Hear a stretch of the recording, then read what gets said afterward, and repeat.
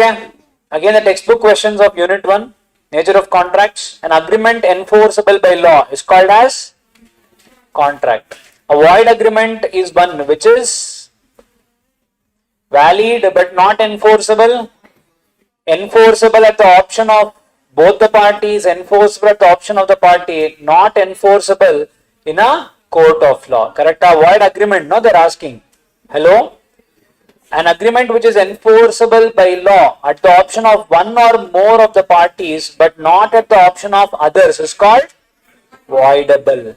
When the consent of a party is not free, the contract is, when the consent of the party is not free, the contract is voidable. We saw, no, that shoot a gun now. In case of illegal agreements, the collateral agreements are, in the case of illegal agreements, the collateral agreements are void. What do you mean by collateral agreements? Any agreements connected to the illegal agreements, meaning any agreement connected to the main agreement will be considered as void. What do you mean by that? For example, A and B, they entered into a contract to kidnap C. It's an illegal agreement. Kidnap, how do you want to kidnap? They went and they hired a vehicle with D. Correct? See, one is kidnap. There is one more agreement which is rental of a vehicle. There are two agreements, no, here. I hope you are understanding. So, the renting of a vehicle is connected with the kidnap, illegal. So, what will happen to the renting of a vehicle? Is it valid or is it invalid? It is whether D knows or not is the question. In the first unit, directly they write it is invalid. But in the fourth unit, basically the third unit, they write it as if if D is aware why they are using the car for and still he gives it on rent, then it is considered as invalid. So if D can prove I did not know, I just gave it on rent, if he can prove that I never know why they are using it for, then the agreement will be valid only. I can recover the rental charges, whatever it is. Yes or no? Remember. Okay, an offer may lapse by what and all? An offer may lapse by revocation, counter, or reject, all of the above, correct. A proposal when accepted becomes a promise. If A says to B, I offer to sell my house to you for 40 lakh and B accepts the offer by saying clearly, I accept your offer, it is a express offer, implied offer, general offer, none of the offer, express offer. Actually, it should be a okay, it should be express contract, but they did not tell us from whose point of view. Okay. A offered a reward of 1 lakh for recovery of some valuable missing articles. B, who did not know of this offer, found the missing articles. Which of the following is correct solution to this problem?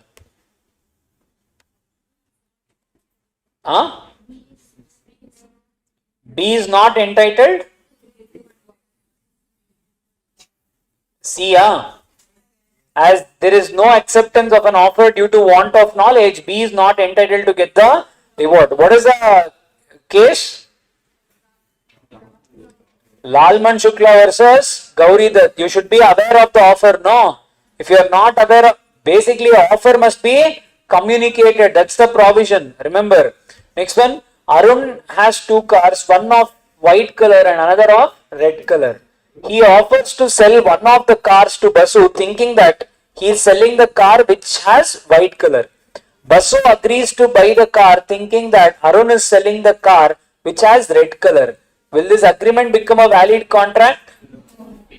Of course no. Why? It is consensus ad idem, meeting of the minds.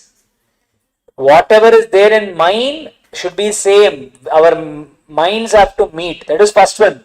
That is also right. Second interpretation is, even if you write, the offer is not specific and vague. That is also right. Clear? I told you, I'll tell you eventually how to even pick up the topic. No confusion can be there. Yes? If a particular question, have three, four provision can be applicable. Which one? See, 3-4 is we need to see whether 3-4 is actually applicable. If 3-4 is applicable, you are expected to write 3-4. But if, let us imagine, 4, it is like, sir, this also may apply, this also may apply. If that is a scenario, you need to see which scenario suits the most. You need to write as per that. But if you think all 4 applies, you have to write all 4. Yeah? Okay. A dress is displayed in the showroom with a price tag, ababa, $9.99. A buyer interested in the dress and ready to pay. Macha, did they copy or did I copy? I swear I didn't see this. Ready to pay the price mentioned in the tag, approach the shopkeeper for purchasing the dress. The shopkeeper can refuse to sell the dress as display of dress is just an invitation to an offer. Sandanna, easy. Okay. A agrees to pay 1,000 to B if a certain ship returns within a year. However, the ship sinks within a year. For now, let us leave it. We'll do it later. A notice in the newspaper inviting tender is an invitation to an offer only, no? Invitation to a proposal. A telephonic acceptance is complete when the offer is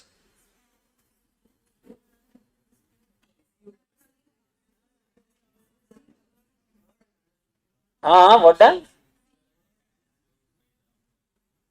Heard and understood by the offerer, no? Received, heard, understood by some person. Some person, how it will be acceptance? Okay.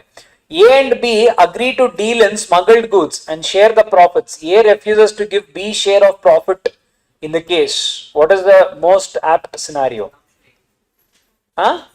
B has no remedy as it is an illegal contract, no da? Smuggling da? No. You don't have this one, no? Which one of the following statement is correct? Void agreements are always illegal. Illegal agreements are voidable. Illegal agreement can be ratified by the parties. Illegal agreements are always void.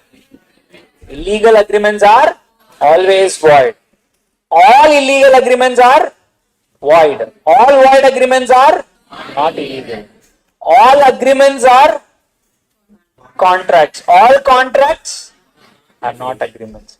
A voidable contract is a one which is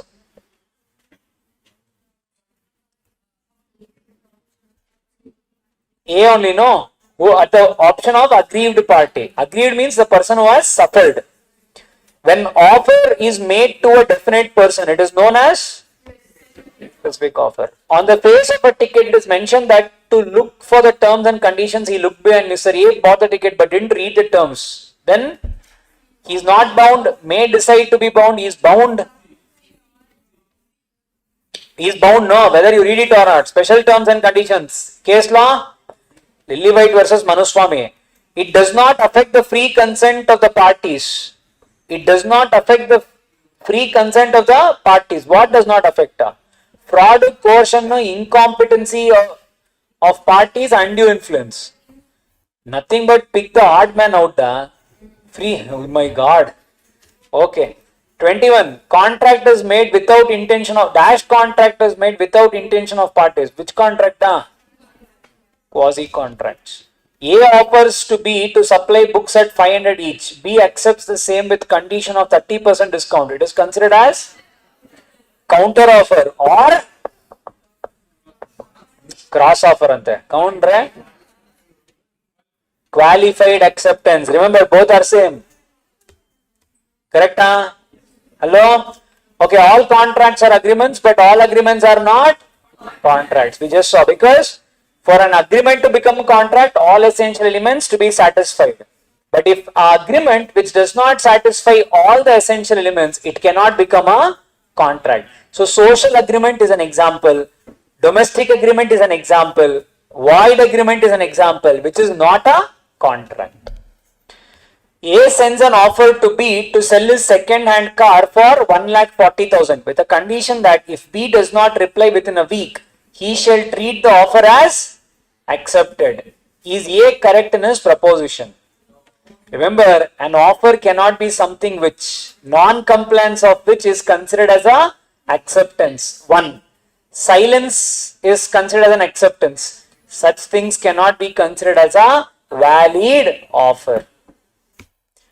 Explain the type of contract in the following agreements under the Indian Contract Act. A coolie in uniform picks up the luggage of A to be carried out to the railway station without being asked by A, and A allows him to do. It is an implied offer, implied acceptance. Obligation of finder of lost goods to return them to the true owner. Quasi contracts. If I lose something, if someone finds it, they have to give it back to me. That is called quasi. We will be seeing it in the unit. A contracts with B, owner of the factory, for supply of 10 tons of sugar. But before the supply is effected, the fire caught in the factory and everything was destroyed. What type of contract? Void contract. When you guys made, it was valid.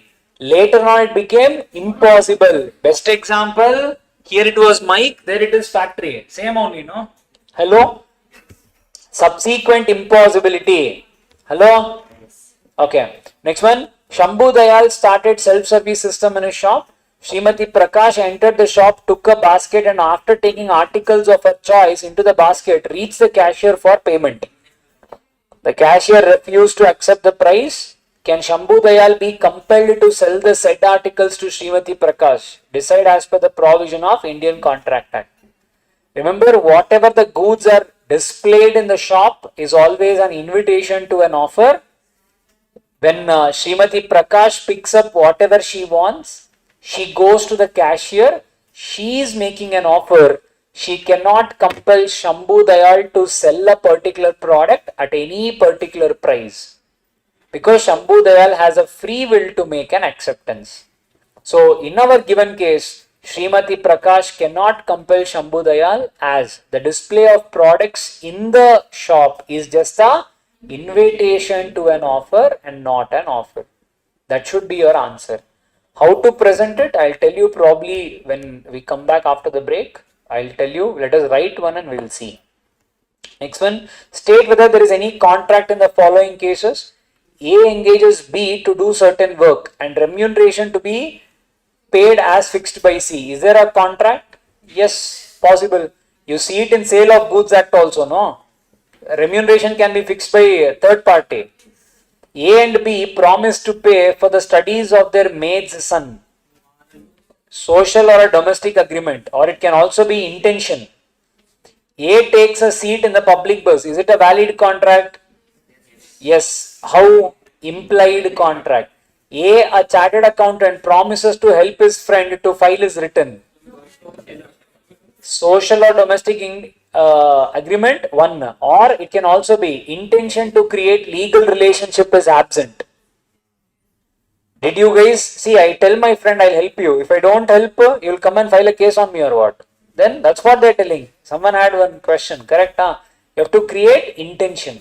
You have to show that we were serious. That is what is missing here. Clear?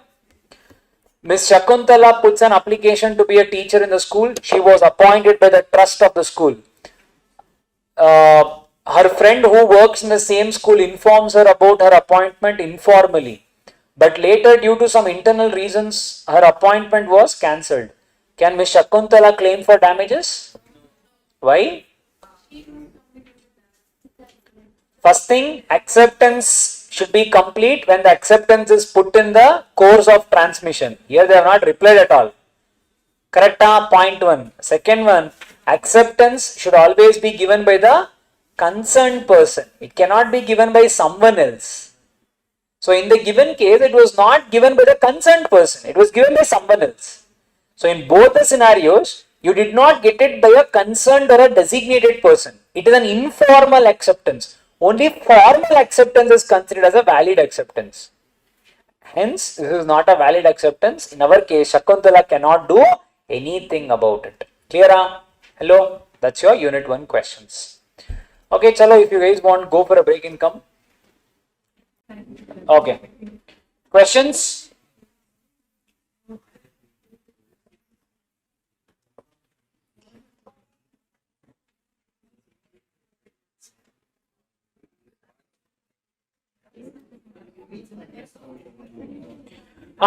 Which of the following statement is false? Consideration must move the desire of the promiser, may move from any person, must be illusionary, must be of some value. Of course, see, consideration must move the desire of promiser, promisee, any of the person or any of these. Promiser. Consideration may be past, present, future or all of the above. All of the above. Consideration in simple terms means what? Anything in return, something in return, everything in return, nothing in return. Something in return. Which of the following is not an exception to the rule? No consideration, no contract. Which of the following is not an exception to the rule? No consideration, no contract. Compensation for involuntary services, love and affection, contract of agency, gift. Which is not an exception now. Compensation for involuntary. It was voluntary only, no? Next one, past consideration means consideration and promise should move together. Executed consideration is provided prior to making of the contract. Invalid consideration. Consideration is provided prior to making of the contract. Contract without consideration under section 25 is void, voidable, valid, illegal. A contract without consideration under section 25. Exceptions, nothing but valid. Exceptions to quid pro quo. Hello? Okay.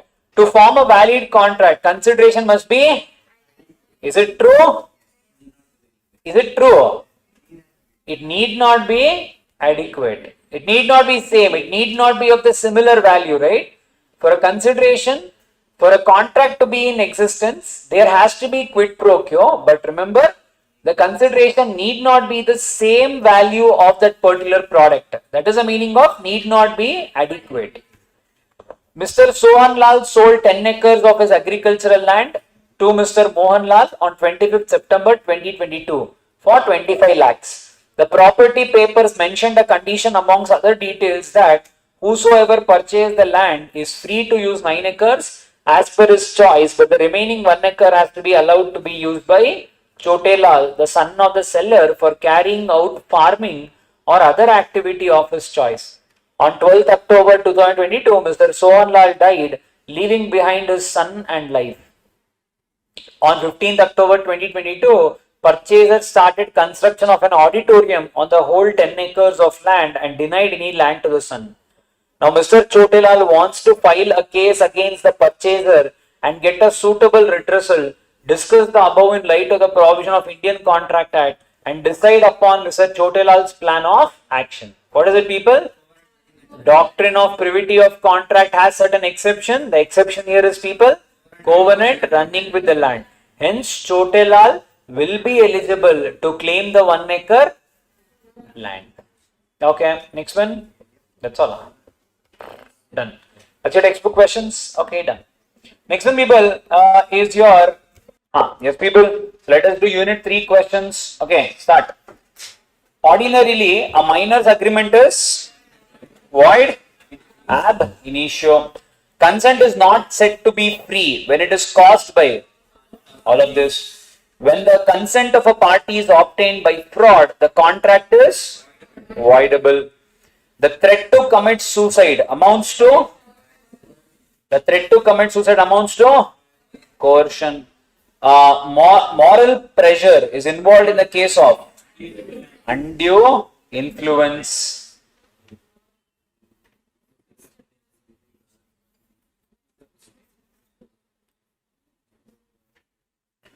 Yes, people. Next one.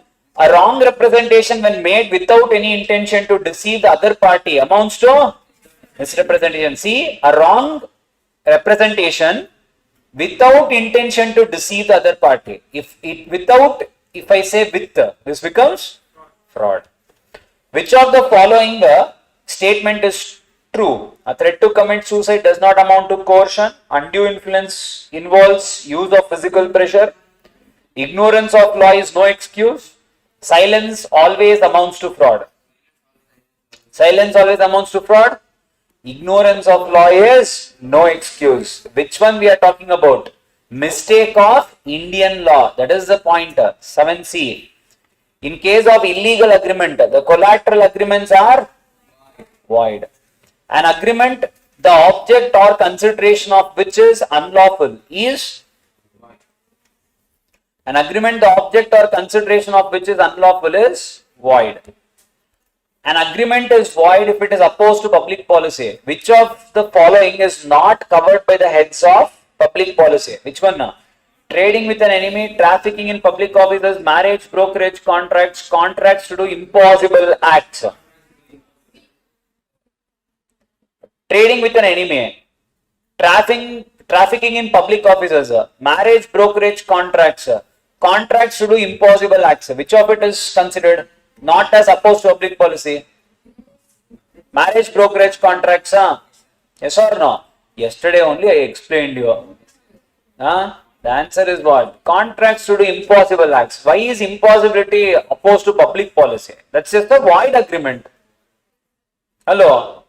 Next one. A paid 5,000 to a government servant to get him a contract for the canteen. The government servant could not get the contract. Can A recover 5,000 paid by him to the government servant? Yes, the agreement is opposed to public policy. No. No, the agreements are voidable agreements, can be avoided by A, and or no, the agreement falls under section 23 and hence illegal. Which one da? Yes, the agreements are opposed to public policy. With regard to the contractual capacity of a person of unsound mind, which one of the following statement is most appropriate? With regards to the contractual capacity of a person of unsound mind, which one of the following statements is most appropriate? Which one da? A person of unsound mind can never enter into a contract. A person of unsound mind can enter into a contract. A person who is usually of unsound mind can contract when he is at the time of entering into a contract of sound mind. A person who is occasionally of unsound mind can contract, although at the time of making contract he is unsound mind. Which one? See here, a person who is usually of unsound mind can contract when he is at the time of entering into a contract of sound mind. Correct. An agreement made under a mistake of fact by both the parties forming the essential subject matter will be considered as void, voidable, or valid. Bilateral mistake is always void. Consensus or item. There will be no meeting of the minds. That red car, white car. A is in the dire need of 1 lakh but was unable to get any loan from banks as he had no security to offer. A approached his friend B, who, knowing the helpless position of A, lent money at a very high rate of interest, saying that he had himself borrowed money from C. The contract is vitiated by undue influence that B had exercised over A due to his close friendship. Void as the rate of interest being very high was unconscionable, not valid as B had wrongly misled A that he had borrowed money from C. D, valid as a friend, could not be supposed to have wielded undue influence only because money lent carried higher rate of interest. What is the answer, da? If you ask me this now, people, this is in your exam point of view, I wouldn't say these are the questions which will give you grace marks. Yeah? How do you understand the complete scenario? All ifs and buts. Yeah, from textbook point of view, they can give, they might have given an answer. From exam point of view, such questions will not be asked, or you will be allowed to write a explanation like an assumption. If it is asked in a theory form, in MCQ, of course, you will have to choose whatever is there. But from a theoretical point of view, such questions cannot exist. Everything they have only put. What? A friend cannot cheat. Oh, what nonsense. Yes, all assumptions only. But in theory, if they ask, you are free to write with an assumption. See, how can I interpret this? I myself borrowed from C. Then I will take higher rate of interest from you. That is also right only. How do I assume? It was vitiated by undue influence, or C, not valid as B had wrongly misled A that he had borrowed. How will you know? So if you ask me, a nonsense question only. Yes, sir. Absolutely. I'm telling you on the face only, nonsense question it is. Such questions cannot come. Because everything is an assumption here. Are you getting the point? If such questions come, what to do, sir? That is when people, I hope you guys know, there is always a chance of moderation. I hope you have heard of moderation, right? You can be allotted grace marks. I hope you know. People get 5 marks, 7 marks, 9 marks and all as grace marks because of this moderation. So remember always, never leave any question. It is your duty to write everything. Please write and come everything. If you have not attended, then you will lose an opportunity to get that moderation marks. So it is your duty to attempt it and come. Hello? Understanding? This 14, what have they given? D. Which one? Valid. See, as a friend could not be supposed to have wielded undue influence only because the money lent carried seeda. Assumption, Damacha. Complete assumption. I would say rather,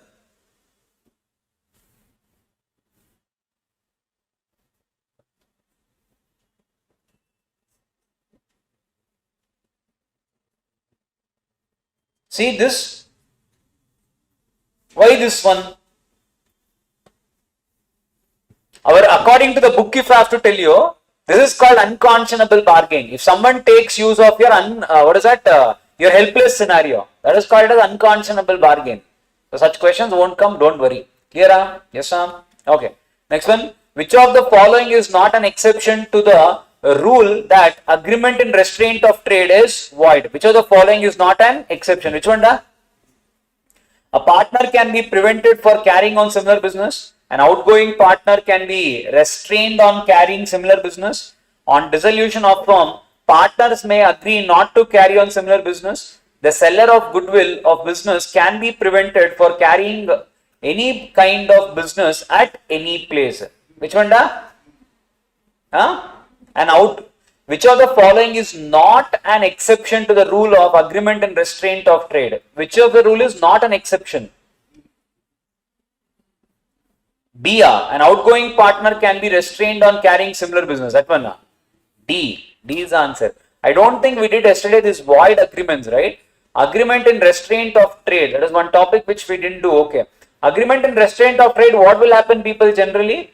Whenever you are, imagine whenever you are entering into a contract with someone, say for example, if you are partners A, B and C, in that partnership agreement, you are free to add a clause that when you are a partner in my partnership firm, you are not supposed to do the similar business elsewhere.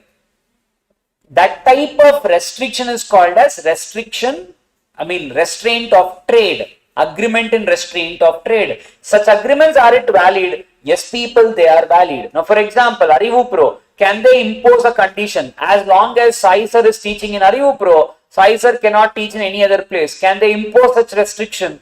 Answer is yes. Why? Agreement in restraint of trade. Now, can I go and say, no, this restraint is void. How can they stop me from going and doing my job somewhere else? Can I go and file a case? Hello? It is valid as long as someone is working in one place, you are not supposed to work in other place. Such restrictions are valid. Hello? Understood? Now let us imagine, what if the agreement is like this? You work here, you leave. You are not supposed to again teach for the next 10 years. Is this restriction valid? No. Now I can go and say, this is an agreement in restraint of trade, which is tying my hands forever. 10 years is like for a very long period. What if the restriction says you are not supposed to teach in the same locality, say Koramangala, but you can go and teach in any other place. But in Koramangala you cannot teach. Is it restriction valid or invalid? This will be considered as valid. Why? This is a reasonable restriction. Hello? Are you understanding? So anything which is reasonable will be valid. Anything which is unreasonable, that will be considered as void. Understood all of you? Yes? Okay. Remember that and go. Question for not an exception. The selling of a goodwill is an exception of case for vesting of credit. Sir, selling of a goodwill is an exception. See, which of the following is not an exception? This is an exception. A partner can be prevented. Selling of goodwill can be prevented for carrying on any kind of business at any place. In a particular place, yes, it's an exception, but not at any place. Correct. Yes. So this is unreasonable. An agreement to pay money or money's worth on happening or non-happening of a specified uncertain event is a an agreement to pay money or money's worth on happening or non-happening of a specified uncertain event is considered as a contingent contract, but if it becomes unlawful, it becomes a wagering contract. A wagering agreement in India is declared by the Contract Act as illegal and void but not illegal, voidable at the option of the aggrieved party, immoral. What is the answer? Illegal and void but not illegal, voidable at the option of the aggrieved party, immoral. What is the answer? Immoral. Void but not illegal. Remember, lottery transaction alone is considered as illegal, not all the wagering agreements. Hello? Remember, na? And here also I told you, this is a state specific law. That and all is only for our information. Don't write off in your exam and all. Yes? Now, next one. An agreement, the object of which is to procure a public post is void, voidable, valid, defective. Void, trafficking of, public offices. While obtaining the consent of the promise, keeping silence by the promiser when he has a duty to speak about the material facts is considered as fraud.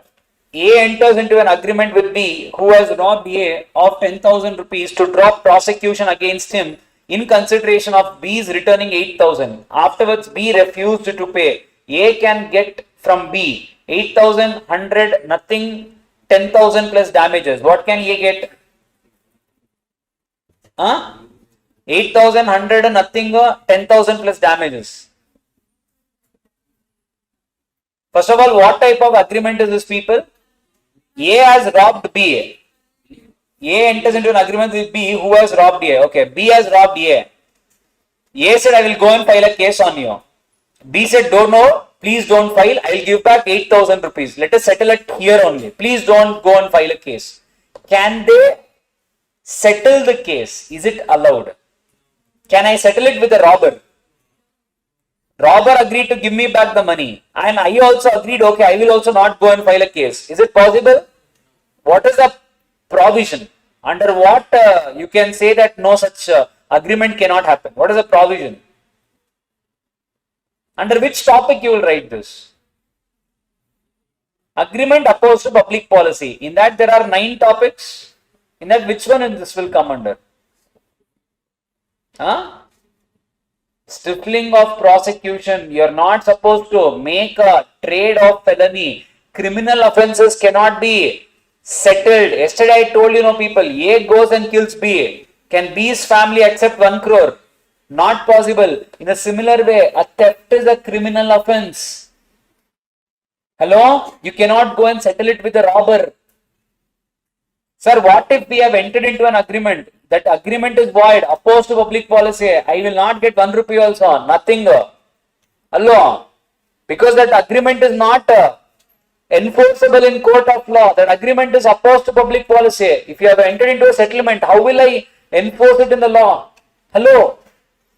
Okay. On attaining the age of majority, a minor's agreement cannot be ratified, becomes valid, can be ratified, becomes void.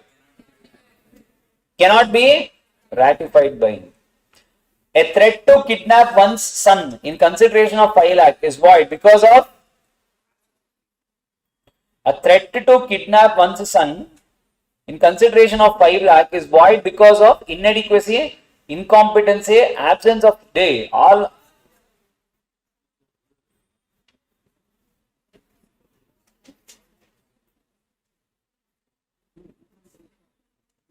It is wrong question. See, absence of free consent. Question is wrong. Da. This is unlawful. Da. It should come under unlawful. What is the absence of free consent? Hello? One thing that you can say is it can come under coercion. That is also one possible because it is a threat. Yeah, but it can also come under unlawful act also. But yes, you can take it under coercion. C can be the more relevant one. In which of the following case aggrieved party can sue for damages? Fraud, mistake, undue influence, misrepresentation. Yesterday only I told you. Fraud. So fraud, you can cancel the contract, get back your money, also claim for compensation as well. A mere attempt to deceive a party to a contract is fraud even though the party is not deceived. Is not fraud unless the party is actually deceived. Amounts to coercion, amounts to misrepresentation. What is the question now? What is the answer? A mere attempt to deceive a party to a contract is fraud even though the party is not deceived. Is not fraud unless the party is actually deceived. Is not fraud unless the party is actually deceived. If I have not cheated you, why is it called a fraud? Only it will be called as a fraud if I have cheated you, right? Unless if I have not deceived you, why will it be called a fraud? B is the answer. Okay. An agreement, the meaning of which is not certain, is void. Discuss people, what is that?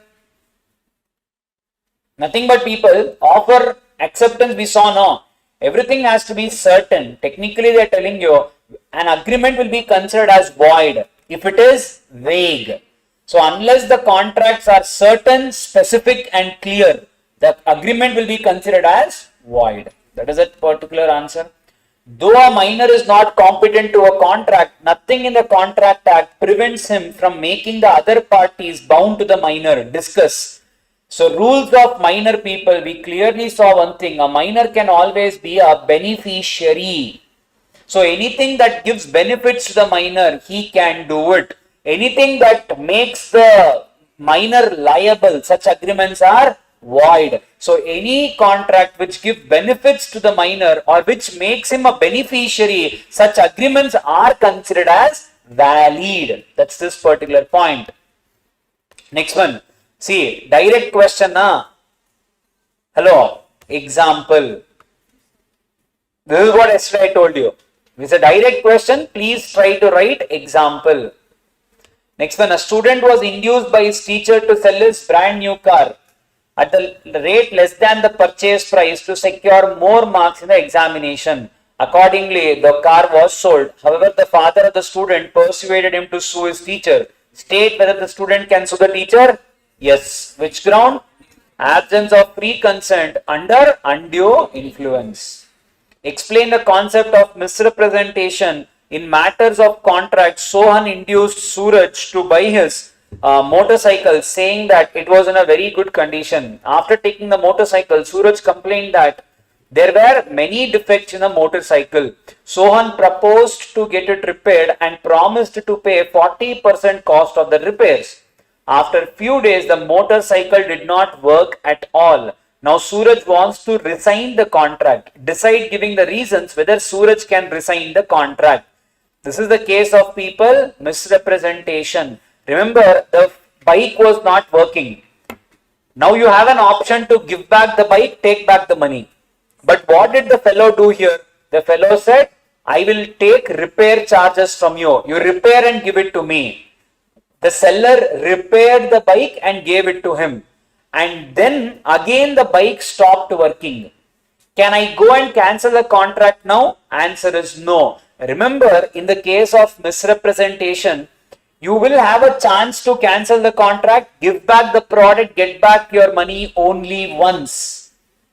When the first time you went and took the repair charges, you have taken the benefit of the contract already. You will lose the right to resign the contract in the future because you accepted the repair charges. On those grounds, this particular person, I think Sohan or Suraj, Suraj will lose the right to resigned the contract because he has accepted the benefits of the contract.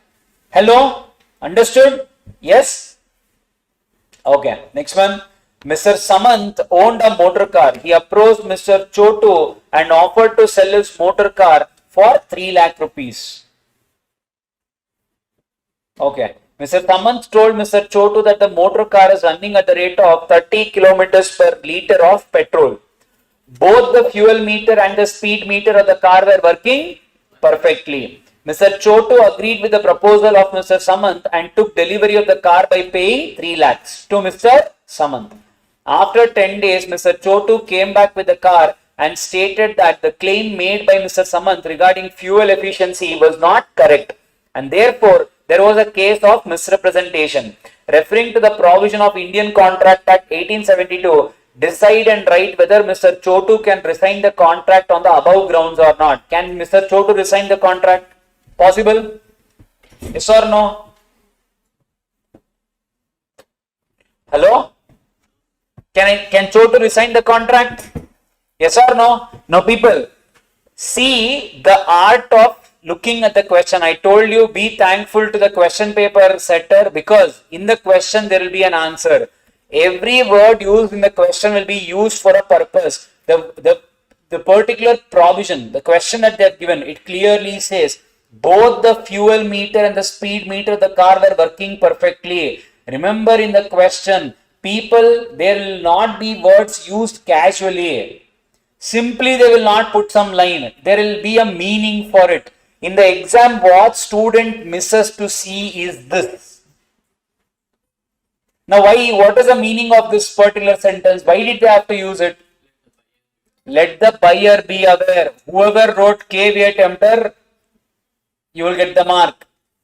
So when the buyer has all the means to see and buy, and if you buy it with negligence, people, remember, we will not consider it as misrepresentation or fraud or whatever is the scenario.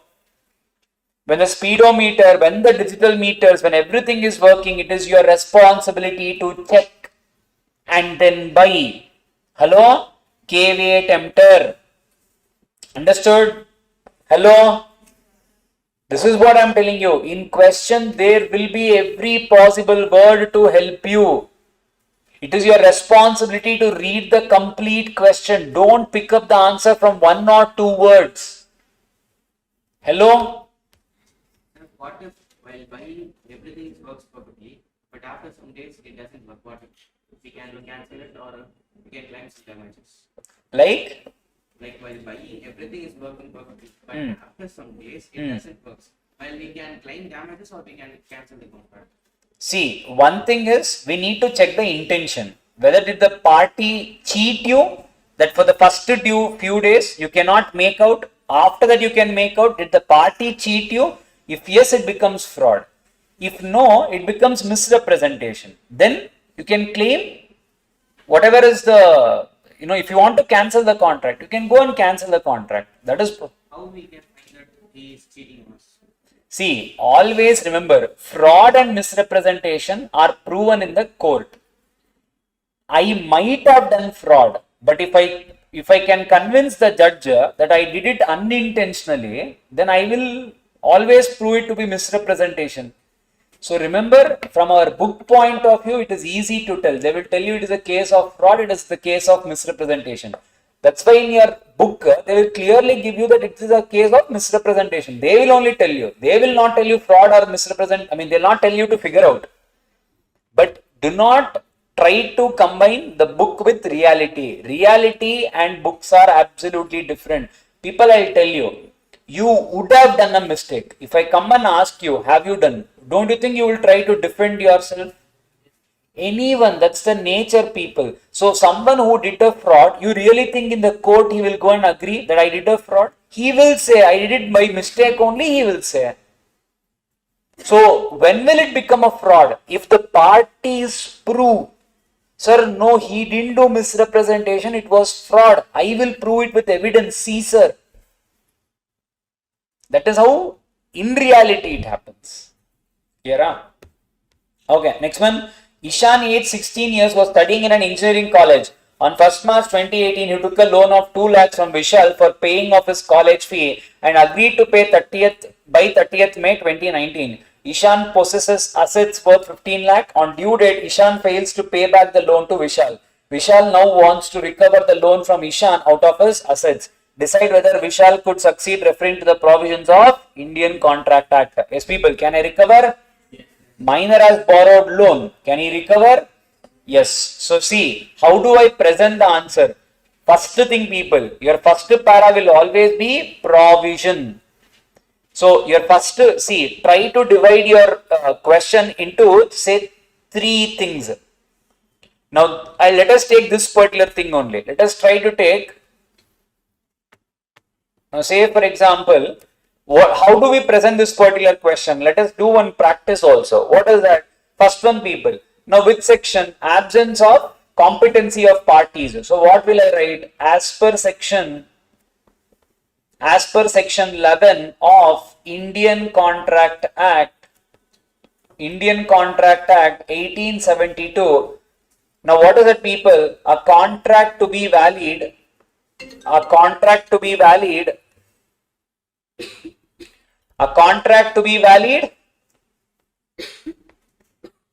should be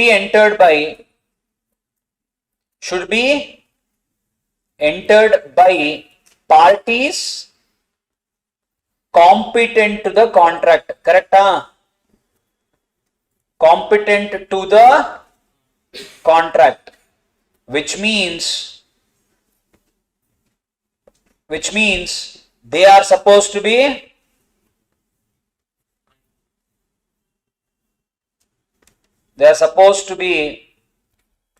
major, sound mind, not disqualified. They am just scribbling the not disqualified. Correct? However,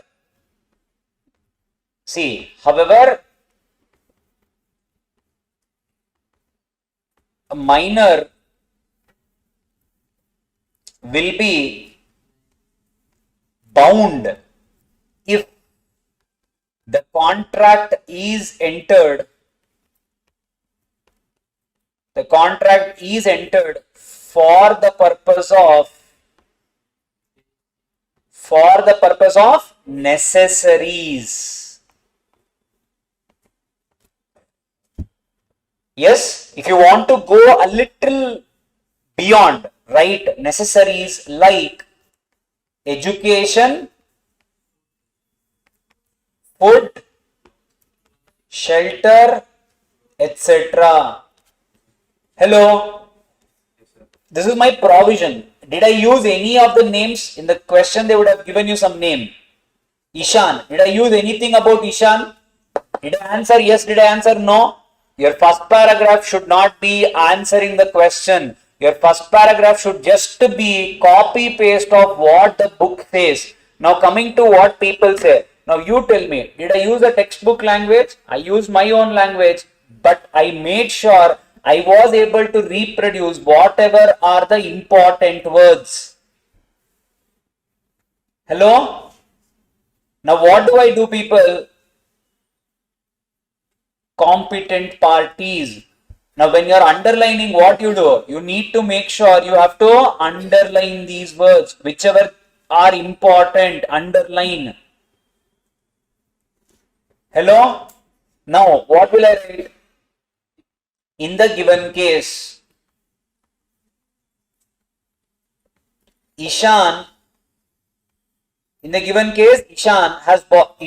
aged 16 years has borrowed whatever 2 lakh rupees from so and so for his education, and he has assets worth 15 lakh rupees. The question is, Ishan liable to repay the loan. This is my facts.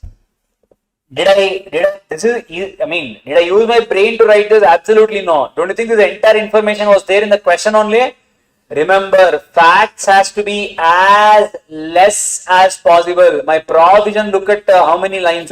Look at how many lines is my facts. Maximum 2, above 3, in maximum is 4, not beyond 4 lines. Because remember people, I know, you know, examiner knows that you guys are not inventing anything there. You are just copy pasting the answer from the book. Every one of us know. This literally, I'll show you the answer scripts. This will not even be allotted 1 mark. No matter how much time you spend. So what am I trying to tell? Don't waste time in writing the facts. In fact, I'll tell you one more thing. Write the facts for the first 5-6 questions. After that, people, even if you don't write, it's okay. Are you understanding? Because remember, provision and conclusion is more important. Even if this is right, they will not give you even 1 mark for this. So then this is waste. You will get mark when imagine your provision is way too good, your conclusion is way too good. You're getting 4 on 5. That time to make it 5 on 5, they'll allot 1 mark for this. As an overall question, they will allot you 5 on 5.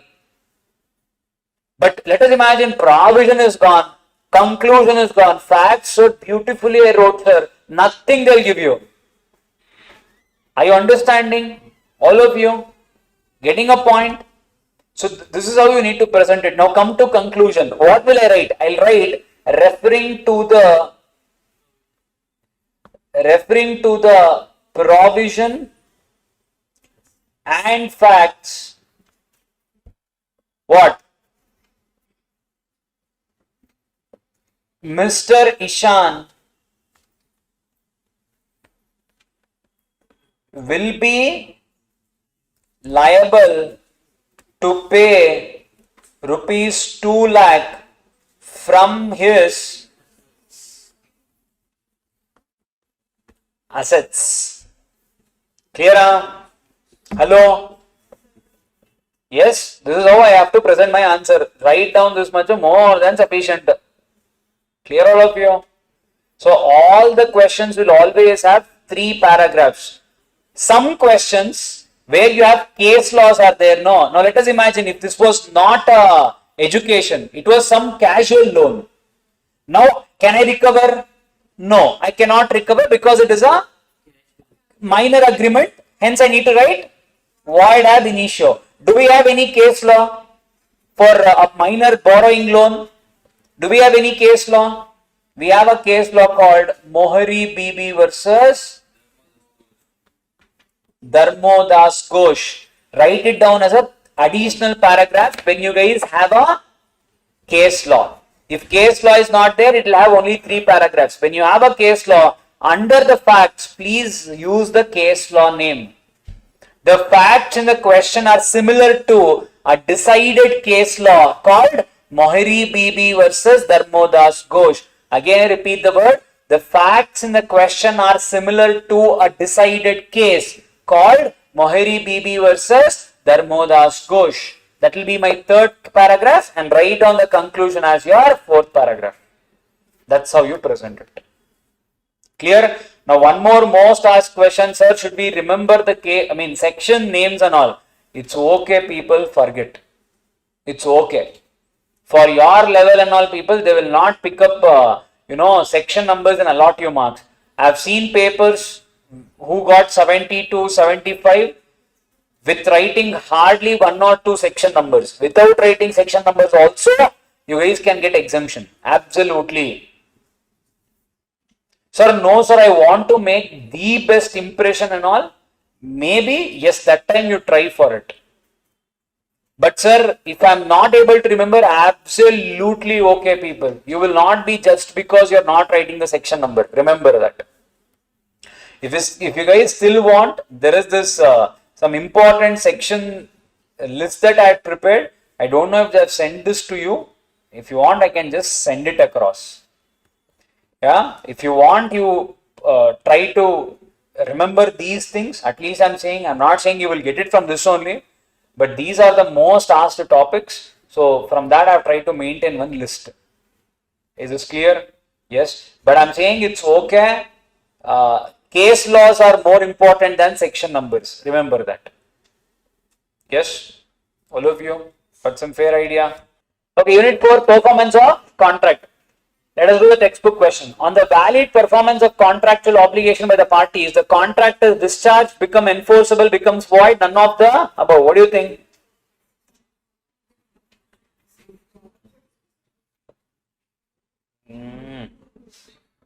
Recording, Ada.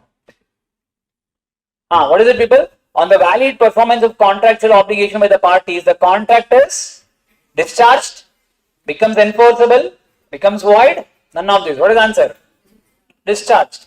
Contracts which need not be performed, right? Once you guys perform the contract, contract comes to an end. Yes or no? Which of the following person can perform the contract? Who?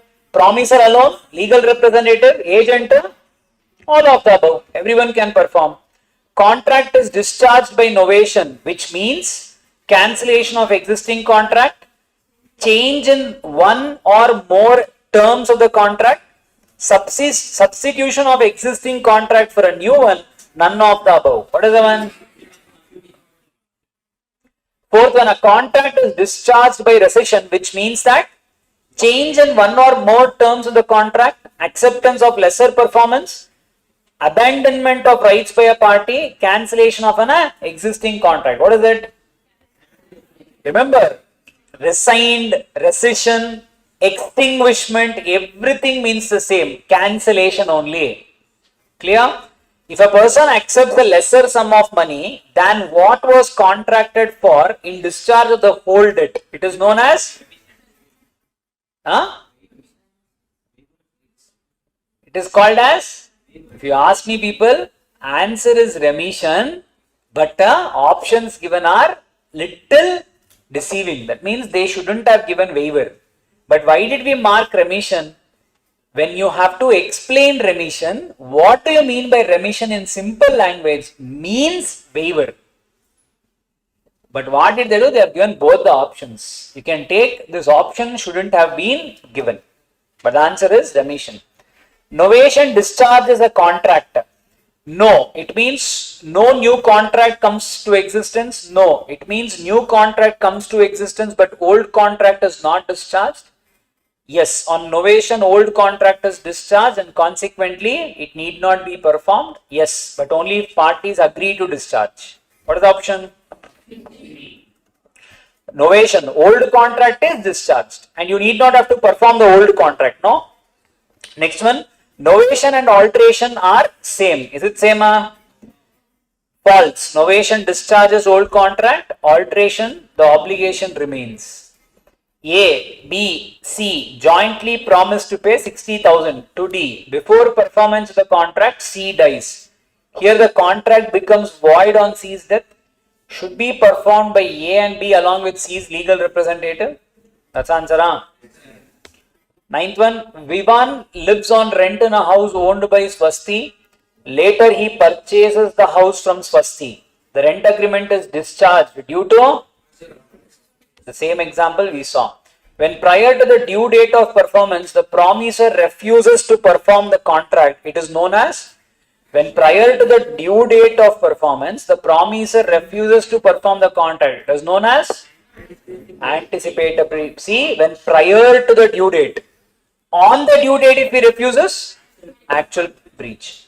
A owes 15,000 to B, A die leaving his estate of 12,000 rupees to legal representative of A. So legal representative of A are liable to pay 12,000, 15,000, not liable to pay B, liable to pay 3,000. Liable to pay? Always remember, legal representatives are liable to pay only to the extent of assets inherited.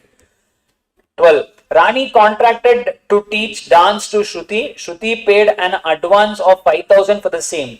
Rani met with an accident and will not be able to dance. She has a daughter as her legal representative. Shruti can Resign the contract and ask for refund. Basically, what type of contract is this? A contract which has a contract which has some special skill or talent involved. The legal representative cannot be held liable to perform. So the contract will die with the person. So it becomes a void contract. So will the legal representative will be liable? No. I can just cancel the contract. Resigned and ask for the refund of money. If I have paid anything, I can ask the money back. Okay, X, Y and Z jointly borrowed 50,000 from A. The whole amount was repaid to A by Y. Decide in the light of Indian Contract Act whether Y can recover the contribution from X and Z. Legal representative of X are liable in case of death. Y can recover the contribution from the assets in case Z becomes insolvent. What is people joint promise? X, Y and Z jointly borrowed money. Okay. Can Y recover the contribution from X and Z? Possible? Yes, possible. Legal representative of X are liable in case of death of X. If X dies, what happens? We already seen the legal representative will have to pay along with the other surviving people. Yes, legal representative will be liable. Y can recover the contribution from the assets in case Z becomes insolvent. Yes, when you become insolvent, I can recover whatever I can recover from your assets. Rest of it, X and Y will have to bear loss Allah. X and Y will have to take that cost. Okay, next one. Mr. Rich aspired to get a self-portrait made by an artist. He went to the workshop of Mr. C, an artist, and asked whether he could sketch the former's portrait on oil painting canvas. Mr. C agreed to the offer and asked for 50,000 as full advance payment for the above creative work. See, why do they say all of this? It's a help. Yes? Okay. Mr. C clarified that the painting shall be completed in 10 sittings and shall take 3 months. And would not be, on reaching to the workshop for the 6th sitting, Mr. Rich was informed that Mr. C became paralyzed and would not be able to paint for the near future. Mr. C had a son, Mr. K, who was still pursuing his studies and had not taken up his father's profession yet. Discuss in light of Indian Contract Act, can Mr. Rich ask Mr. K to complete the artistic work? No. Why? See, creative work, special skill or talent. That's why I say, question will have answered. We should be so brilliant to miss it, that's all. Next one. Could Mr. Rich ask Mr. K for refund of money paid in advance to his father? Answer is yes. Any money paid in advance can be recovered. Hello?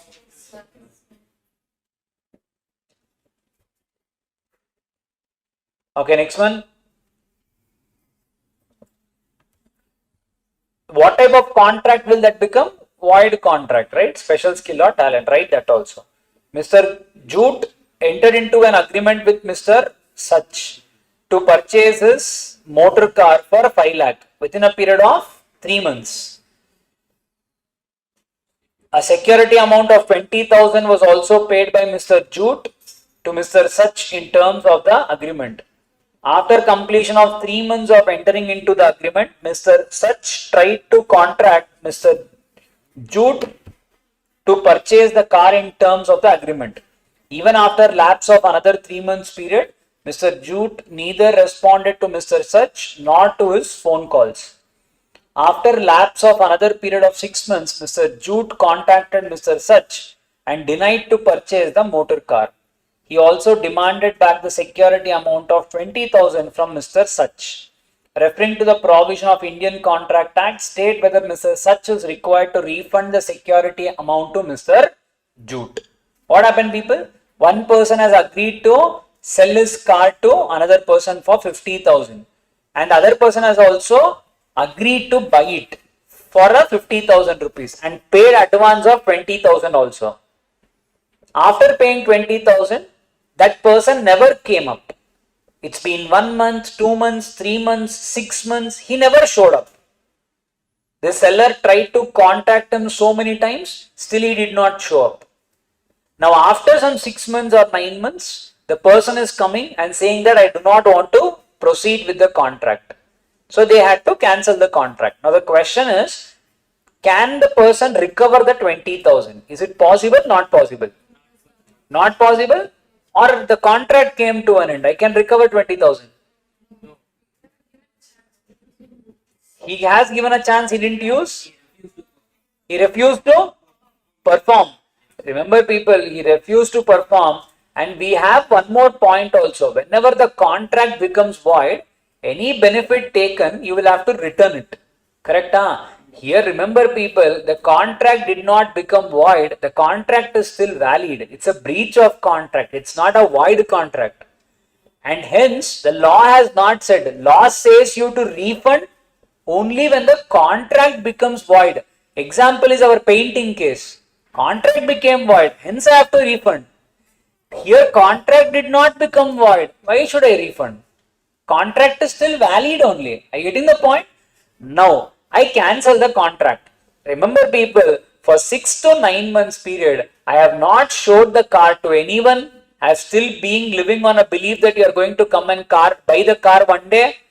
The cost that I can put people, which I have waited for 6 to 9 months, because I waited for so long, remember, I do not have any compulsion to refund that 20,000 back to the buyer because you did not perform the contract on the said terms. Hello? Are you understanding? And I will clearly write, because the contract did not become void, the party need not have to refund any benefit taken. When should you refund the benefit taken? You will refund the benefit taken only when the contract becomes void. Here contract is valid only. Hello? That's the main term that you need to mention. That is the provision. Hello? Getting it? Okay. Next one. Mr. Murari owes payment of 3 bills to Mr. Girdhari as on 31st March 2022. One is 12,120 which was due in 2018. 5,650 which was due in August, 9,680 due in 21. Murari made payment on 1st April 2022 as below without any notice of how to appropriate. So debtor is silent. A check of 9,680 was paid, a check of 15,000 was paid. Advice under the provisions of Indian Contract Act 1872. What will be the terms of appropriation? What is terms of appropriation? First is debtor's choice. Debtor is absolutely silent. Second is circumstances. Does it indicate something? So 9,680, because the circumstances say there is an existing debt with the same amount, the circumstances indicate that 9,680 should be taken towards that debt which is going to be due for repayment in 2021. 15,000. Do we have any debt of the same amount? No. Debtor is silent. The second option will always go to the creditor. So my answer will be the creditor will have a choice to decide the order of repayment. Even if the creditor is also silent, in such case people, we will go with FIFO. So the answer should be written in the same format. The first option will be given to creditor. If creditor is also silent, then it will go in FIFO. That is the answer. Clear? Huh? Section 59, 60, 61. That is the 3 points. Debtor, creditor, FIFO. Okay. What will be the rights with the promisor in following cases? Explain with reasons. Mr. X promised to bring back Mr. Y to life again. What will be the rights with the promisor? What will happen? The contract is considered as void. It's a void agreement. The main provision is initial impossibility. Impossibility of performance. Void agreement. A agreed to sell 50 kgs of apple to B.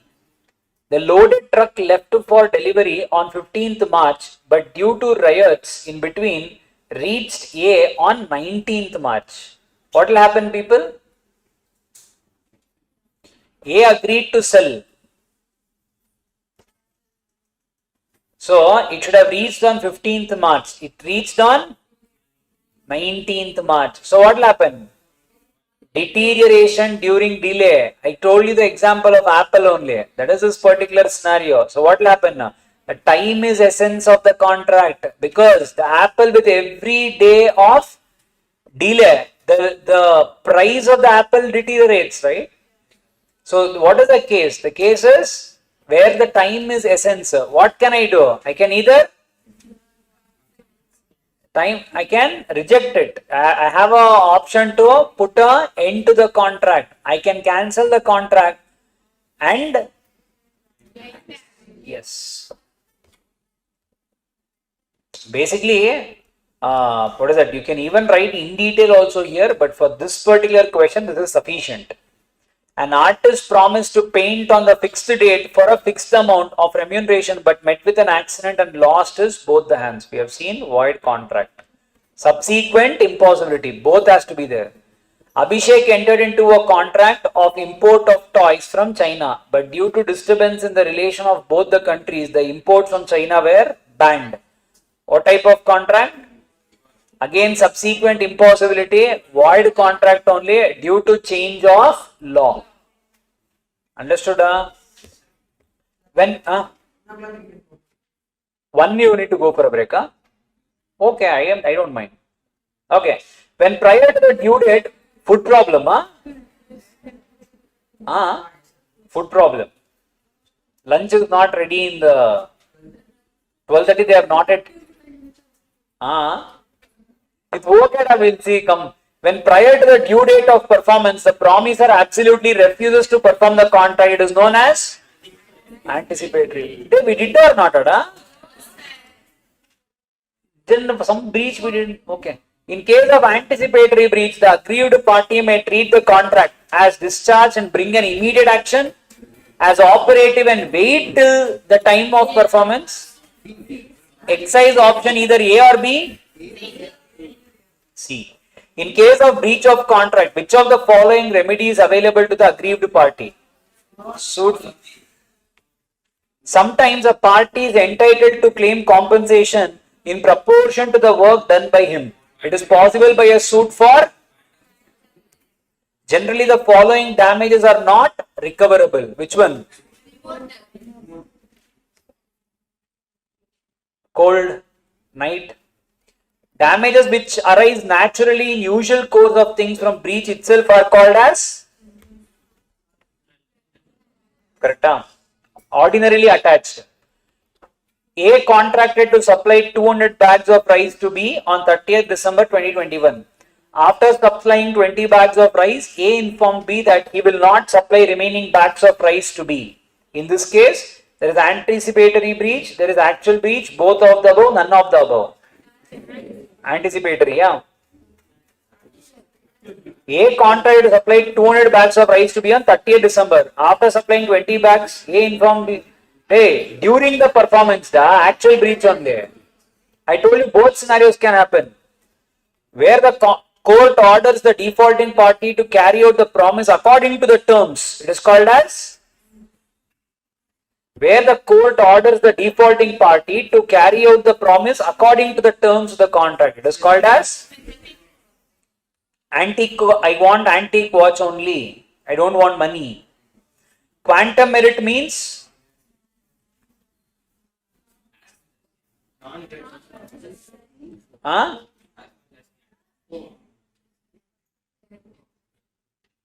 What is quantum merit?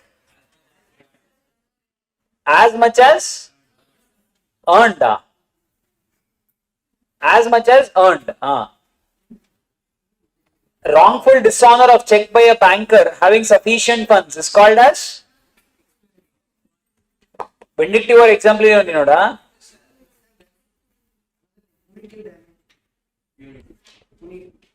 Yes, that is also possible. I mean, I saw in this only they have given. Okay.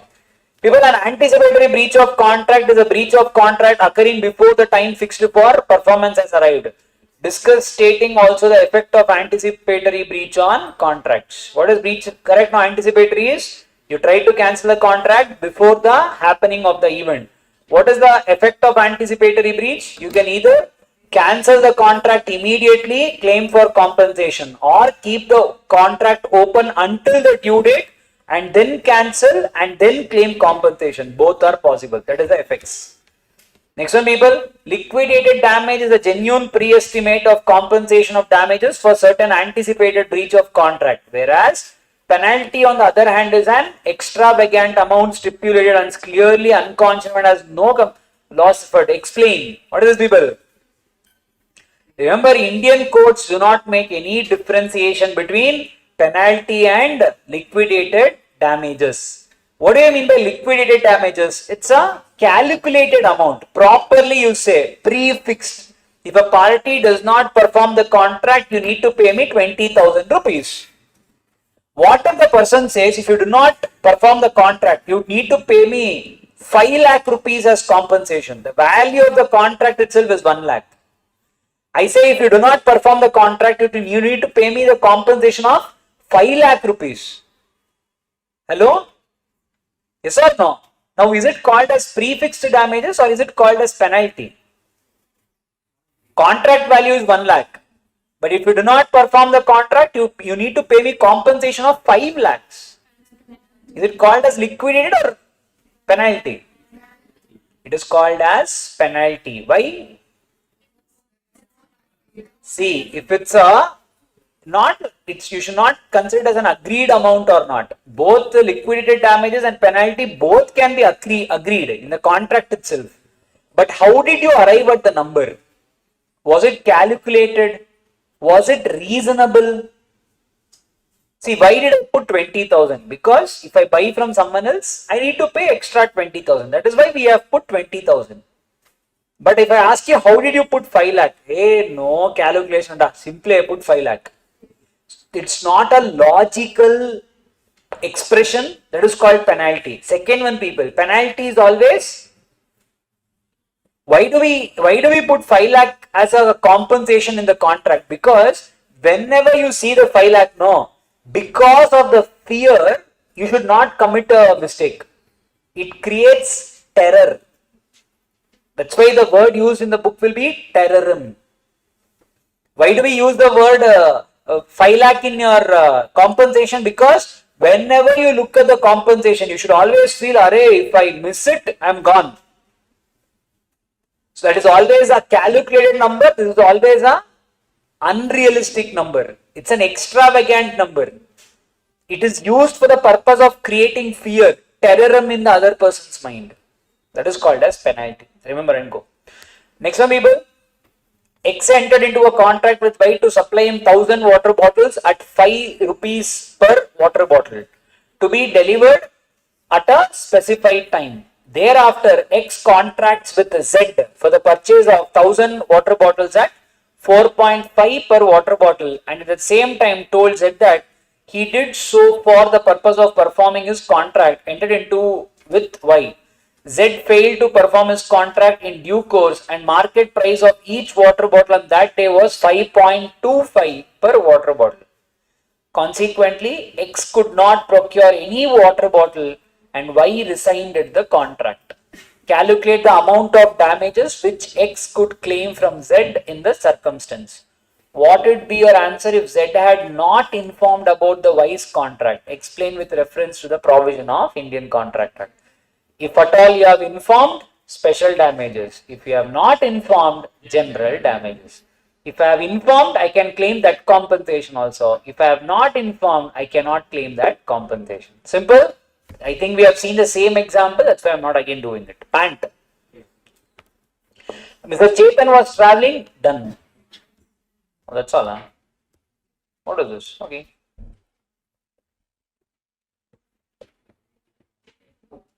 We'll do up unit 6 also, instead of starting a unit. Okay, a contract dependent upon happening or non-happening of future uncertain event is called? A contingent contract is? Why double? A contingent contract depend on happening of future uncertain event can be enforced when the event happens, becomes impossible, does not happen, either of this. A contingent contract dependent on happening of future uncertain event can be enforced when happens. Our case of bank loan, I can enforce a contract only when bank gives loan. What if bank does not give loan? contract becomes void. Hello? Hey, event happening or not happening? That's the example. A agrees to pay 1 lakh to B if he brings on Earth a star from sky. This is contingent contract and illegal. Which of the following is not a contingent contract? A promised to pay B if he repairs his scooter. A promised to pay B 10,000 if B's scooter is stolen.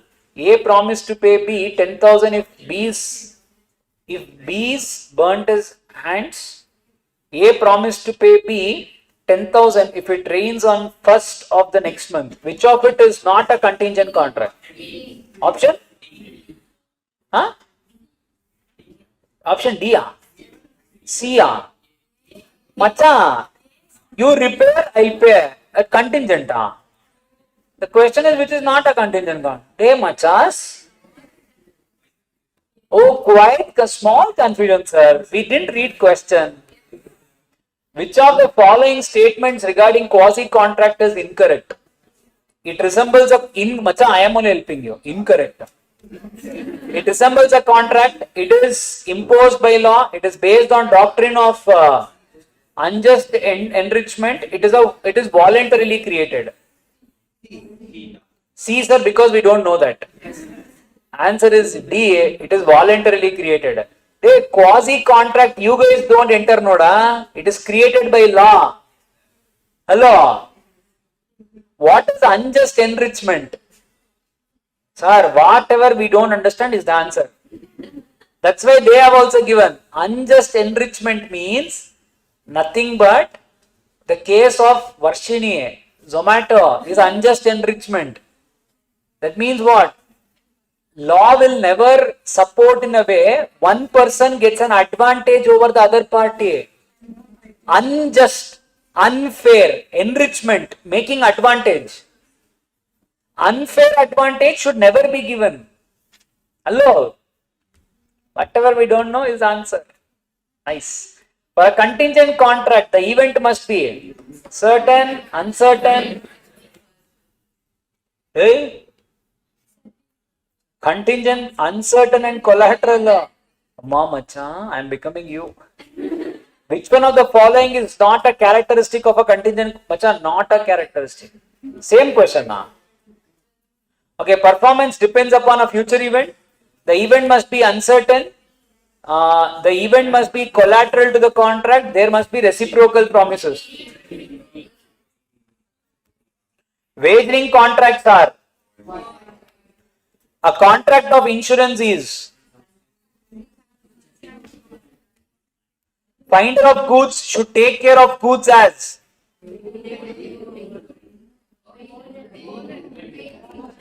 Owner. A Swiggy man wrong, they've used Swiggy. A Swiggy man wrongly delivered the food to Mr. Ishan. Ishan, who took the delivery, ate the food. Ishana Varshinina. The Swiggy boy returned soon once he got information about wrong delivery. Ishan should make the payment as his case is deemed to be quasi-contract under which case? Correct, huh? Explain the term quasi-contract. What is quasi-contract? It is involuntary. Parties do not enter. It is similar to a contract. It is imposed by law. Hello? And it is always a right for money. Of course, right for money, right? Varshini can't say, you come to my home, I'll give you one dosa back. Hello?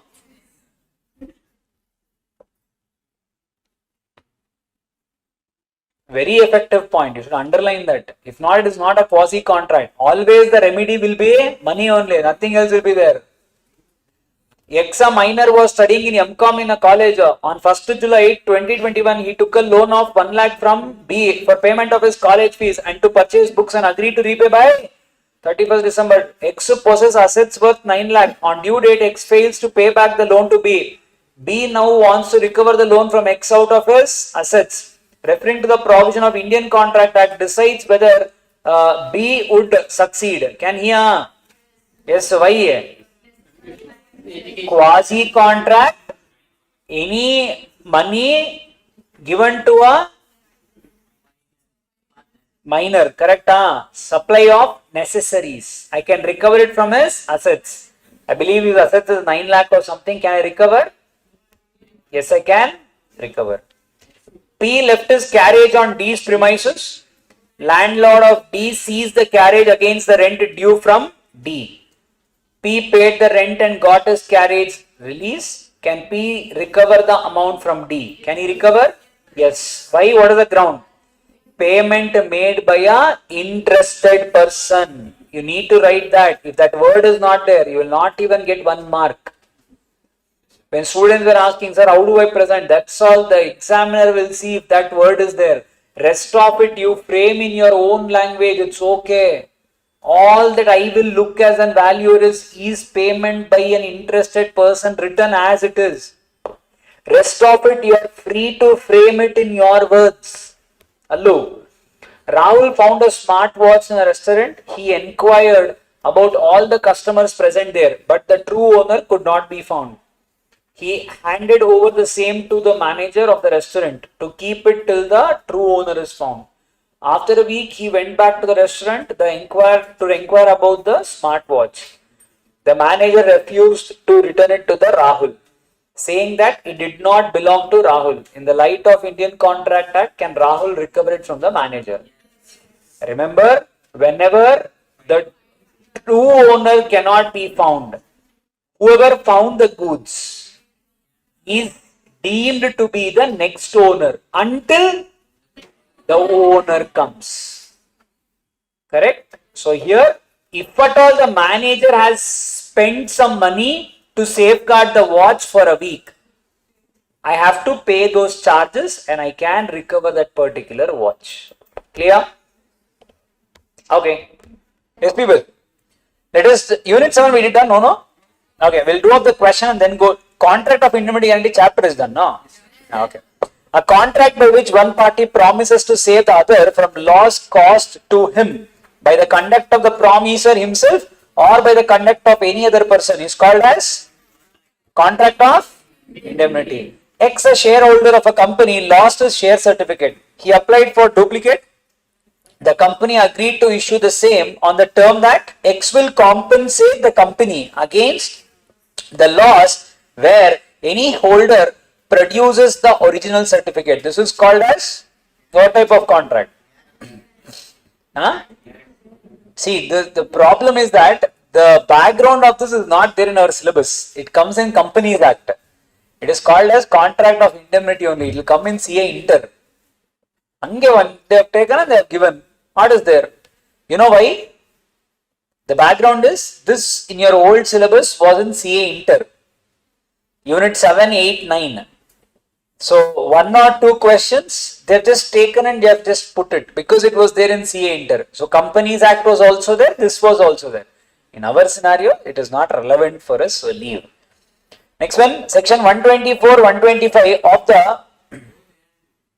of the Contract Act deals with contract of indemnity, contract of guarantee, both A and B, none of the above. Do we know this? Contract of indemnity, because it starts only with contract of indemnity. Next one, people, where A obtains housing loan from LIC housing and if B promises to pay LIC housing in the event of A failing to repay, it is a contract of guarantee. A guarantees payment to B of the price of 5 sacks of flour to be delivered by B to C and to be paid for in a month. B delivers 5 sacks to C. C pays for them. Afterwards, B delivers 4 sacks to C, which C does not pay for. Whether A is liable for the price of 4 sacks, A is not liable for the price of 4 sacks, A is liable for the price of 2 sacks only, A is liable for the price of the 1 sack only. What is the answer? Huh? Easy answer, da. What? Huh? Taka. A is Not liable. Why? It is a contract of specific guarantee. I said you supply 5 sacks, he supplied. Contract came to an end. That's all. Correct? No. It is not a continuing guarantee. If it is a continuing guarantee, it carries on for every transaction. Here it was only for that 5. That 5 was supplied. Contract is done. This was another 4 sacks, which is not dependent for my contract. Hello? Easy done? X gives a guarantee to extent of 50,000 for the loans given from time to time by A to B. A gave a loan of 10,000 to B. Afterwards, X gives notice of revocation, which is the correct option. X is discharged from all liabilities to A for any loan granted. X is liable to A for 10,000 on default of B. X is liable to A for 50,000 on default of B. X is liable to A for 40,000 on default of B. What is the answer? 10,000 B. Because people continuing guarantee, whatever has happened, you cannot revoke. Whatever are the future transactions, I can revoke. 10,000 has already happened, hence I cannot revoke. The guarantee is valid even if dash is incompetent to contract. Who? Principal debtor. Section 143 of Contract Act 1872 deals with guarantee obtained by such type of questions are not required for us, but there is nothing but the case of concealment. The section and all that time and all they have just given for MCQ purpose. Keep it for MCQ purpose only. A surety has a right of indemnity and right of subrogation against whom da? Hey, what is subrogation da? What is subrogation da? If I repay your debt, principal debtor's debt I pay, I have a right to recover the money from the debtor tomorrow. Today I pay to the creditor. Tomorrow I can recover it from the debtor. Yes or no? Hello? Indemnity or same? Implied 3 stages. Implied preliminary contract. Second contract. Between surety and creditor. Third contract is between surety and the principal debtor. Subrogation and implied. Implied contract, it's a contract between both of us. That's what implied contract says. Subrogation, what do you mean by the word subrogation? Subrogation generally means if I repay the money to your creditor, I repaid, I will become your creditor. So now whatever rights the creditor has on the debtor, the same rights I will have against the debtor. Understood? Debtor is there, borrower is there, bank is there, surety is there.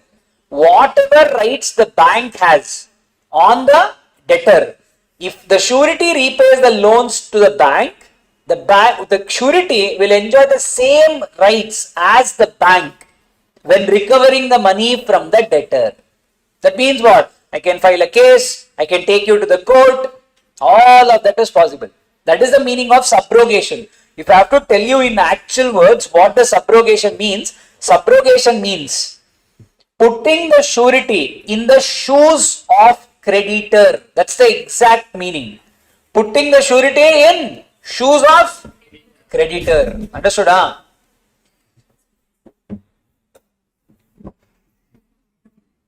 Why did I turn off? I have weakness. Nice breeze. First food and then nice air. Beka. In contract of guarantee, what is the answer? As subrogation against principal debtor. In contract of guarantee for whom guarantee given is called as what? In contract of guarantee for whom guarantee given is called as principal debtor. That is on whose behalf. What are the rights of indemnity holder when sued? 3. What is that? For all the sums promised in the contract, all the sums you might have to pay as per compromise and all legal charges, damages. Correct? 3 things are. Define contract of indemnity and contract of guarantee and state the conditions when guarantee is considered Invalid. Contract of guarantee, contract of indemnity, and what is the when is this? Is it considered as invalid people? Three things. One is misrepresentation, concealment of facts, co-surety joints. Hello? Until co-surety joint, I will not be liable. I am not liable. Mr. X is employed as a cashier on a monthly salary of 12,000 by ABC Bank for a period of 3 years. Y gave surety for X's good conduct. After 9 months, the financial position of the bank deteriorates. Then X agrees to accept a lower salary of 10,500 per month from the bank. 2 months later, it was found that X has misappropriated cash since the time of his appointment. What is the liability of Y? What is the liability? I hope you understood the question. A bank hired a person for a salary of 12,000. One person has given a guarantee. If he does any non-compliance, I will come and pay the money for it. After 5 months, they have reduced the salary from 12,000 to 10,500 it seems. Mutually, they agreed because the bank is undergoing some tough time, they have reduced the salary. They got to know after all of this that this fellow has been doing some fraud from the date of his appointment. They are asking you what will be the liability of the surety or the guarantee. What will be his liability? He is liable for up to the 9 months. What they are telling you is, people, see, when did the salary change? After 9 months, the salary changed. Up to 9 months, people, the contract went as per the terms and conditions which was agreed by everyone. After 9 months, there was the words you need to write: provision of law, variation in the terms and condition without the surety's consent. If you guys varying the terms and condition without the surety's consent, the surety is hereby discharged. In the 9th month, there is a variation that salary is being changed. Now, because of that, people, what will happen?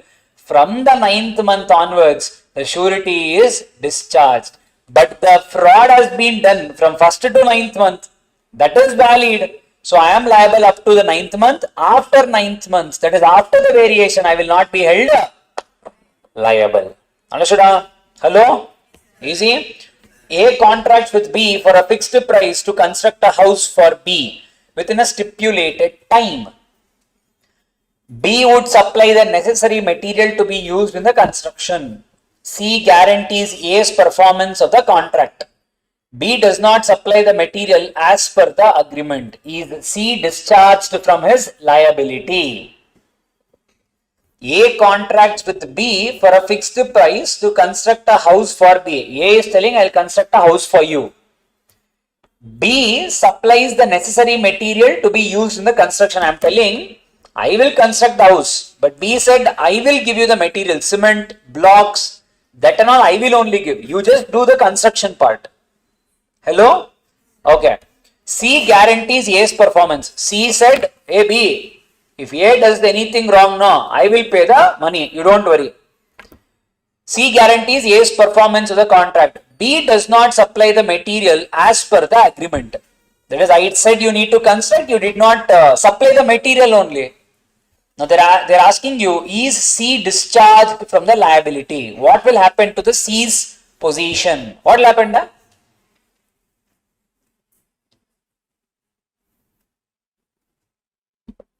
Hello? I thought you all went to meditation. No? Huh? Discharged? Why? B did not perform his contract. Can you tell me, first, what will happen to the contract between A and B? Is A discharged? People, forget C. Let us imagine C is not there. A and B are there. A said, I will construct. B said, I will supply raw material. Papa, A came to that place that day. He came. B did not supply the raw material. What will happen to A? What are the A's rights here? Forget C. What can A do? Huh? A can cancel the contract. Can A claim damages? I did not construct anything. But can I claim damages? Can I claim damages? Yes. Time is essential. One day, house. Much.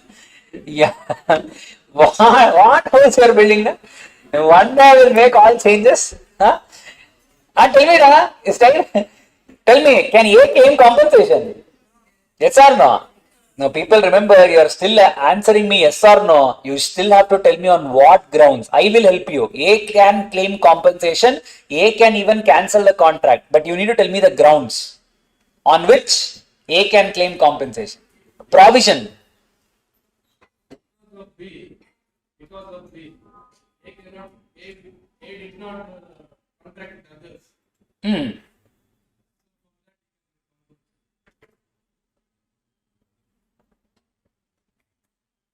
A contracted with B. If A did contract with A, sorry, didn't contract with B, A could have contract with others. Because of that, didn't contract with others. Logically, in our real life scenario, what you said is right.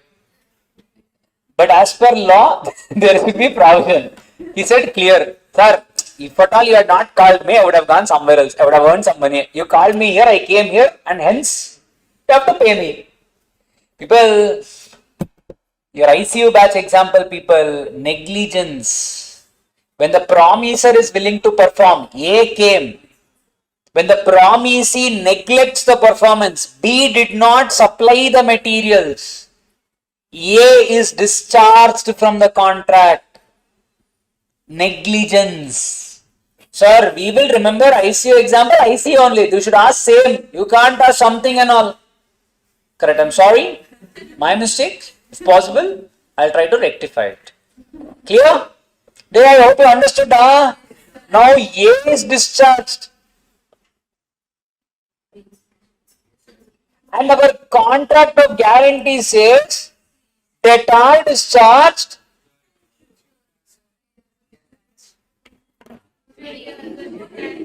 something went, sir. I don't know inside or outside, but it went. Hey, understood, Ada? Okay, that is why surety is discharged.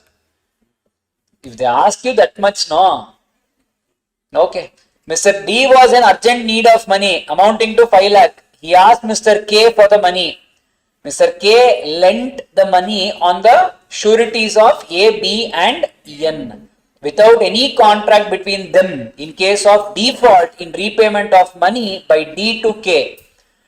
D makes default in payment. B refused to contribute. Examine whether B can escape the liability. Can B escape the liability? Hello? Wait, sir, we are reading the answer directly. No. Why?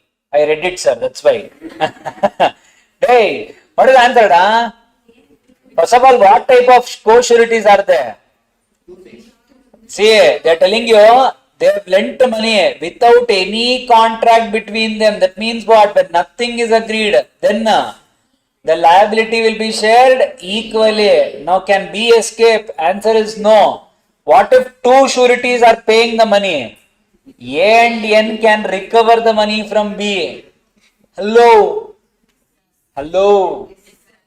Yes, sir. Mr. Chetan was appointed as site manager of ABC Construction Company on a 2 years contract at a monthly salary of 50,000. Mr. Pavan gave a surety in respect of Chetan's conduct. Same thing, bank's case. After 6 months, the company was not in a position to pay 50. Because Chetan agreed for lower.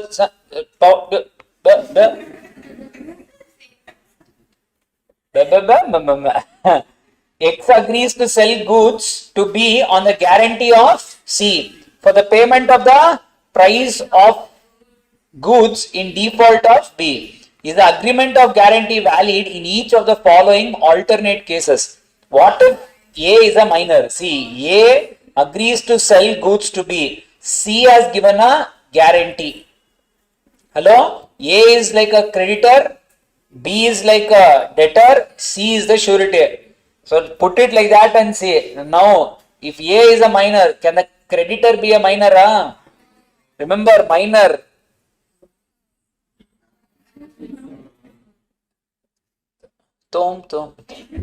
Hey, if anything which comes inside is okay, he cannot be Liable for any of the losses, not possible. Beneficiary, yes. So creditor, not possible. So contract will be, agreement will be void. You have to correct me. If B is a minor, what if B is a minor? Who is B here? Borrower. Can debtor be a minor? Yes. See, this is how you need to put an answer. Next, if C is a minor, who is C? Surety. Can surety be a minor? Illa. What will happen to the contract? You correct me. Agreement. Agreement becomes void. Don't use the words interchangeably. And void ab initio. S asks R to beat T. And promises to indemnify R against the consequences. R beats T and is fined 50,000. Can R claim 50,000 from S? I told you to beat him. Anything happens to you, I'll look after. He went and actually, he did it. Now I am going and asking for the compensation. Can I recover the money? Unlawful. Unlawful contracts, how can it become valid? In the court of law, what will I say? So it is not justified in the court of law, not enforceable, unlawful. Manoj guarantees for Ranjan, a retail textile merchant, for an amount of 1 lakh, for which Sharma, the supplier, may from time to time supply the goods on credit basis to Ranjan during the next 3 months. After 1 month, Manoj revokes the guarantee. When Sharma had supplied goods on the credit for 40,000, that's all. There only we can answer. Referring to the provisions, whether Manoj is discharged from all the liabilities, what would be your answer in case Ranjan makes default in paying back Sharma for the goods already supplied on credit of 40,000? Tell me people, can I recover everything? Can I revoke everything? Future transactions, yes. That 1 month, no. If at all is 40,000, if I make a default, it was before revocation and hence the surety will be liable. Hello? Hello? How will I put it in my answer? Provision. Provision says what? First I will establish. Now let us imagine we don't know section. What will we write? We will write as per the relevant section of Indian Contract Act. What does it say? A surety can revoke all the future transactions in a continuing guarantee, but he cannot revoke a past transaction. So in the given case, the 1 month's transactions which has already happened cannot be revoked and the future transactions can be revoked. So in the given case, 40,000, if there is a default, the surety will be liable. That's how you guys have to present it as a conclusion. And remember, whenever they are using the numbers in the question, you are supposed to use the numbers back. If they are giving you in the question 40,000, please write, Mr. Ranjan will be liable for 40,000 rupees. Don't just write that he is liable. Are you getting the point? And if there is any deduction that has to be done, show it. Like 1,20,000, you please show 1 lakh minus 20, like that only you have to do.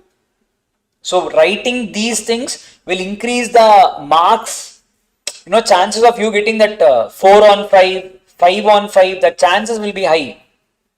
So you have to be very specific, not on the top of it. Clear? Okay. C advances to be 2 lakh on the guarantee of A. C has also taken a further security for the same borrowing by mortgage of B's furniture worth 2 lakh without knowledge of A. C cancels the mortgage. After 6 months, B becomes insolvent and C sues A, his guarantee. Decide liability of A if the market value of furniture is worth 80,000 under Indian Contract Act 1872. What happened, people? The creditor has given 2 lakh loan and he has taken a security also worth 2 lakh. Now after 2 years, people, this surety does not know that I have taken a security. After 2 years, people, the market value of the security is 80,000 rupees. They are asking you how much can the creditor recover from the surety if the debtor does a default. Now debtor did not pay 2 lakh. How much I can recover? 1 lakh 20, or can I recover 2 lakh? Because on the date I took the loan, the value of the security that day was 2 lakh. How much will I be liable? How much? Hello? Remember, people, if you have taken 5 years loan, you have given your gold. Today your gold value is, say for example, 6,000 rupees. 5 years back. Don't even take 5 years. 3 years back the gold price was 6,500 or 5,600. 3 years back. Today what? 13 and a half, 14 and a half, 15,000 rupees per gram. Now imagine you took 3 years loan. You have given gold. Muthoot, Manappuram. When giving back, what will be the value of the gold?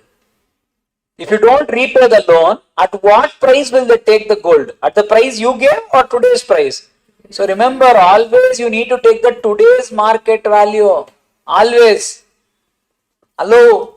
That was a question here.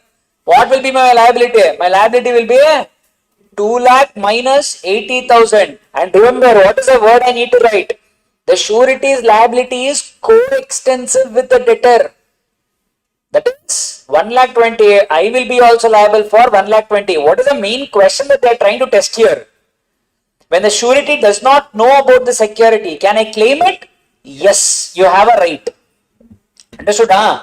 We clearly saw, no? Whatever gold you have given, for that even I have a right. Hello? Yes or no? Okay, that is your... yes, people. Let's do the questions of bailment and pledge. Bailment means what? Temporary delivery of goods, which is not essential element of contract of bailment. Doing contract, purchasing of goods, delivery of goods, return of goods in specific time. Purchase of goods. In the contract of bailment, the person to whom the goods is delivered is called bailee. Bailee should care the goods as per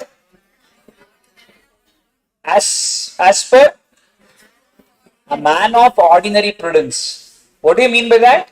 It is my responsibility to take care of the goods as if a normal man would take care. However he would treat, that is how I need to take care of the goods. Okay, lien means to retain the goods in his possession. In case there are 2 or more joint owners of the goods, the bailee has to deliver them back to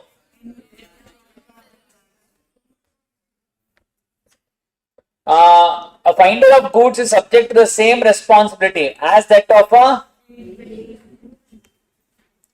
the bailment of goods as security for payment of a debt is called. What is an essential element of a valid pledge? Delivery of goods, delivery of bills, price, none of these. The pledge is a contract of. State the essential elements of a contract of bailment. Director, give difference between bailment and pledge. What is the difference between bailment and pledge there?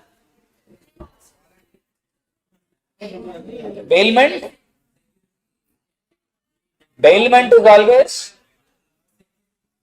for security. Pledge definition is, pledge is a bailment for security of the goods. I mean, for whatever is a contract, it is always for a better security. And remember, bailment can be free. That is gratuitous, non-gratuitous. But in pledge, it is not the case. It cannot be gratuitous. There is always a money involved. No, quid pro quo is always there in the case of pledge. That's the biggest difference. Hello? Remember, examine this we saw. Next one, A hires a carriage from B and agrees to pay 500 as hire charges. The carriage is unsafe. Though B is unaware of it, A is injured and claims compensation for injuries suffered by him. B refuses to pay. Discuss the liability of B. Is B liable? Yes. Whenever it is a non-gratuitous bailment, whether I am aware of the defects or not, I am always liable. A bails his jewelry with B on the condition to safeguard it in a bank's safe locker. However, B kept it in safe locker at his residence, where he usually keeps his own jewelry. After a month, all jewelry was lost in a religious riot. A filed a suit against B for recovery. Referring to the provisions of Indian Contract Act 1872, state whether A will succeed. What? A bails his jewelry with B on the condition to safeguard it in a bank's locker. However, B kept it in safe locker at his own residence. What is this? When a bailer gives any instructions to the bailee, it is bailee's duty to follow the instruction. Here I have been clearly told that I have to keep the gold in a bank's locker. But where did the bailee keep it? He kept it in his own locker. If you fail to follow any instructions given by the bailer, the goods will be kept at your risk and I can claim compensation and damages. Yes, possible. Because you did not follow the instructions. Remember. Hello? R gives his umbrella to M during rainy season to be used for 2 days during exams. M keeps the umbrella for a week. While going to R's house to return the umbrella, M accidentally slips and the umbrella is badly damaged. Who bear the loss and why? Who will bear the loss? M. Why? Remember, in a contract of bailment, if you keep the goods beyond the reasonable period or beyond the contract period, here the contract period was 2 days. If you keep the goods beyond the contract period, all the risk, whether you have taken reasonable care or not, is irrelevant. Any damage happened, I can recover the damages from you. Here it was kept for 1 week, that is beyond 2 days. Whether you took reasonable care or not is irrelevant. Hello? Hello? Amar bailed 50 kg of high quality sugar to Srijit, who owned a kirana shop, promising to give 200 at the time of taking back the bailed goods. Srijit's employee, unaware of this, mixed the 50 kgs of sugar belonging to Amar with the sugar in the shop and packaged it for sale when Srijit was away. This came to the light only when Amar came asking for the sugar he had bailed with Srijit, as the price of the specific quality of sugar had tripled. What is the remedy available to Amar? What is the provision? I gave you sugar to keep it safe. You mixed it with your goods. What is the provision? Unauthorized mixing of goods. What will be the what is the remedy? Unauthorized mixing of goods. If it is separable, unseparable. If it is separable, separate it. Cost of separation, you should bear it as a bailee. If it is non-separable, compensation. In this case, what you will write? Sugar is definitely non-separable. Hence, directly write compensation. That is required. Conclusion should be written. Hello? So, in this case, what will be the conclusion? I don't know who it is. Amar bailed. Amar is eligible for compensation because the goods cannot be separated. Miss A delivered her old jewelry to Mr. Y, a goldsmith, for the purpose of making a new silver bowl out of it. Okay. Every evening she used to receive the unfinished goods, that is silver bowl, to put it into a box kept at Mr. Y's shop only. She kept the key of that box with herself. One night the silver bowl was stolen from that box. Was there a contract of bailment? Whether the possession of the goods delivered constitute contract of bailment or not? Is it a contract of bailment or not? I hope you guys understood the question. I gave one gold, silver. I asked that goldsmith to make one bowl. Every day I used to go and I used to take one box. After that day's work, I used to put that bowl in that box and keep it there only. But lock it and keep it there. Again morning I'll go, I'll open and I'll give it. Again he will work. Again in the evening I'll close it, I'll keep it in that box. Every day she used to do that. But one day that someone took that. It was lost. The question is, was it a contract of bailment or not? First of all, is it a contract of bailment? What is this called as? Contract of? Is it a contract of bailment? Yes or no? No. Why? Control people. What can I consider this as? This can be considered as custody. After the lock hours, after the, the shop is closed, the goods is not under the control of the goldsmith, no? It is under your control. And when they say box, don't imagine only this much. It can be this much also. Hello? Hello? Yes. There is no contract of bailment. You know what? Your examiners, they got inspired by the bank lockers and they created this case. Bank locker is also custody only, no? The lock will be there, you will take the gold, you will keep it, you lock it and you will come back. But they made some case out of this. Okay. Srishti acquired valuable diamond at a very low price by a voidable contract under the provision of Indian Contract Act 1872. The voidable contract was not rescinded. Shruti pledged the diamond with Mr. VK. Is this a valid pledge under Indian Contract Act? We'll be seeing these people. Basically, this is nothing but pledge by non-owners. Can come again in Sale of Goods Act. Sale of Goods Act also. Sale by non-owners. When I am not a owner, but if you are having the goods under a voidable contract and the contract is not yet rescinded, I have a right to pledge it. This particular pledge will be considered as valid only. Hello? Okay. Yeah, actually, that's a good title. Yes. Yeah, actually, good title. What the? Whether he gets good title? Yes, he gets good title. Yes. See here. Let us do Unit 9, Agency chapter. A person employed to do any act and represent is called as agent. Both, who can become an agent? Minor and adult. Minor, adult person, dead person. Who? Both minor and adult. Correct? Incompetent person also possible. Oh, third question is somewhere gone. Okay. Dash is a person employed by and acting under the control of original agent in business of agency.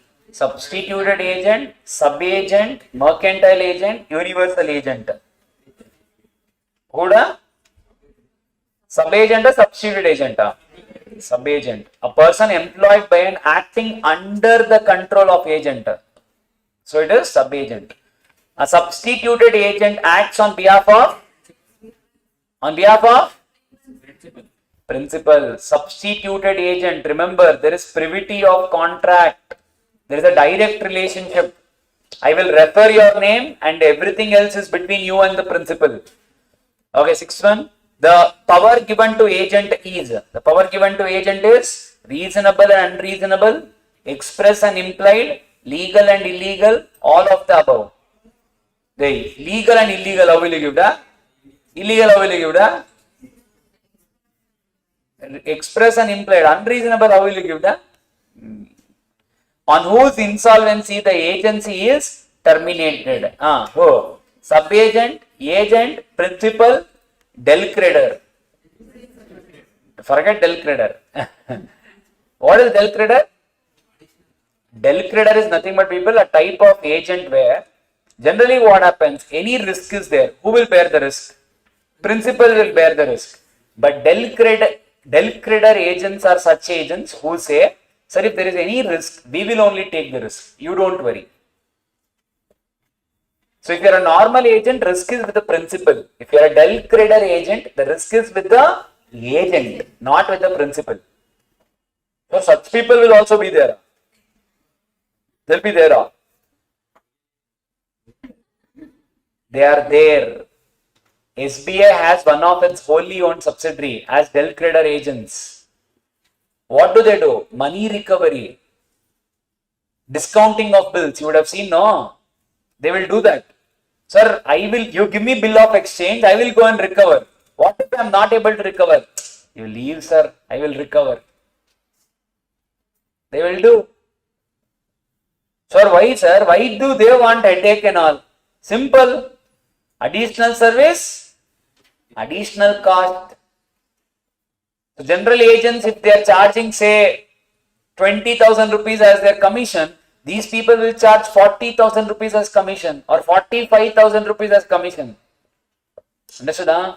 Such type of agents are called as del creditor agents. Okay, on whose insolvency the agency is terminated? Principal. Because ultimate liability is that fellow, no? If he becomes insolvent, everything comes to an end. Under which circumstances the agent becomes personally responsible? Beyond authority, fraudulent transactions, fraud, all of the above.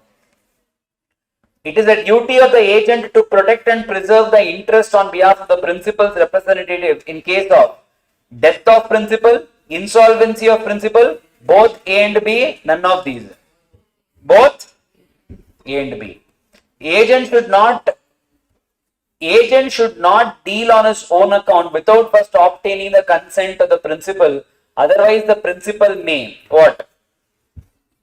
Repudiate the transaction, claim from the agent any benefit which may have resulted to him from the transaction, either A or B, both A and B. Both A and B. Agent should not deal on his own account without first obtaining the consent of the principal. I told you, no, secret profits. You're not supposed to make secret profits. You have to disclose and do it. Okay. A appoints M, a minor, as his agent to sell his watch for cash at a price not less than 700. M sells it to D for 350.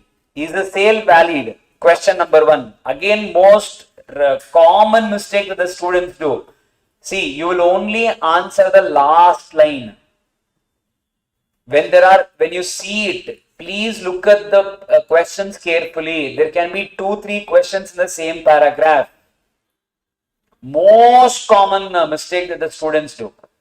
I'm saying at least when you look at the paper, 60 to 80% of the students wouldn't have answered the entire question properly. They would have left one or the other thing. Not because they don't know, because they were not aware. They will forget. They will not give more preference to that part itself. Reading the question is an art. Remember. Okay. Now, is the sale valid? Remember. Okay, tell me. Can a minor make a sale? Possible? Yes or no? Yes or no?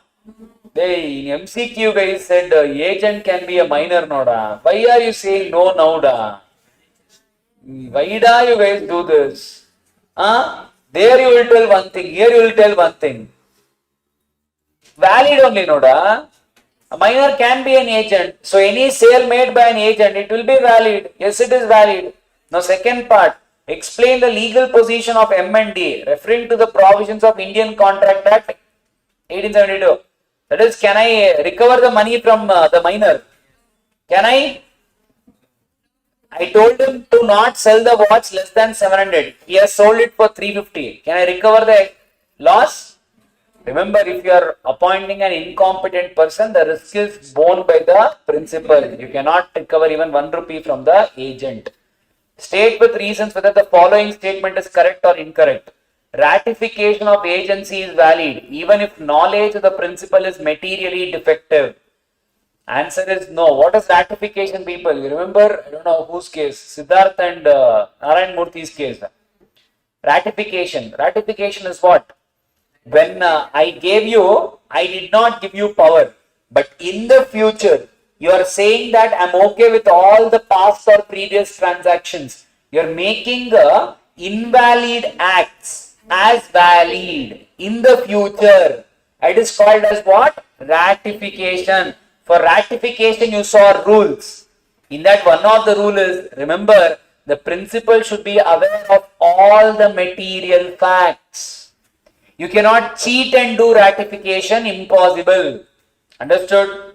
Hello? So here, if the principal's knowledge is defective, no, ratification is not valid, it will be considered as invalid. Hello? Rahul, a transporter, was entrusted with the duty of transporting tomatoes from a rural farm to a city by Ashwin. Due to heavy rains, Rahul was stranded for more than 2 days. Rahul sold the tomatoes below the market rate in the nearby market, where he was stranded, fearing that the tomatoes may perish. Can Ashwin recover the loss from Rahul on the ground that Rahul had acted beyond his authority? No. What is the provision you will write? Agency created by necessity during emergency. Now Rahul has acted in the best interest of principal. So whatever actions done by the agent, the principal will be liable. Just that, remember, when emergency or necessity comes, the agent should have done what the best or ordinary man would do. Whatever the normal man would do, he should have taken that particular alternative. You should have tried calling to the principal. All that is correct. But see why they will not give you. These are all the act given examples. That time phone itself was not there. That's why you will not see that coming. So that's why they say you should try contacting the principal. How will he contact? Letter? So that's the, I know when students ask me that, that's why I say this is the scenario. So when the examples were written, it was 1872. Clear? Hello? So you should have done whatever is the most commercial alternative available. You should have done that. If all of this is correct, people, then yes, the principal cannot recover any loss from the agent. Okay. Next one, Mr. Ahuja of Delhi engaged Mr. Singh as his agent to buy a house in West Extension area. Mr. Singh bought a house for 20 lakhs in the name of a nominee and then purchased it himself for 24 lakhs. He then sold the same house to Mr. Ahuja for 26 lakhs. Mr. Ahuja later comes to know the mischief of Mr. Singh and tries to recover the excess amount paid to Mr. Singh. Is he entitled to recover any amount from Mr. Singh? If so, how much? Explain. What is this? This is what I tell you people. You are not supposed to make secret profits. How much I can recover?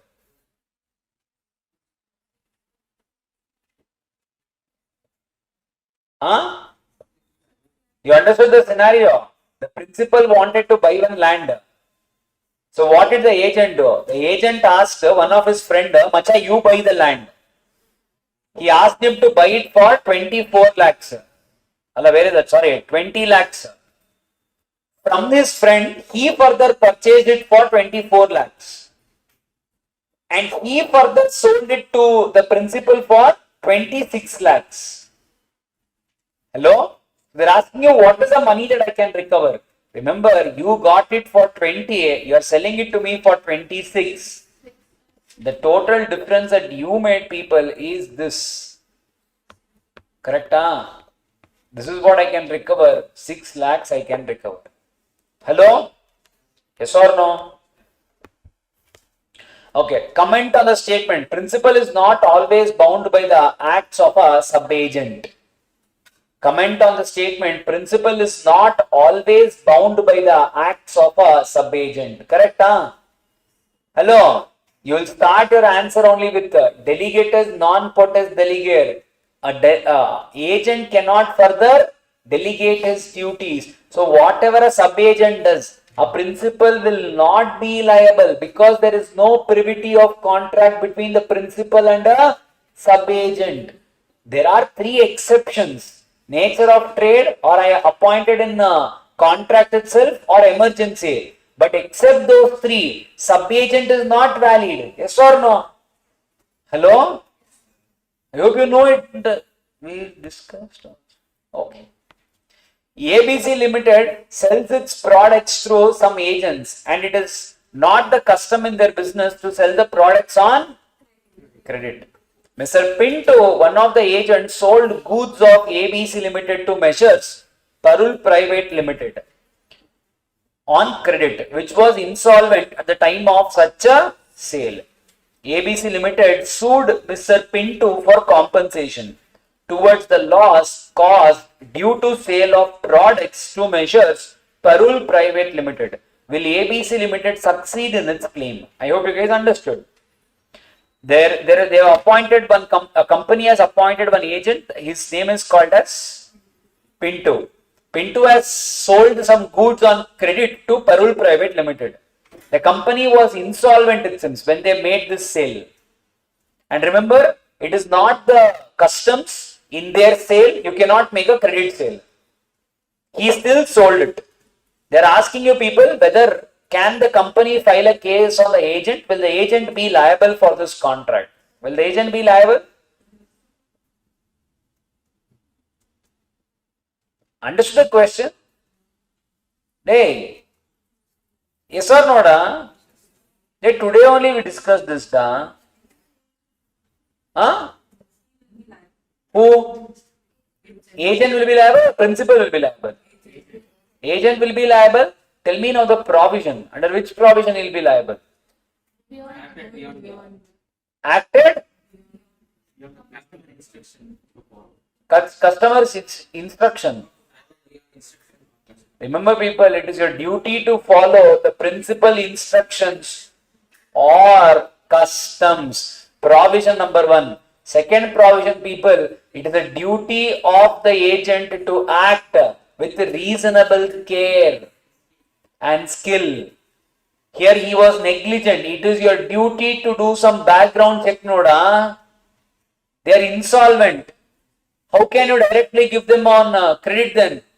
On these two grounds, agent can be held personally liable.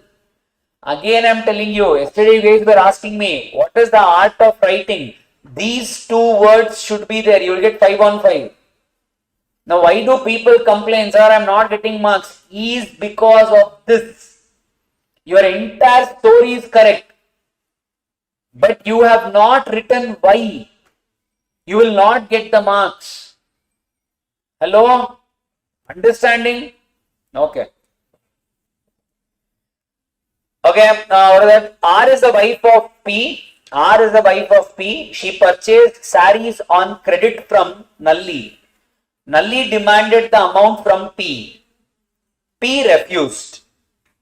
Nalli filed a suit against P for the said amount. Decide in the light of provisions of Indian Contract Act whether Nalli would succeed. What is this, people?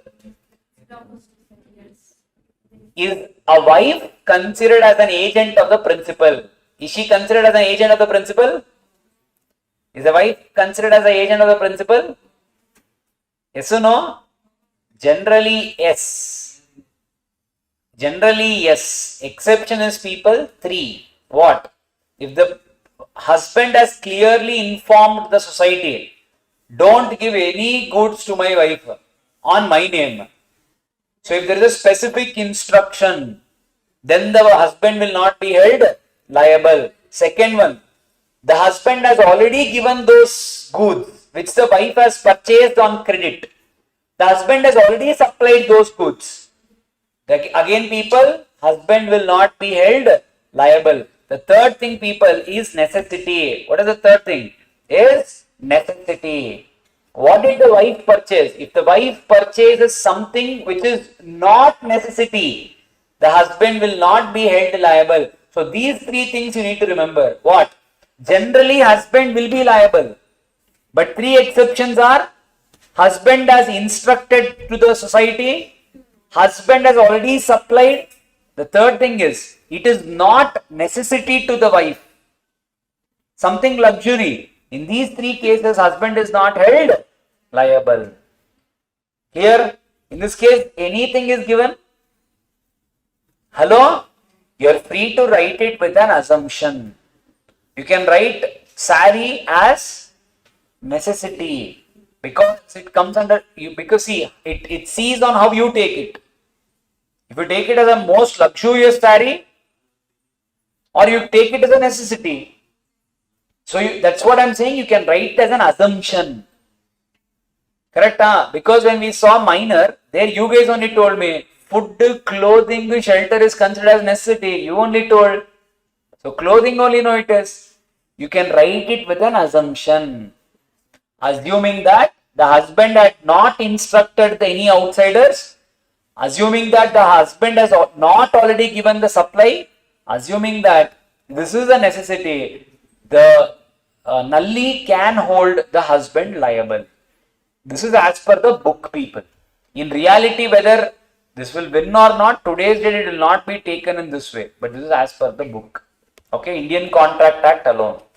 Next one, Bhupendra borrowed a sum of 3 lakhs from Atul. Bhupendra appointed Atul as his agent to sell his land and authorized him to appropriate the amount of loan out of the sale proceeds. Afterwards, Bhupendra revoked the agency.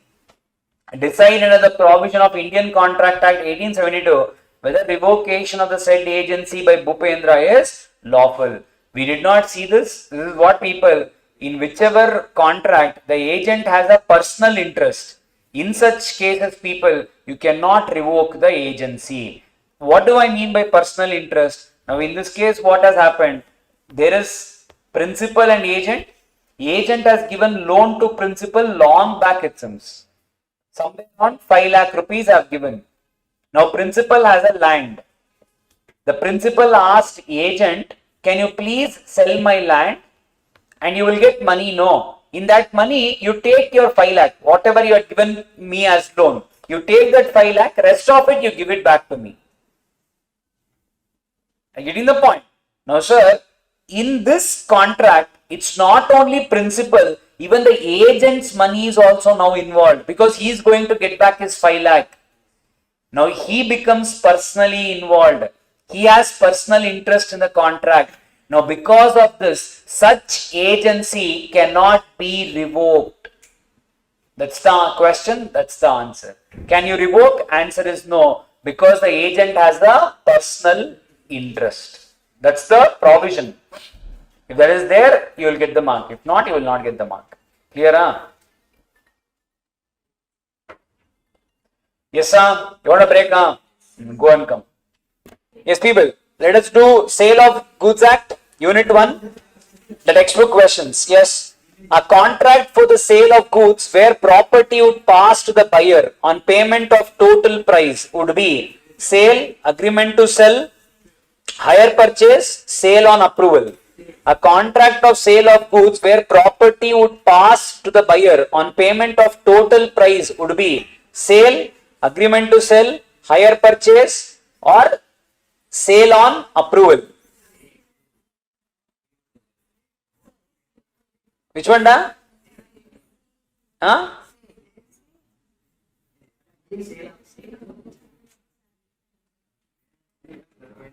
This can be, people, sale Allah, it can be agreement to sell. If you ask me, people, this can also be hire purchase also.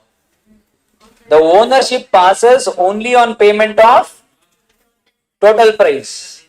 Like it is paid in installments, so it's not fair. Ah, They haven't anything specific. correct. That's what I'm saying you. Answer is agreement to sell. See, in MCQ, that's why I'm saying we do not have MCQ in our syllabus. But I'm telling you, if it is coming in descriptive, I can also say, no, what type of a contract where the ownership transfers only after repaying the total price. In short, if I have to tell you, it can be hire purchase also. But how do we say hire purchase is? The ownership transfers only after payment of the last installment. That is how we define it.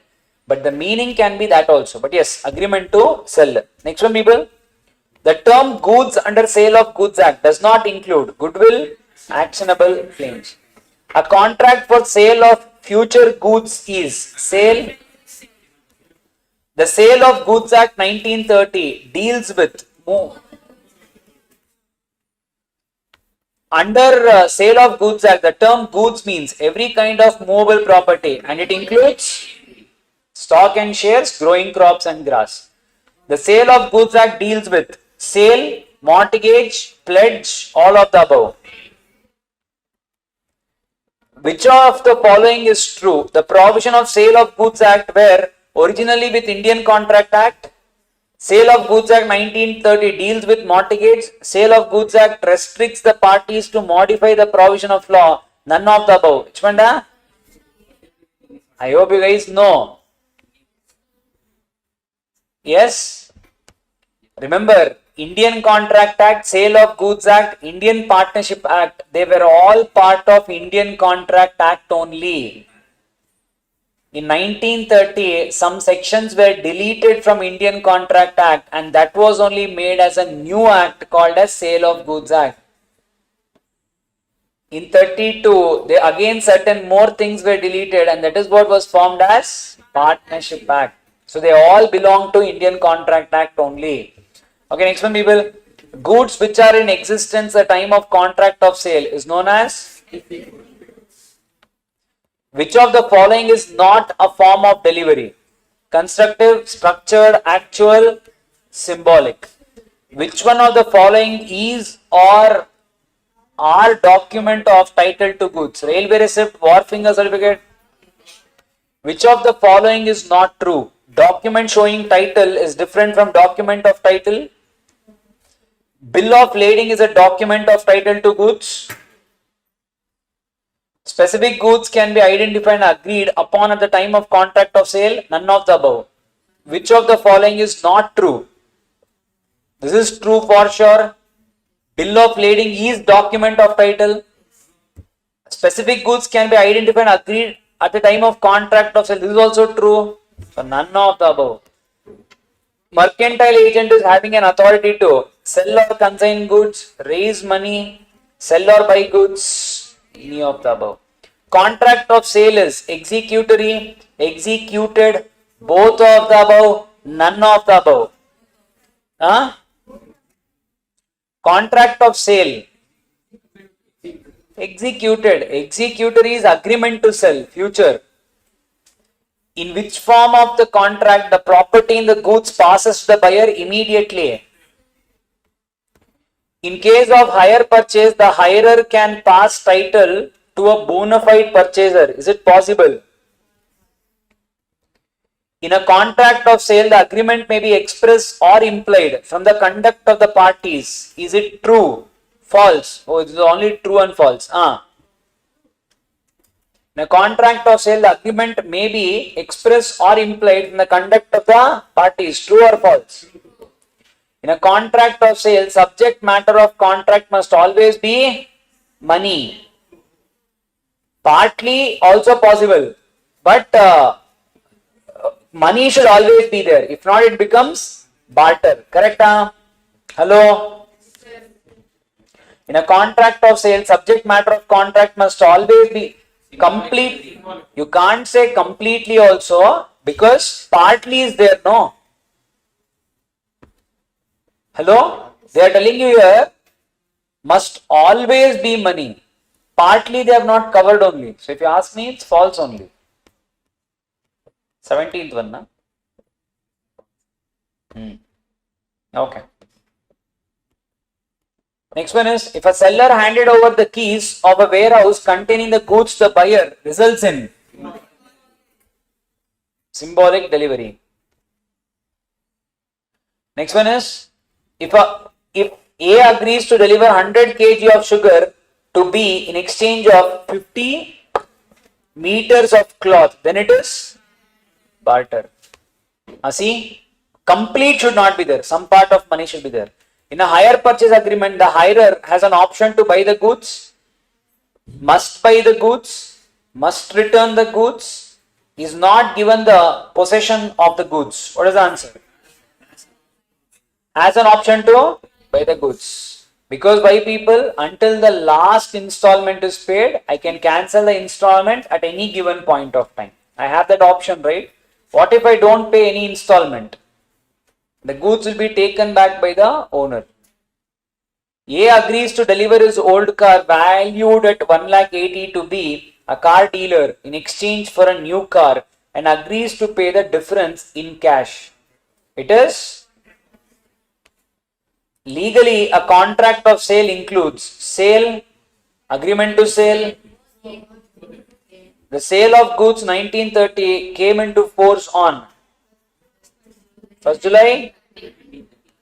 The person who buys or agrees to buy goods is known as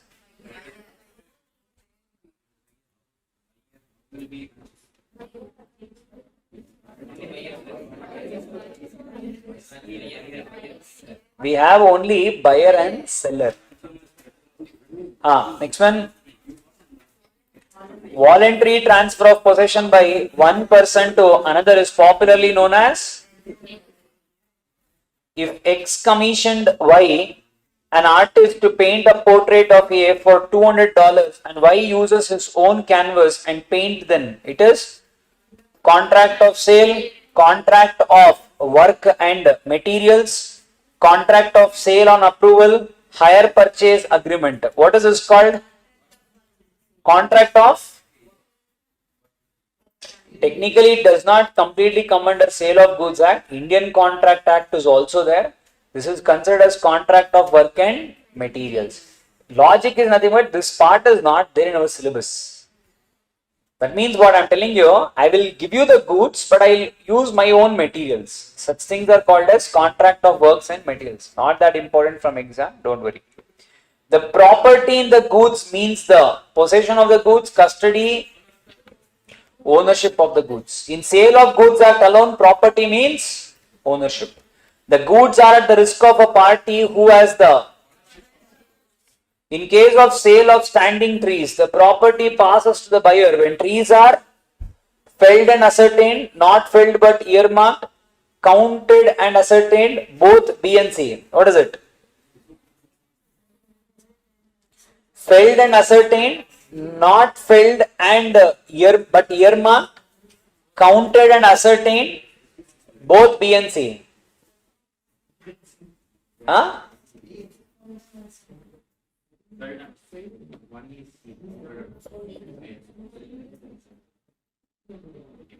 Yes, what is the answer?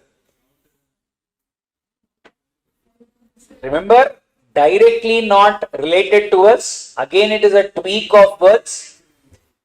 If you go with the words, the answer can be, what does the law say? Agreed to be severed.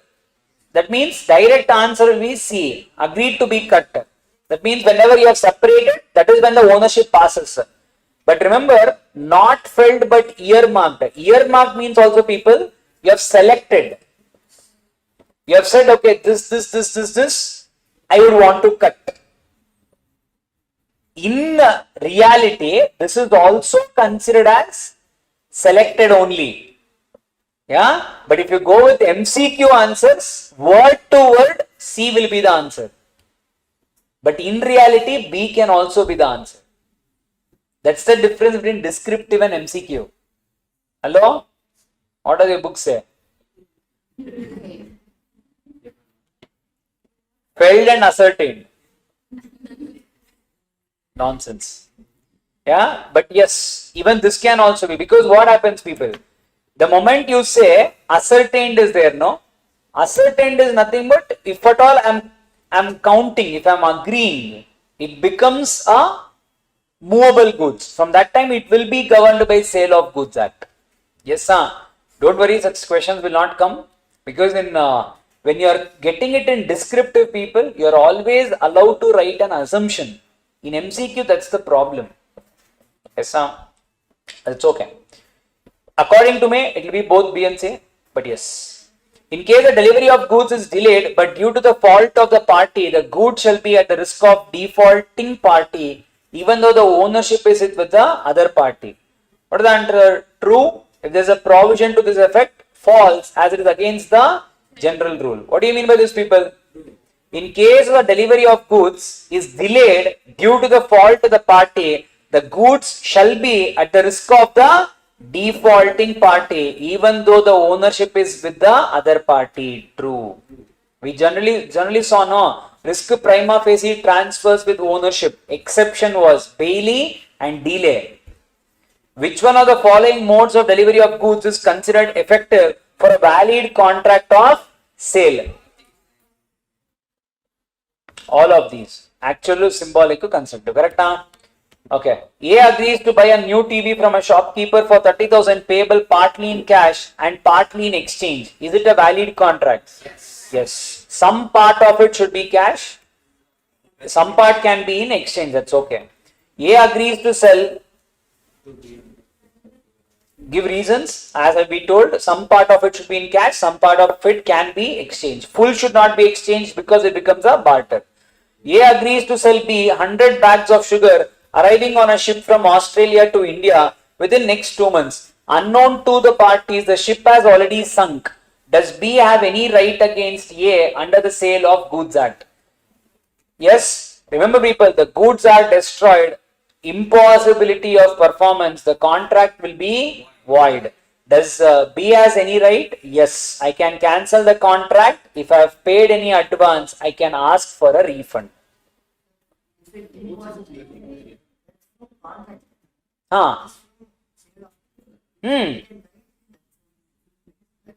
Same provision is there in Sale of Goods Act also. You guys only ask, no, perishable goods. I mean, goods are perished. So when the goods are destroyed, the same provision is there in Sale of Goods Act as well. If you look at it, This provision is based on the ground of supervening impossibility.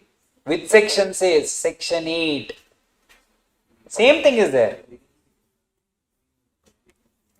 Yes, sir. Okay. X contracted to sell his car to Y. They did not discuss the price of the car at all. X later refused to sell his car to Y on the ground that the agreement was void, being uncertain about the price. Can Y demand the car under the Sale of Goods Act? Yes. Yes. Remember, people, if the price is not discussed, you cannot cancel the contract. You need to pay reasonable price. Classify the following transactions according to the types of the goods. A wholesaler of cotton has 100 bales in his godown. He agrees to sell 50 bales and these bales were selected and set aside. Until it is 100, it is unascertained goods. 50 are selected and kept aside, it becomes ascertained goods. A agrees to sell to B 1 packet of sugar out of the lot of 100 packets lying in his shop. Unascertained goods, because I have still agreed, I have not yet separated. It is unascertain. T agrees to sell to S all the apples which will be produced in his garden this year, which will be produced. So it is future goods.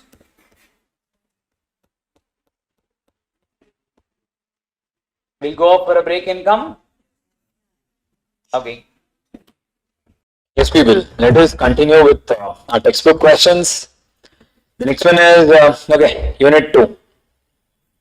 Let us do Unit 2. Let's start. A stipulation which is essential to the main purpose of the contract is called as condition. The breach of condition gives the aggrieved party what? The right to sue for damages, right to repudiate the contract. Condition right, I can even sue as well as I can cancel the contract. So it is C, correct. Condition may be treated as warranty. When there is a waiver, buyer elects to treat the condition as warranty, acceptance of goods, basically everything. So all of the above. The doctrine of caveat emptor does not apply when the goods are bought by sample, as well as description. The exact purpose is known to the seller and is a regular dealer. All of the above. Doctrine of does not apply in all the scenarios, right? Which of the following is not an implied condition in a contract of sale? Condition as to title, condition as to which of the following is not an implied condition? Condition, title, description, condition as to free from encumbrance, implied warranty, right? The conditions and warranties may be in the form of express, implied, express or implied. Which one of the following is not an implied warranty? Warranty as to undisturbed possession, warranty as to existence of encumbrance, disclosure of dangerous nature. Encumbrance shouldn't be there. They're telling warranty as to existence, there is non-existence. In case of goods sold by sample, the goods should correspond with the sample. Otherwise, buyer can reject the goods, buyer cannot reject, contrast it, automatically terminated, seller is liable, buyer can reject the goods. M, a shopkeeper sold a television set to N, who purchased it in good faith. The set had some manufacturing defects and it did not work after a few days in spite of repairs. In this case, the television was not merchantable as it was not fit for the ordinary purpose. The buyer has no right to reject the television. The buyer has the right to reject the television and to have the refund of the price. Both the and be above, none of the above. Of course, people, I have a right to reject it. Where the buyer is deprived to goods by their true owner, when the buyer may recover, where the buyer is deprived to goods by their true owner, then the buyer may recover the price for breach of the condition as to title, cannot recover the price, can recover, may recover, no. If at all you have taken the goods, you have to pay me the money for it, I can recover the price. Where goods are brought by description from a seller who deals in goods of that description, what is the implied condition? The goods shall be of merchantable quality, that the buyer shall have reasonable opportunity of comparing, the goods shall be free from defects. What is it? When description of seller who deals in goods of the description, then The goods shall be merchantable. The buyer shall have reasonable opportunity of comparing the bulk with the sample. The goods shall be of excellent quality. The goods shall be free from defects. Basically, people, it should be of merchantable quality, but end of the day, the meaning is the same. It should be free from defects. But this is the heading, this is the keyword. Both can be right, we are going with A. A warranty is a stipulation, essential collateral, right? In a sale by sample and description, there is an implied condition that the bulk correspond with the sample, that bulk of goods must correspond to the description as well as the sample. Of course, right? Sample and description. So sample and description. So B is the answer. Okay. Next one, people, measures Woodworth and Associates, a firm dealing with the wholesale and retail buying and selling of various kinds of wooden logs, customized as per the requirement of the customers. They dealt with rosewood, mango wood, teak and others. Mr. Das, a customer, came to the shop and asked for wooden logs measuring 4 inches and 8 feet long as required by the carpenter. Mr. Das specifically mentioned that he required the wood which would best be suited for the purpose of making wooden doors and window frames. The shop owner agreed and arranged the wooden pieces cut into as per the buyer's requirements. The carpenter visited Mr. Das's house next day and he found that the seller has supplied mango tree which would most be unsuitable for the purpose. The carpenter asked Mr. Das to return the wooden logs as it would not meet his requirement. The shop owner refused to accept as it has been cut already. Explain the duty of the buyer as well as the seller according to the doctrine of caveat emptor. So first they are asking you, what do you mean by caveat emptor? Generally, what do you mean by caveat emptor, people? Nothing but let the buyer be aware. So it is your duty to first check. So the buyer's responsibility is to check whether does it fit your purpose or not. Whether Mr. Das would be able to get the money back or the right kind of wood, yes, people, because he has clearly said, I want the best wood which would suit for the window frames. And now in our case, they are telling you, people, it is not suiting my purpose. That means what, people? Quality or fitness. When I have communicated my purpose, the seller has to make sure that, and I've relied upon the seller's judgment.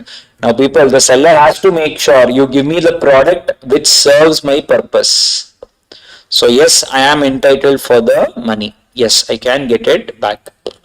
I can repudiate the contract, cancel, and I can get back the money. Geeta went to local rice and wheat wholesale shop and asked for 100 kgs of basmati rice. The shopkeeper quoted the price of the same as 125 per kg, to which she agreed. Ms. Geeta insisted that she would like to see the sample of what will be provided to her by the shopkeeper before she agreed upon such purchase. The shopkeeper showed her a bowl of rice as sample. The same exactly corresponded to the entire lot.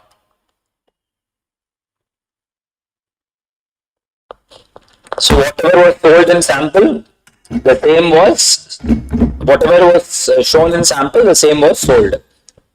The buyer examined the sample casually without noticing the fact. That means what, people? Negligence. Though the sample was that of basmati rice, but it contained a mix of long and short grains. The cook, on opening the bags, complained that the dish, if prepared with the rice, would not taste the same as the quality of the rice was not as per the requirement of the dish. Now Ms. Geeta wants to file a suit of fraud against the seller, alleging him of selling the mixed goods of cheap quality rice. Will she be successful? Next one. Decide the fate of the case and options open to the buyer for grievance redressal as per the Provision of Sale of Goods Act.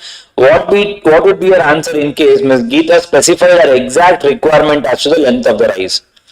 I will write this answer, people, under both. What? When a person has shown you the cup and when he has sold the goods, that will amount to, people, sale by sample.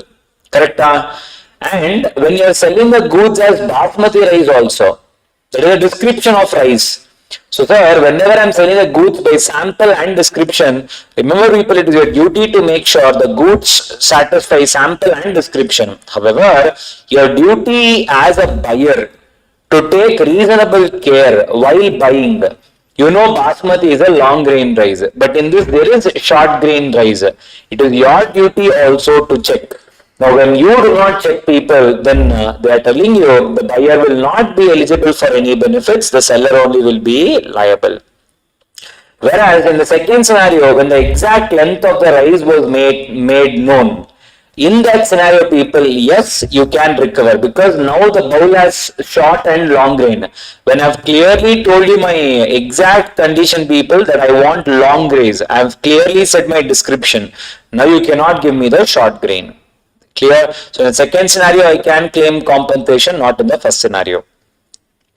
Third one, X consults Y, a motor car dealer, for a car suitable for touring purpose to promote the sale of his product.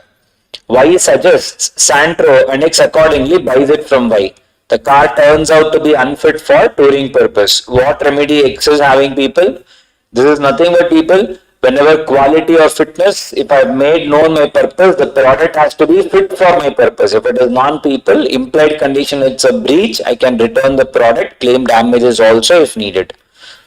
Miss G brought a tweed coat from P. When she used the coat, she got rashes on her skin, as her skin was abnormally sensitive. But she did not make this fact known to the seller, that is P. Ms. G filed a case against seller to recover the damages. Can she recover damages under the Sale of Goods Act? Remember, people, if you have, in this case, you have clearly told, right? She did not make the fact known to the seller. So people, the product will suit you when only you have communicated your exact purpose, then the product has to fit your purpose. Here it was your duty, you did not claim the complete thing. So in this case, people, the seller will not be held liable.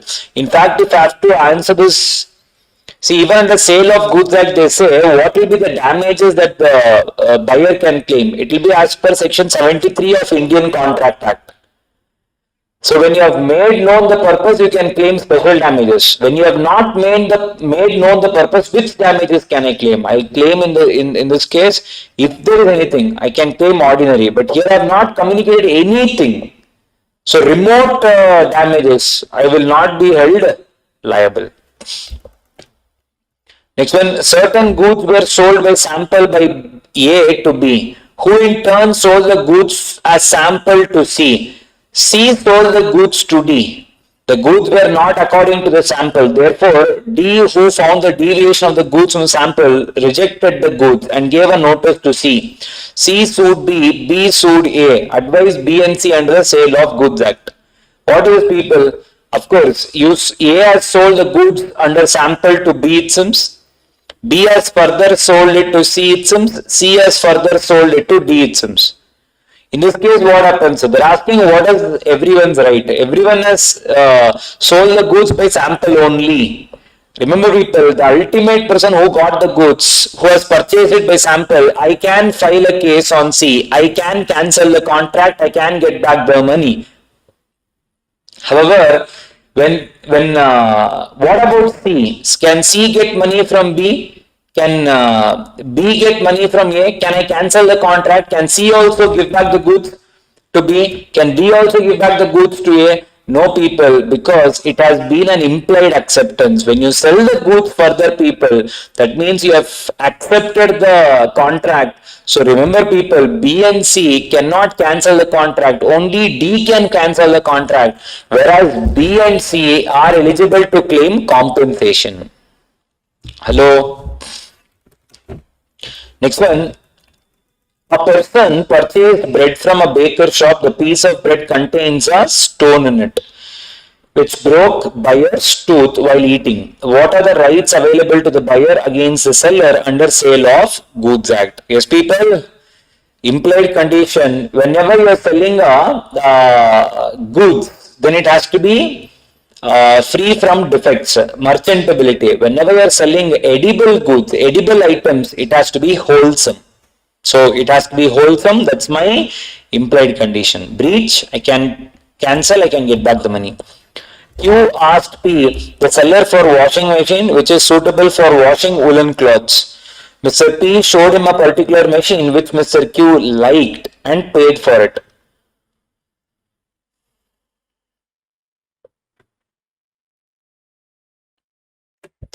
Q liked and paid for it. Later on, machine delivered and was found unfit for washing woolen clothes. He immediately informed Mr. P about the delivery of wrong machine.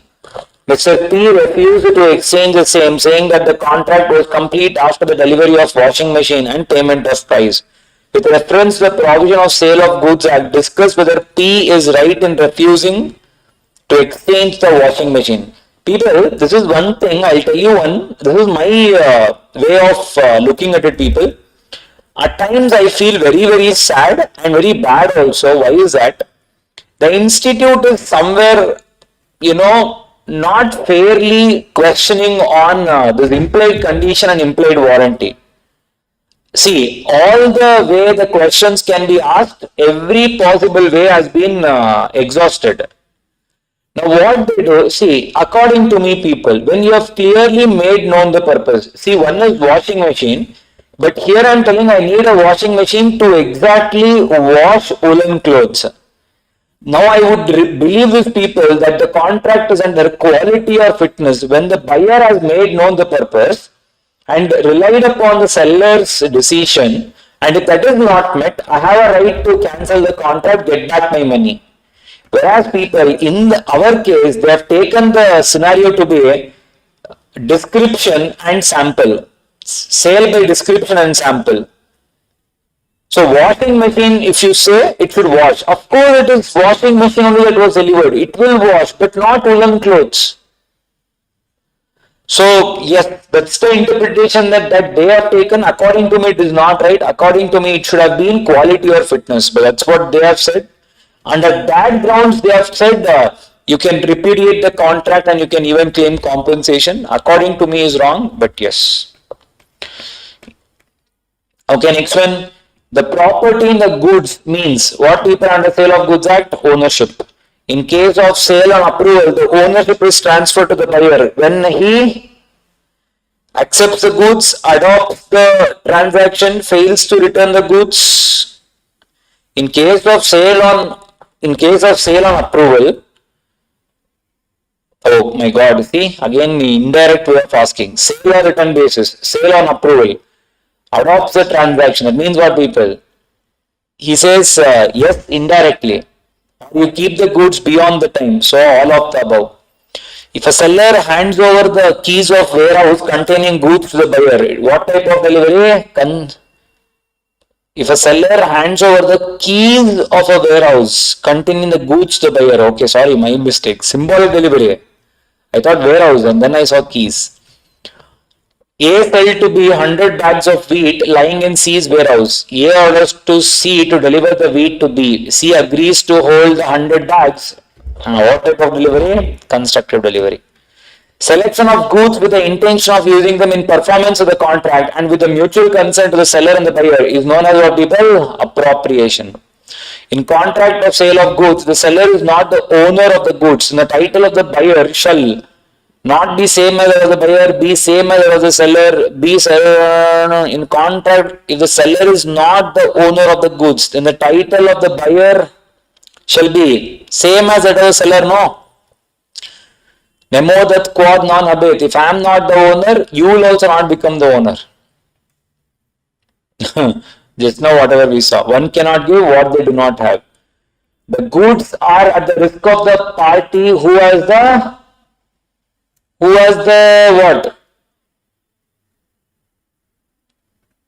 Who has the ownership of the goods.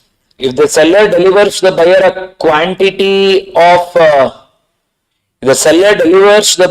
quantity less than he contracted to sell, the buyer may reject the goods, accept the goods, either A or B. I may reject or accept the goods, correct?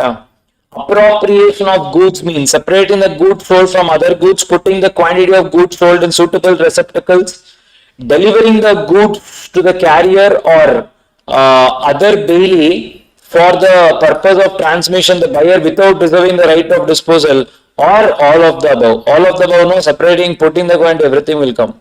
Which of the following is true as regards delivery of goods in installments as provided under Sale of Goods Act? The buyer is bound to accept the installment delivery? No. The buyer is bound to accept No. The buyer is bound to accept installment delivery only if agreed between the parties? Yes. But generally, no, right? See, both can be an answer. But always remember, Sale of Goods Act, Indian Contract Act, Indian Partnership Act, they are all private laws. That means what? If you guys agree something, always the agreement will prevail, not the law. When will law come into picture? Only when your agreement is silent. That is when law will apply. Clear? Okay. Nemo dat quod nam habet means what, people? No one can give what they do not have. So if I am not the owner, I cannot give you the ownership. Does this rule have exception? Yes. Whenever you sell a sale by a mercantile agent, what do you mean a mercantile agent? Someone acting on your behalf. So you have appointed someone else, you have given your possession of the goods to them, and the buyer buys in good faith. In such case, they get a good possession, right? Sale by one of the joint owners. So there are 2 owners, 3 owners to the product. One owner has the goods with them, with the consent of all the other owners, and the buyer acts in good faith. It's called as a right ownership. Sale by a person, possession under voidable contract. We've already seen people. What do I mean by that? If at all the goods are under someone under a voidable contract, that means what? Someone has forced me to sell. Coercion. But I have not gone to the court, I have not cancelled the contract. So on the paper, the contract is still valid. Sale by one who has already sold the goods but continues in possession thereof. That means I make 2 sales. The second sale will be valid. Sale by buyer obtaining possession before the property in goods has vested in him. That means what? Sale or return basis. Sale by an unpaid seller, sale under the provisions of other act, like for example liquidator or sale made by a finder of lost goods, as the case may be. Next one, the owner of a Fiat car wants to sell his car. For this purpose, he hand over the car to P, a mercantile agent, for sale at a price not less than 50,000. The agent sells the car for 40,000 to A, who buys the car in good faith and without notice of any fraud. P misappropriated the money also. J sues A to recover the car. Decide giving reasons whether J would succeed. Remember people, if they had stopped the question here in our exam, now this is the biggest doubt. Sir, will this come under Sale of Goods Act or will it come under Indian Contract Act? Remember people, if you have stopped it there, then the institute cannot expect you to write under Sale of Goods only or under Indian Contract Act only. It will be right under both. Because they did not write under which act you want me to clearly write the answer under. Correct? Principal agent, even Indian Contract Act will apply. An Indian Contract Act will clearly know if the agent acts beyond his scope, the agent will be liable. We know that. Hello? Yes, but the third party will get a good title. Whether under Indian Contract Act or Sale of Goods Act, the answer remains the same. But here what will I write people? When the third party has purchased the goods from a mercantile agent who is having the goods in his possession with the consent of the principal, and the buyer has acted in a good faith without knowing the fact that it is the principal goods or as the case may be, the buyer will get a good title. In this case, the buyer will get a good title.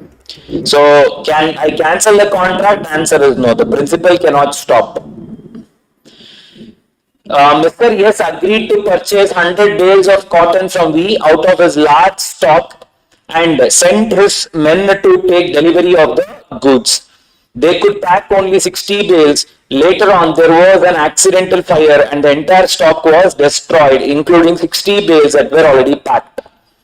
Referring to the provision of Sale of Goods Act 1930, explain as to who will bear the loss. Yes, people, what is the scenario?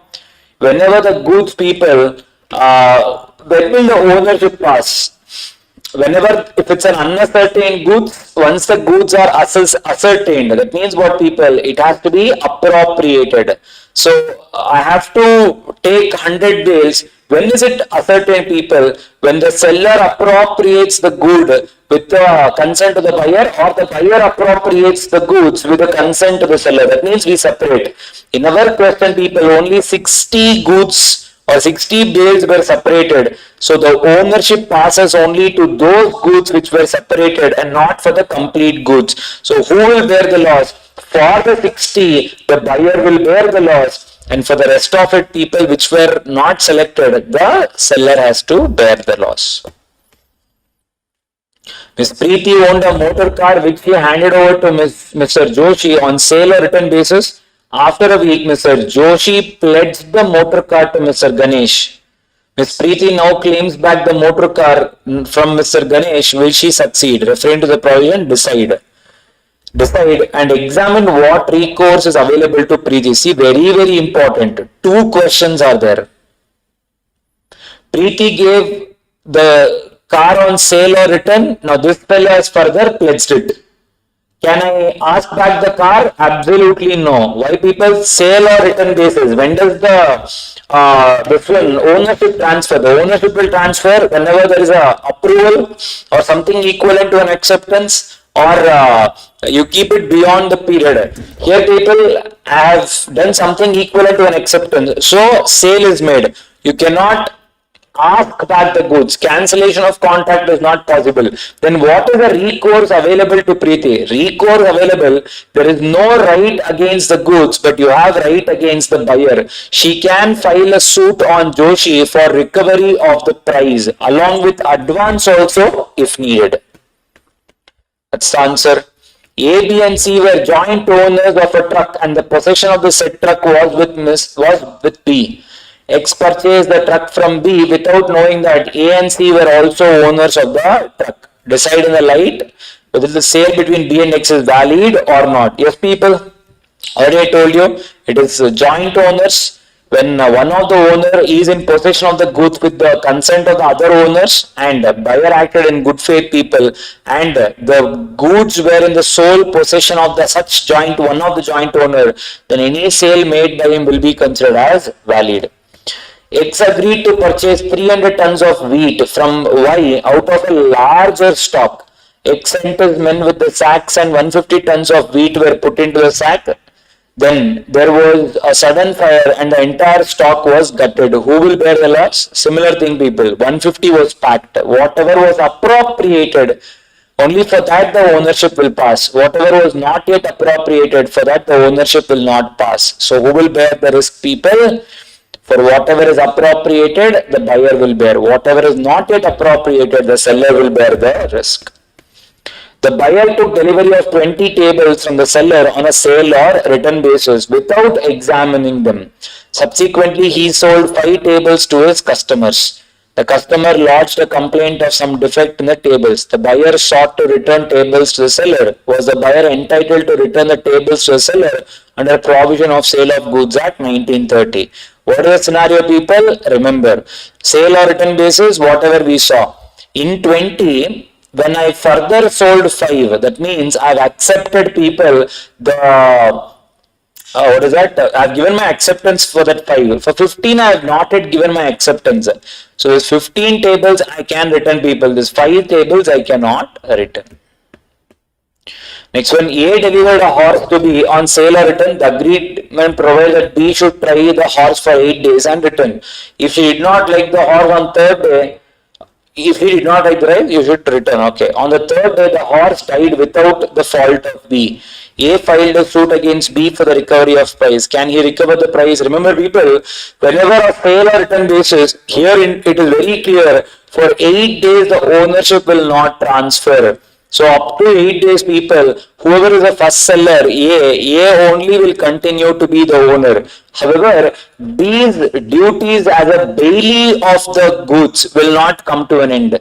B will be considered to be a bailee.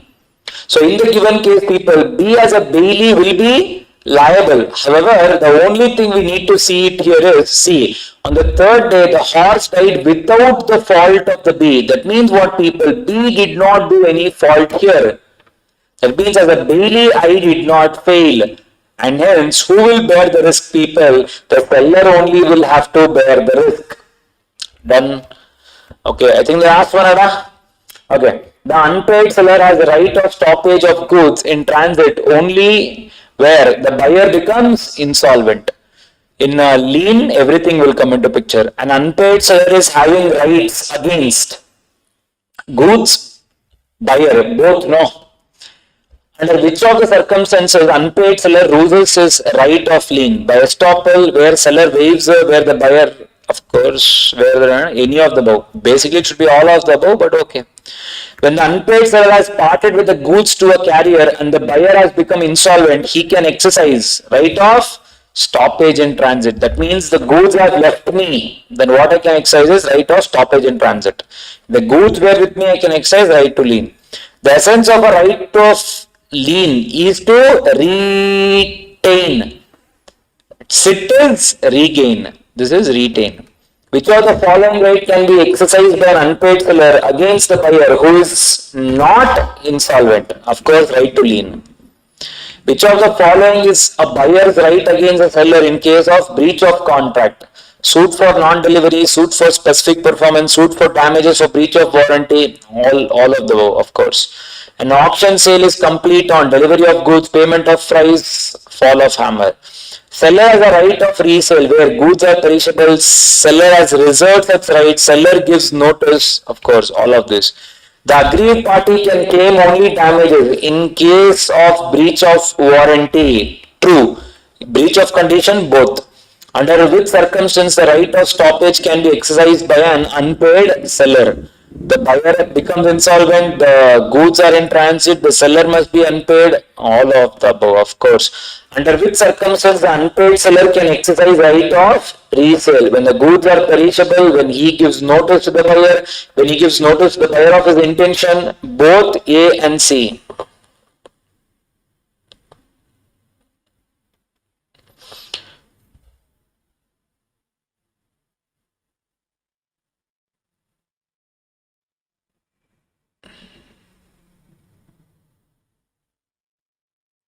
A and C, both. Where the seller wrongfully neglects to deliver the goods to the buyer, then the buyer cannot sue the seller for damages, may sue seller either A or B, none of the above. I may, right? I can sue for non-delivery, why not? Where the buyer is deprived to goods by the true owner, then the buyer may recover the price from breach of condition as to title. This was there in previous chapter also, no? Where the buyer wrongfully neglects or refuses to accept and pay for the goods, the seller may sue buyer for damages for non-acceptance. Seller cannot sue, the seller can sue banker, buyer. In an auction sale, the property shall be sold to lowest bidder, highest bidder. In an auction sale, if the seller makes use of pretended bidding to raise the price and the sale is valid, void, voidable, illegal, voidable. In which of the following cases the unpaid seller loses his right of lien? Delivery of goods to buyer, delivery of goods to carrier, tender of price, everything, all of this, everything buyer and carrier is there. The bidder at an auction sale can withdraw his bid any time before the fall of the hammer. Where in an auction sale the seller appoints more than one bidder, the sale becomes void, illegal, conditional, voidable, optional, right? Where in an auction sale notified with reserve price, the auctioneer mistakenly knocked down goods for less than the reserve price, and the auctioneer is bound by auction, not bound by, people say. In auction sale notified with reserve price, the auctioneer mistakenly knocks down the goods for less than the reserve price. Then the auctioneer is bound by auction, not bound by auction. That means what? The base price itself is 5 lakh. If the auctioneer sells it at 3 lakh, is that valid? They're asking you. They're telling the answer is no, it is not valid. When can an unpaid seller of goods exercise his right of lien over the goods under Sale of Goods Act? Can he exercise his right of lien even if the property in the goods has passed to the buyer? Let us answer one by one. When can unpaid seller exercise right of lien? When people have sold the goods on not sold on credit or sold on credit period is done, or you become an insolvent. Can he exercise right of lien even if the property in goods has passed to the buyer? Property, ownership has passed. Yes, I can exercise. When such a right is terminated, when the goods parts the possession of the seller, that is, if it is delivered to the buyer, carrier or agent or anyone acting on behalf of the buyer, can he exercise his right even after he has obtained a decree of the court? Yes, people, I can still exercise. Decree of the court means what, people? Imagine we fought A and B. Now court gave a judgment in favor of A. Even in spite of getting the court order, can I still say I will not deliver you the goods until you pay the money? Answer is yes, you can still say. That's the meaning.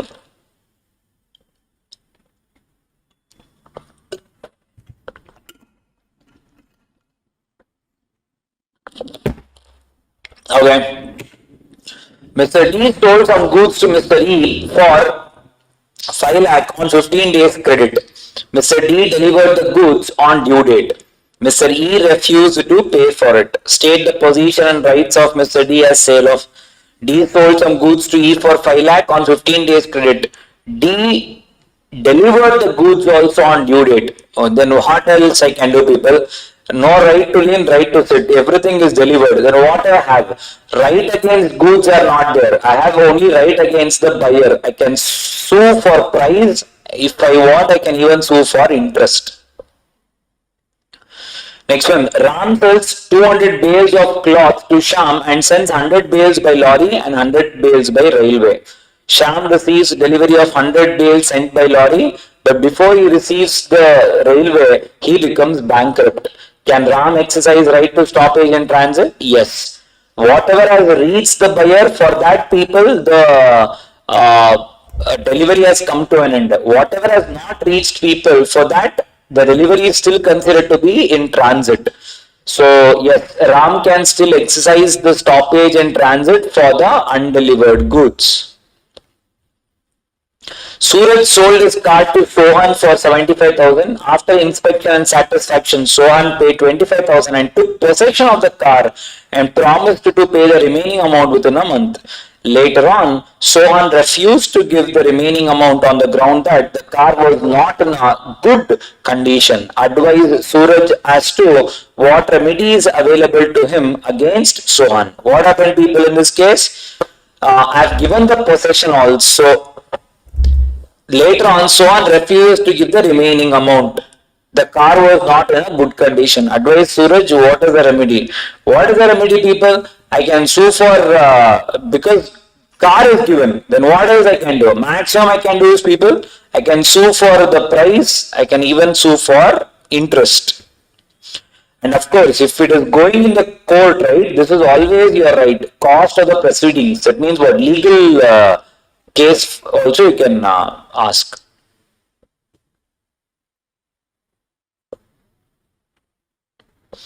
Okay. A agrees to sell certain goods to B on a certain date on 10 days credit. The period of 10 days expired and goods were still in possession of A. B has also not paid the price of the goods. B becomes insolvent. A refuses to deliver the goods to exercise his right of lien on the goods. Can he do so under Sale of Goods Act? Yes. I've transferred the ownership also, it's okay. I can still I can still do it. I can exercise my right to lien. Whenever the price is not paid, then what I can do? I can exercise right to lien. Of course, possible. Yes, sir.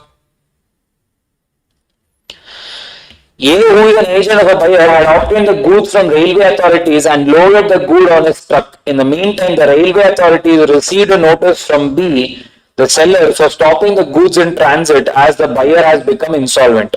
Referring to the provision of Sale of Goods Act, decide whether the railway authorities can stop the goods in transit as instructed by the seller. Can they? Answer is no, people. Remember, the transit will come to an end whenever the goods are handed over to the buyer, carrier sent by the buyer, or the agent of the buyer. Here, if you give it to be loaded into the truck, it is already done. Now, why will the agent listen to you? Transit comes to an end. J sold a machine to K. K gave a check for the payment. The check was dishonored, but J handed over a delivery order to K. K sold the goods to R on the basis of delivery order. J wanted to exercise his right of lien on the goods. Can he do so under provision of Sale of Goods Act? This is nothing but people effect of subsale. Remember people, even after subsale, the seller still has a right to exercise lien, stoppage in transit, all of it is still there. However, your right of lien or stoppage in transit will come to an end when the seller has accepted for a subsale. So buyer has said to seller, I will further sell it. So when you have agreed for subsale people, then automatically it will come to an end. You cannot stop. The second scenario, people, when seller has transferred the document of title to the buyer and the buyer has transferred the document of title to the further seller. Remember now, people, the seller cannot exercise the right to lien. In the given case, you have given away the document, delivery order. Yes. Rachit arranges an auction to sell an antique wall clock. Deepa, being one of the bidders, gives the highest bid. For announcing the completion of sale, the auctioneer falls the hammer on table, but suddenly hammer breaks and damages the watch. Deepa wants to avoid the contract. Can she do so under the provision of Sale of Goods Act 1930? Possible? Because people, it is not yet complete. The sale is not complete. The auctioneer falls the hammer on table, but suddenly hammer breaks and damages the watch. Because still the hammer has not completed, people. So the table has been destroyed before that only. So wall clock is also damaged before that. That means the ownership is not yet transferred. So I can cancel the contract. The ownership is not yet transferred. Who will bear the risk? It should be auctioneer. Yes, ma'am. Okay. Go for a break and come. We guys can continue with this later on. Yes, people, the term partnership, let us continue with the textbook questions. The term partnership has been defined under dash of Partnership Act 1932. Section 4, not so important for us, it's okay. A partnership for which no period of duration is fixed under the Indian Partnership Act is known as, when nothing is given, what do we call it as? Partnership at will. The most important element in a partnership is business, sharing of profits, agreement, business to be carried on by all or any of them acting for all. See, if you look at it, if they're asked important, everything is important only. Most important they have given. So it's a subjective question. Yeah. Mutual agency, then cardinal, we say no, it's a cardinal principle. Means it's the most important one, mutual agency. Yeah. All this is fit for MCQ only. Descriptive and all this will not come. Okay. Next one, people, is a firm is the name of the partners, minors, business, collective name. Remember, all the partners together are referred as firm. Yeah. A partnership formed for the purpose of carrying on a particular venture or undertaking is known as particular partnership. Next one is, in the absence of agreement to the contrary, all partners are not entitled to share profits, entitled to share in proportion of their ages, entitled to share profits equally. Remember, this and this will be generally confusing for students. Answer is equally. If nothing is given, it is equal. Next one, people, a partnership at will is one which does not have any deed, which does not have any partner, which does not provide for how long the business will continue, which cannot be dissolved. Huh? What among following is not an essential element of partnership? There must be an agreement entered into by all persons concerned. The agreement must be to share the profits of a business. The business must start with 6 months from the date of agreement. The business must be carried on by all or any of them acting for all. What is the question? What among the following is not an essential element? Which one?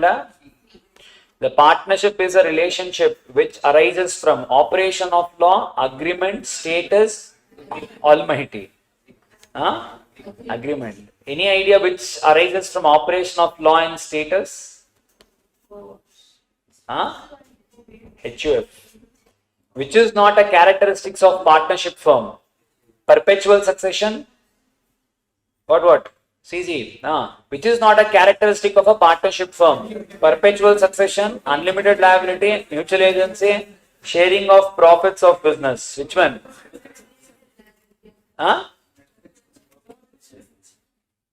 Perpetual succession.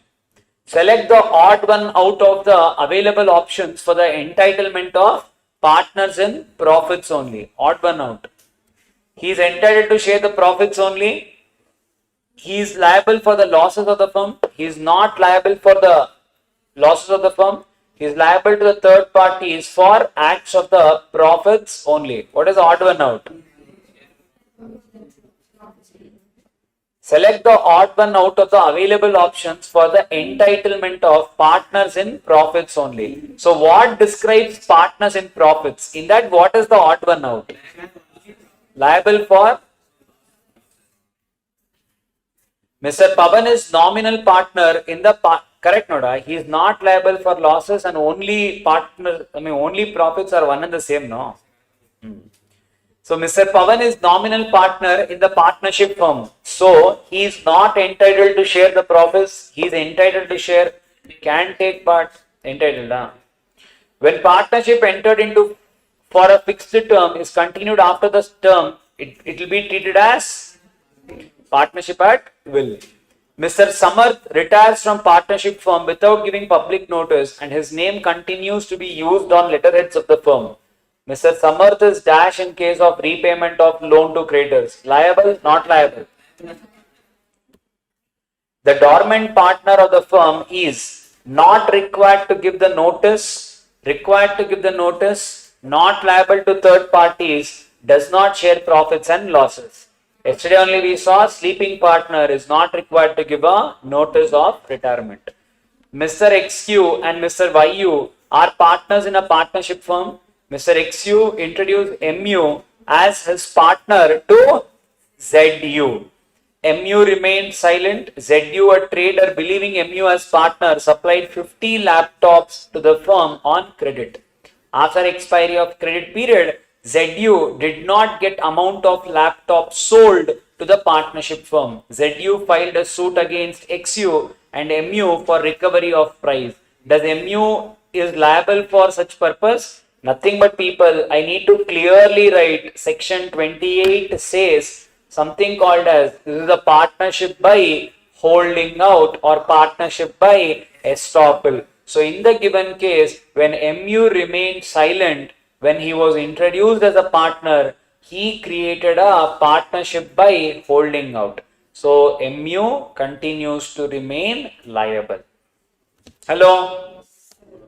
Next one, Miss Lucy, while drafting the partnership deed, taken care of few important points. What are the points? She wants to know the list of information which must be part of partnership deed drafted by her.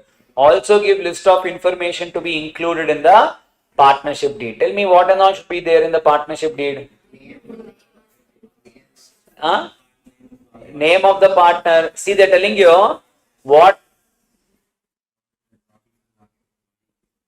While drafting partnership deed, she has to keep certain important points in mind, it seems. What are those important points? For example, partnership deed can be oral as well as writing. You can write, it is advisable to be in writing. Please stamp the partnership deed. Stamp means put it down and stamp it? No, stamp paper. And the partners are advised to sign. All the partners has to sign the partnership deed. And there has to be no, that is on all points. I'm telling you even before that. So the partnership deed can be oral or in writing. All the partners have to sign. It shall be as per the Partnership Act. Register it, advisable. And then tell all the points. See, it shall include name of the partner, names of the firm, address, details, objects, capital, partnership, sharing ratio, incoming partner, outgoing partner, everything. State giving reasons whether the following are partnerships as per the provision under Indian Partnership Act. XYZ agree to divide the profits equally, but the loss, if any, is to be borne by X alone. Is it possible? One partner can take all losses, but one partner cannot take all the profits. Yes, it is a partnership. X, a publisher, agrees to publish a book at his own expense written by Y and to pay Y half of the net profit. Does this create a relationship of partnership between X and Y? Can paper dealer, that is third party, make Y liable for paper supplied to X? Is it a partnership? No, people, only sharing of profits is there. There is no mutual agency concept, no. I nowhere said you go and act on my behalf, I'll be held liable. All of that is not there. Only profits is being shared. Remember, only sharing of profits is not the only ground to call it as a partnership. Yesterday only we saw this. True test of partnership for section 6. A and B purchase a tea shop and incur additional expense for purchasing utensils, etc. Each contributed half of the total expense. The shop is leased out on daily rent, which is divided between both. Does this arrangement constitute a partnership between A and B? Is it a partnership? Answer is no, people. What did we do? We took one shop which is already there. A tea shop is there. We took it on rent. We added, we purchased it. We added few more utensils. We further gave it to someone else on rent. Are we doing business here? Is there any mine business and all? No, co-ownership. We are just sharing the rental income. There is no business involved here. It is not considered as partnership. It is just treated as co-ownership. Remember and go, exam point of view. Important. Okay, next one, sir. Unit 2, relations of partners. We'll do it off completely. Hello. Hey, Sida, Yanadani. Hey, listen down. We'll finish and go. Huh? Hey, questions you can do, Noda. Yanada. Yesterday only I told you, you have to live your life like this is your last 30 days. In 30 days, you'll ask break, Ada. So that is for yesterday, sir, not for today, sir. Okay. A partner can be expelled if such expulsion is in good faith. The majority of the partners does not agree. The expelled partner is given an opportunity to start a business. Compensation is paid. What? Such expulsion is? Which of the following is not the right of the partner? That is, which he cannot claim as a matter of right. Right to take part in business, right to have access to account books, right to share profits, right to receive remuneration. Which one? Which of the following is not the right of the partner? That is, which he cannot claim as a matter of right. Which one? Huh?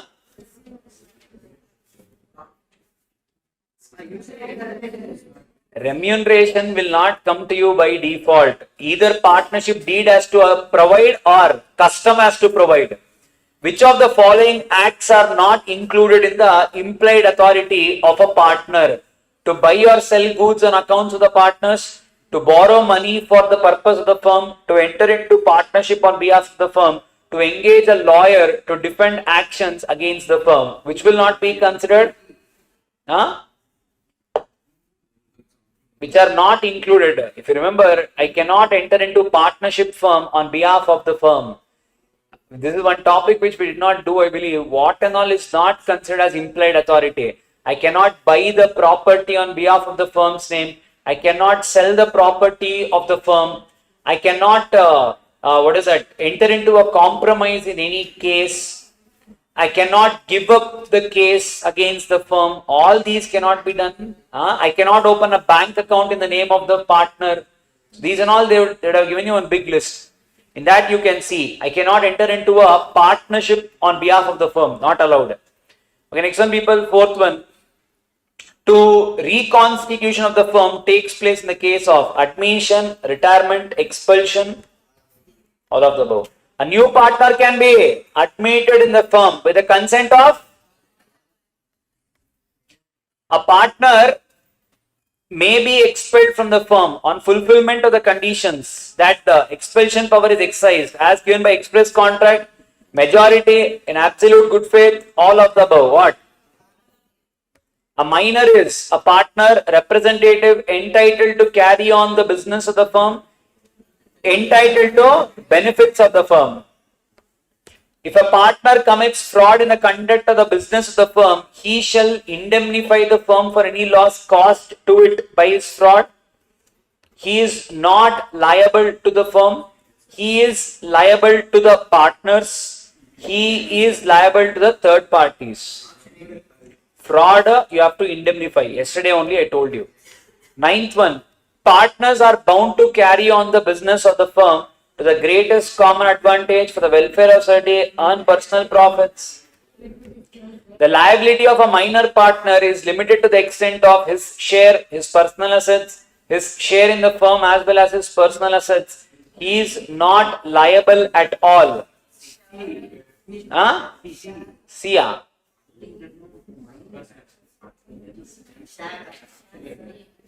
Is minor liable, Ada? Huh? Is liable or not? What is the option? Remember people, minor, if at all, let us imagine in a business, imagine we are a general business. We have two businesses. One business made 20 lakh profit, one business made a 10 lakh loss. Everything under one name only, XYZ. How do you distribute the profits? How do you distribute the dividend? There are three shareholders. Let us imagine, three partners, A, B, C. C is a minor. The ratio is 33.33. How do you distribute the profits? Do you do 20 lakh into 33.33 to all the partners? And you do minus 10 lakh into only A and B. C will not share the 10 lakh. How do you guys do? C will not share 10 lakh? C will share 10 lakh or C will not share 10 lakh? Remember, you need to always take the overall balance sheet of the firm. You cannot say that I will give profits of one business, I will not give losses of one business. How am I supposed to do? I need to do 20 lakh minus 10 lakh. Now this is the overall profit of the firm. Now this you need to divide it between all the partners. Now minor will get his share. Now take the other way. Loss is minus 20, profit is 10 lakh. Now what happened? This is, now tell me how will you distribute? So this will be now only divided between A and B, minor will not be liable. So if you see the right option will be what? I will be liable for my share. Whatever the 33.3, up to that extent I am liable. After that I will not be liable. Hello, they can ask you in the form of descriptive one. Tell what is the liability of a minor. They can ask you, remember and go. Okay, 11th one, tell me. What is 11th one? Huh? The authority of a partner to bind the firm for his acts as contained in section 19 of the partnership is known as, leave this section based, implied authority. Which are the matters that require unanimous consent of all the partners? Which one da? Admission of a partner, transfer by a partner of his interest in the firm, fundamental changes in the nature of business.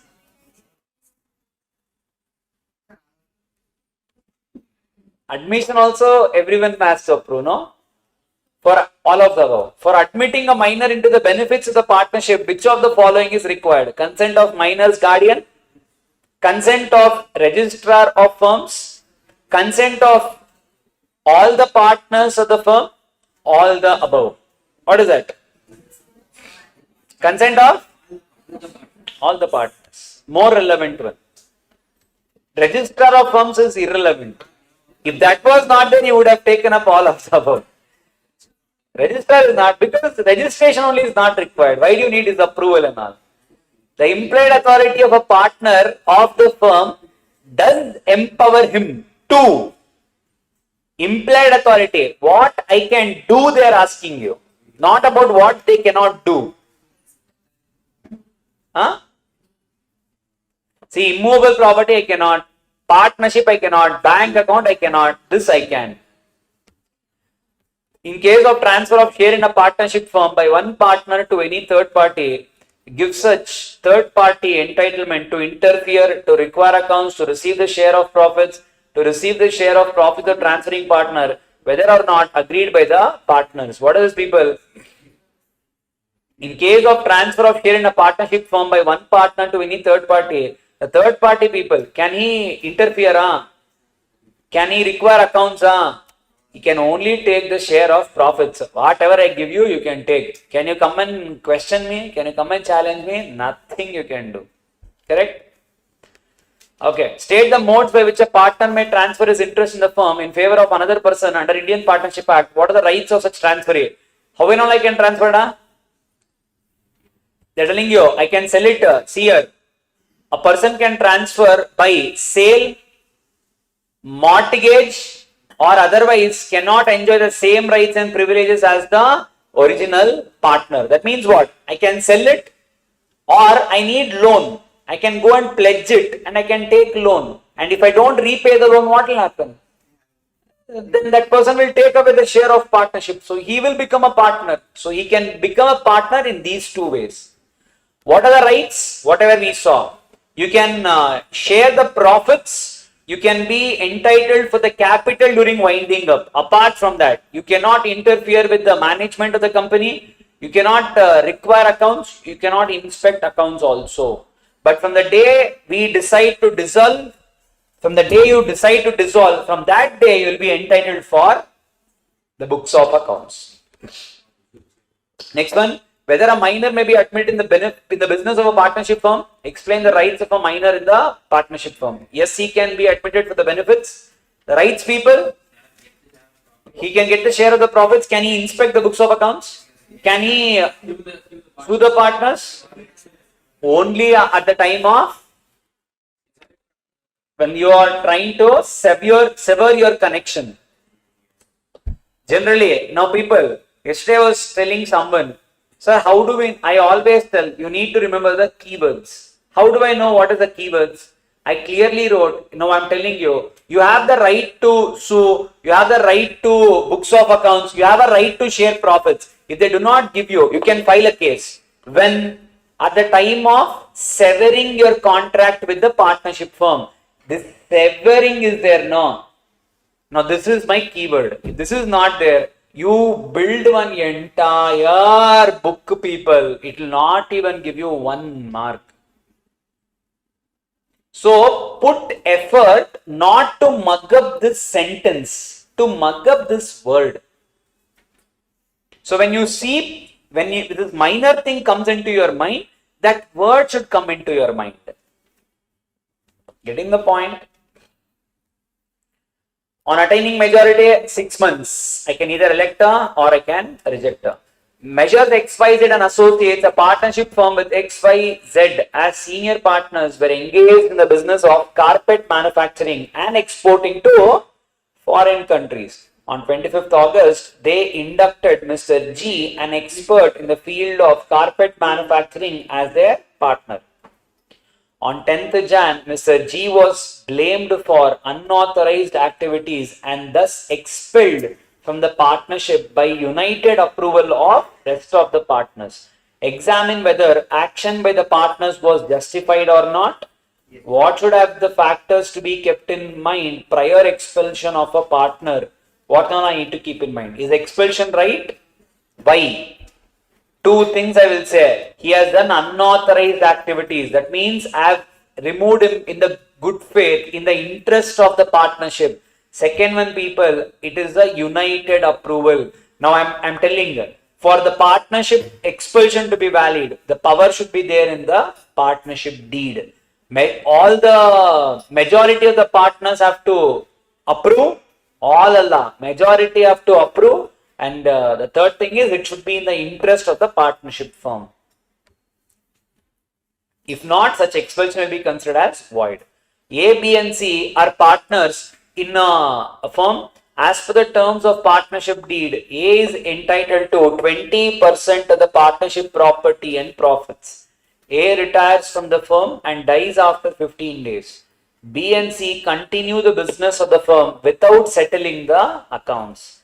Explain the rights of the A's legal representatives against the firm as per the act. What are the rights they have? Today only we saw people. What is that? I can ask the 20%, that's my share of profits. Whatever business they did, I can ask 20% from that profits they will earn. I can ask 20% as a legal representative. Second one, people, I can even ask for, if this is not working out for me, I can ask 6% rate of interest. Nothing is given as whichever is less or whichever is more. It just says as per your share or 6% interest. Master X was introduced to the benefits of partnership firm with the consent of all the partners. After attaining majority, more than 6 months elapsed and he failed to give a public notice. Later on, Mr. L, a supplier of material of measures ABC and Co., filed a suit against ABC for recovery of the debt due. In the light of Indian Partnership Act, explain to what extent X will be liable if he failed to give public notice. Can L recover his debt from X? 6 months he did not give any notice, people. He will be deemed to be a partner, and I will be deemed to be a partner from the day I was admitted for the benefits, and hence, yes, I will be liable for Mr. L. Hello. Mr. A, transfer his shares in a partnership firm to Mr. B. Mr. B is not entitled for few rights and privileges as Mr. A. Discuss in brief the points for which Mr. B is not entitled during the continuance of partnership. We just saw transferee. Transferee is not entitled to all those things, whatever we saw. Yes? We'll do this also and go, or will... Okay, go. Yes, people, let's do the unit 3. Unit 3 we should do, no? Okay. Unit 3, people. Registration of a firm is compulsory, optional, occasional, none of the above. Optional. An unregistered firm cannot claim set on and set. As per the accepted view, the registration of the firm is considered complete when complete application for registration is filed with registrar. Registrar files the statement and makes entries in the register of the firm. Registrar gives notice of registration to all partners. Court records the statement and certifies the entries in register of firms. A and B. Hey, if complete application is filed, in the registration is complete. Registrar files and make entries. This is when it is complete, no? Application on file matter saka. Yannada macha. Yannada pasingale. Hey boys, danna dal chawal yeta. Sunday noda full special Hey. Hey, Sunday. Hey.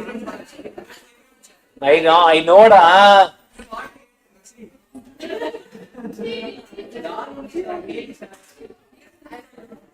What on Nasrin? What was there da? He simply ate She didn't eat oil, na? Nasrin is like, why da? Did he ask you all that? Okay. Okay. A partnership firm is compulsorily dissolved where all partners have become insolvent, firm's business has become unlawful, the fixed term has expired in case of A and B only. What? A and B only. On which of the following grounds a partner may apply to the court for dissolution of the firm? Insanity of a partner, misconduct of a partner, perpetual losses, all of the above. All of the above, no? Court route, which of the following do not constitute a ground for dissolution by court? Misconduct by partner, transfer of interest by partner, just and equitable grounds, insolvency of a partner. Which of the following do not constitute a ground for dissolution by court. Which one? They transfer of interest, the remaining partners can go and ask Noda. Yannada macha. Upon dissolution of firm, losses including deficiencies of capital shall be first paid out of what? Out of profits. And then out of capital. And then out of personal assets of the partners. Yeah. Okay. Eighth one. Public notice in case of a firm is not required in case of admission, retirement, expulsion, dissolution. Admission though definitely. Okay. Which of dissolution also you need to give no. When a firm dissolves, you need to tell about that thing to the people. Which of the following do not constitute a ground for dissolution by court? Insanity, business carried on at loss, willful misconduct, expulsion of a partner. This is a different thing. Dissolution of partnership between all the partners of a firm is called as dissolution of partners, partnership, partners, dissolution of firm, reconstitution of the firm. Dissolution of the firm. A partnership firm has to be registered with director, registrar of companies, competent court. In settling the account after dissolution, the firm's assets shall be first applied in losses including deficiencies of capital, payment of partners' loan, payment of partners' goodwill share, distribution to partners in their profit sharing ratio. Settling the accounts after dissolution, the firm's assets shall be first applied in what? First losses. First I have to pay that. After that I need to repay. People, first you will utilize profits to repay. Then you will utilize capital to repay. Then you will ask the partners to bear the loss. That is while repaying. What if we have excess? If we have excess, first you will repay outsiders, creditors. Then you will repay loans and advances by the partners. Then you will repay capital. Then you will repay excess, if any, will be distributed amongst the partners. Remember that. Losses, this is the order. If you have sufficient money, this is the order. Clear? Huh? Okay. 13th one, people. XYZ, concentrate on, are partners in a firm. Due to differences amongst the partners, there is a deadlock in the management. X applies to the court for dissolution of the firm. Will he succeed? Yes on just and equitable. No, no, yes. What? Deadlock of a management is just and equitable grounds. Yes, huh?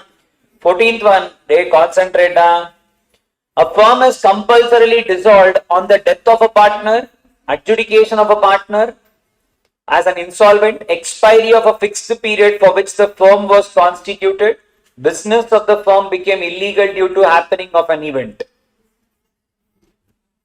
D. Even after death you can continue. Hello. Insolvent. If 5 partners are there, one partner becomes insolvent, you can still continue. Expiry of a fixed period, you can still continue. You become partnership at will. Illegal, you cannot continue. The partnership deed does not include the date when the he opened and kept.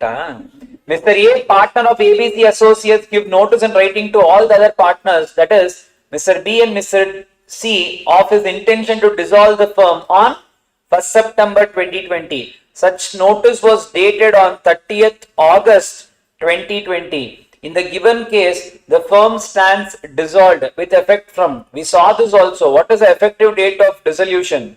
If the date is written, the effective date will be from the day it is mentioned. If the date is not mentioned, then the effective date of dissolution will be from the date of receipt of notice. Remember, see, such things can be tested.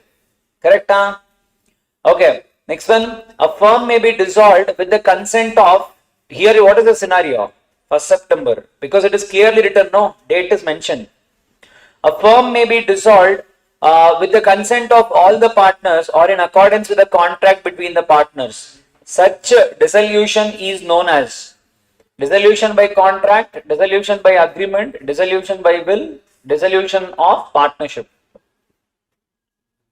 Dissolution by partnership agreement it is. It is a full name, but they say dissolution by agreement. Okay. The statement for the purpose of registration under section 58 of Indian Partnership Act can be signed by any one partner, legal heirs, all the partners, agents of partners of the firm. All partners or their agents specially authorized. Okay. What is the procedure of registration of a partnership firm under the Indian Partnership Act? What is the procedure, people? You need to submit a statement along with the name, address, details of the partners, their details, type of partnership,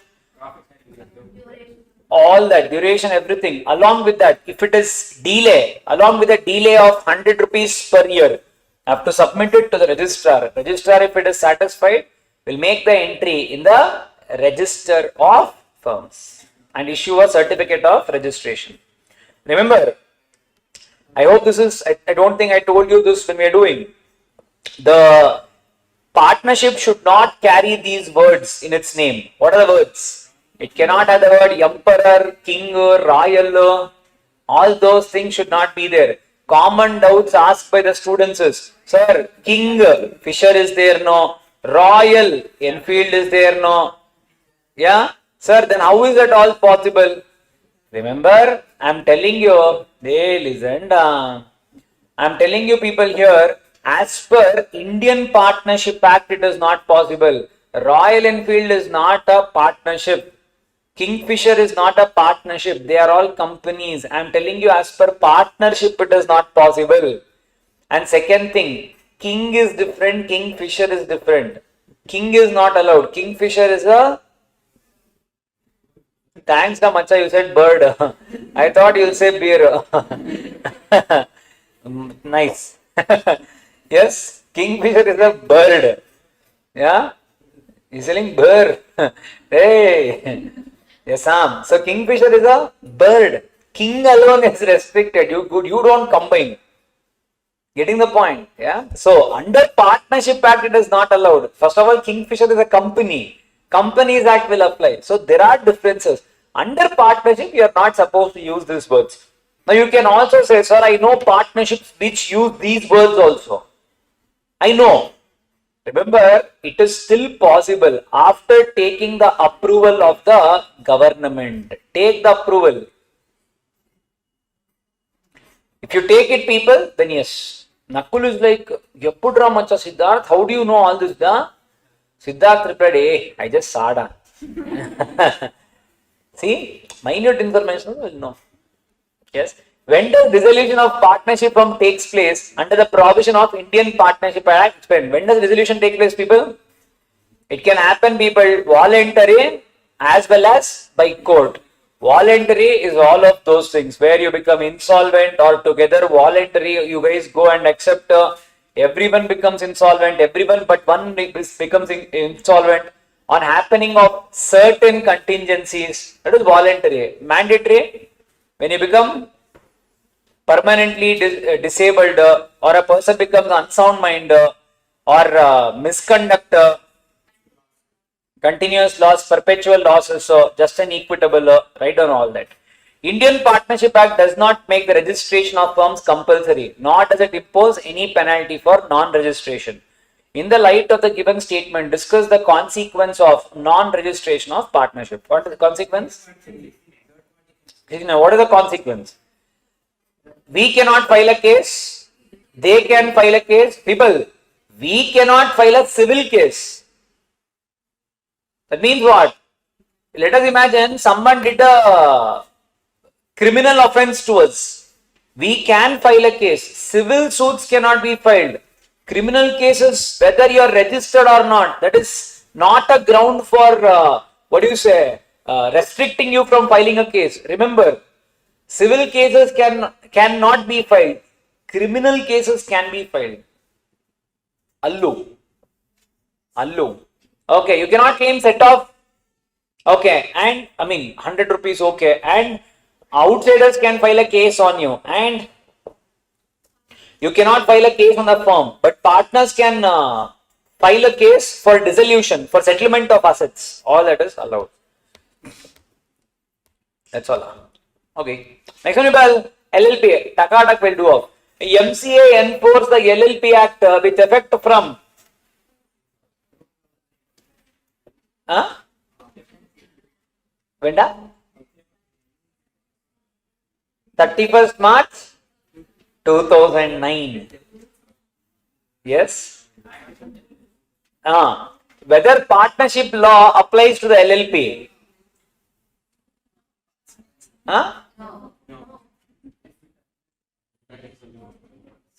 Whether partnership law applies to the LLP? Of course, no.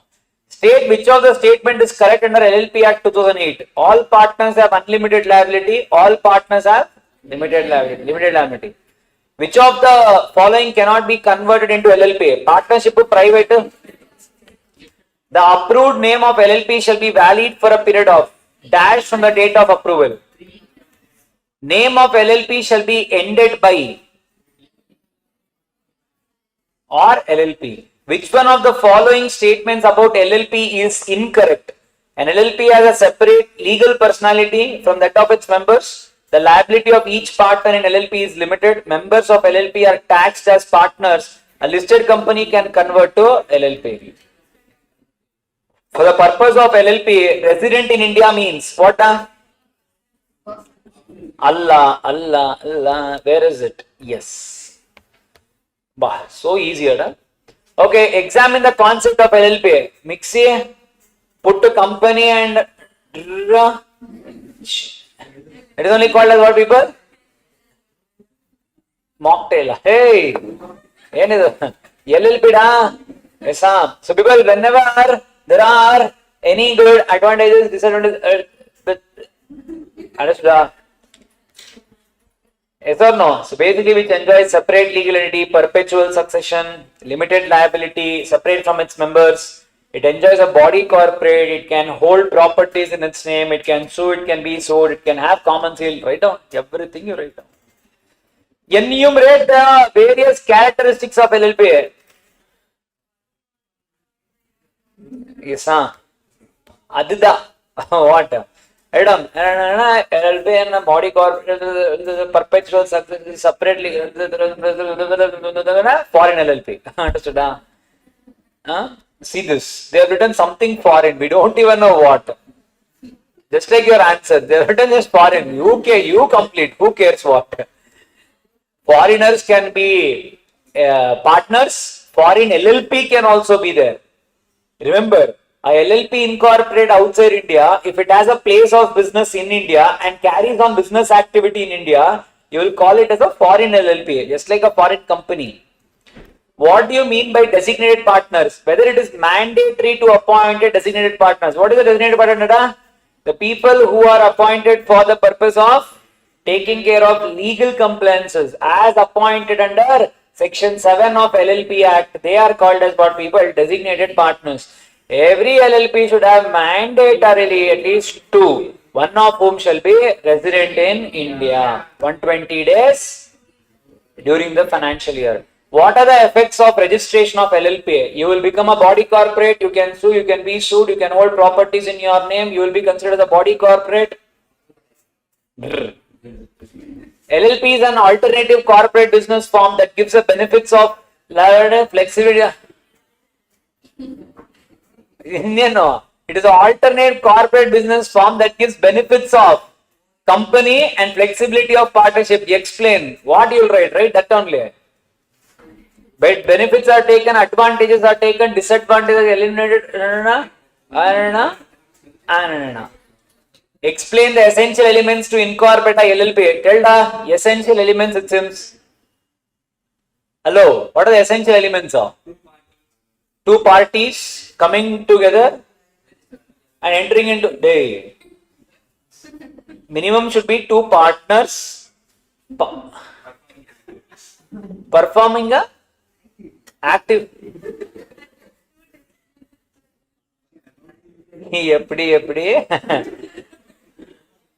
Eppudra? Huh? Okay. Okay, people, what is LLP, people? LLP means, as almost what Nakul said, almost 95% being wrong. Two parties, okay, until two parties is correct. Yes, people, two parties. What are the main other essential features? I mean, essential things that you need to do. You need to file a form. The form can be form fill-up. It is all done electronically. You need to reserve a name. The name will be reserved for 3 months. Within 3 months, you need to complete the complete registration process. The LLP should have minimum 2 partners. It should have minimum 2 designated partners. The designated partner should one should stay in India. They should mandatorily have DPIN, designated partner identification number. All this is mandatory. Hello? Hello? Okay. That's all. Children. Okay. Companies Act 2013. Maximum number of members in a private company. 200. The document that regulates the management of internal affairs. Articles of Association. Under the Companies Act, significant influence means at least 20%. Associate company da? Hello. Section 2, clause 6. A private company which is a subsidiary of public company is also treated as public company. A private company which is a subsidiary of a public company will be treated as public company. Which one of the following is not the content of MOA? Name or registered officer, board of directors.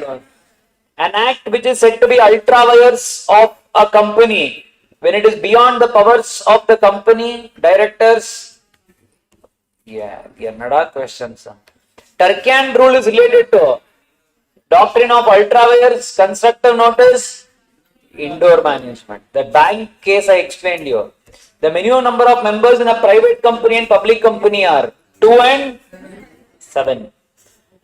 Only a natural person who is an Indian citizen and who has stayed in India for a period of at least dash days within the immediately preceding shall be considered as either incorporated OPC. XYZ Limited is having 15% of share capital held by X Limited and 50% held by Cent and 10% state 20%. While what are they? See, why did I study? The doctrine of indoor is a protection that is available to shareholders, outsiders, directors, creditors, students. Outsiders. The doctrine which advocates the fact that the company cannot act beyond the scope of its MOA is called. What is meant by a guarantee company? State the similarities and dissimilarities between a guarantee company and company having share capital. We saw it in detail also, people. What are the similarities? The liability is still limited only. Hello? Whether you are company with a guarantee or this, the liability is still limited only. The basic nature of the company, there will be no change, people. What is dissimilarities? What is the difference between company limited by guarantee and company limited by share? One, when do you bring in the money? If it is company limited by share, you bring in the money on day one. Because it's a capital, you introduce the money on day one. When do you bring in the case of company limited by guarantee? When do you bring in the capital? During the time of winding up when the capital is insufficient. That's the biggest one. Hello? Hello?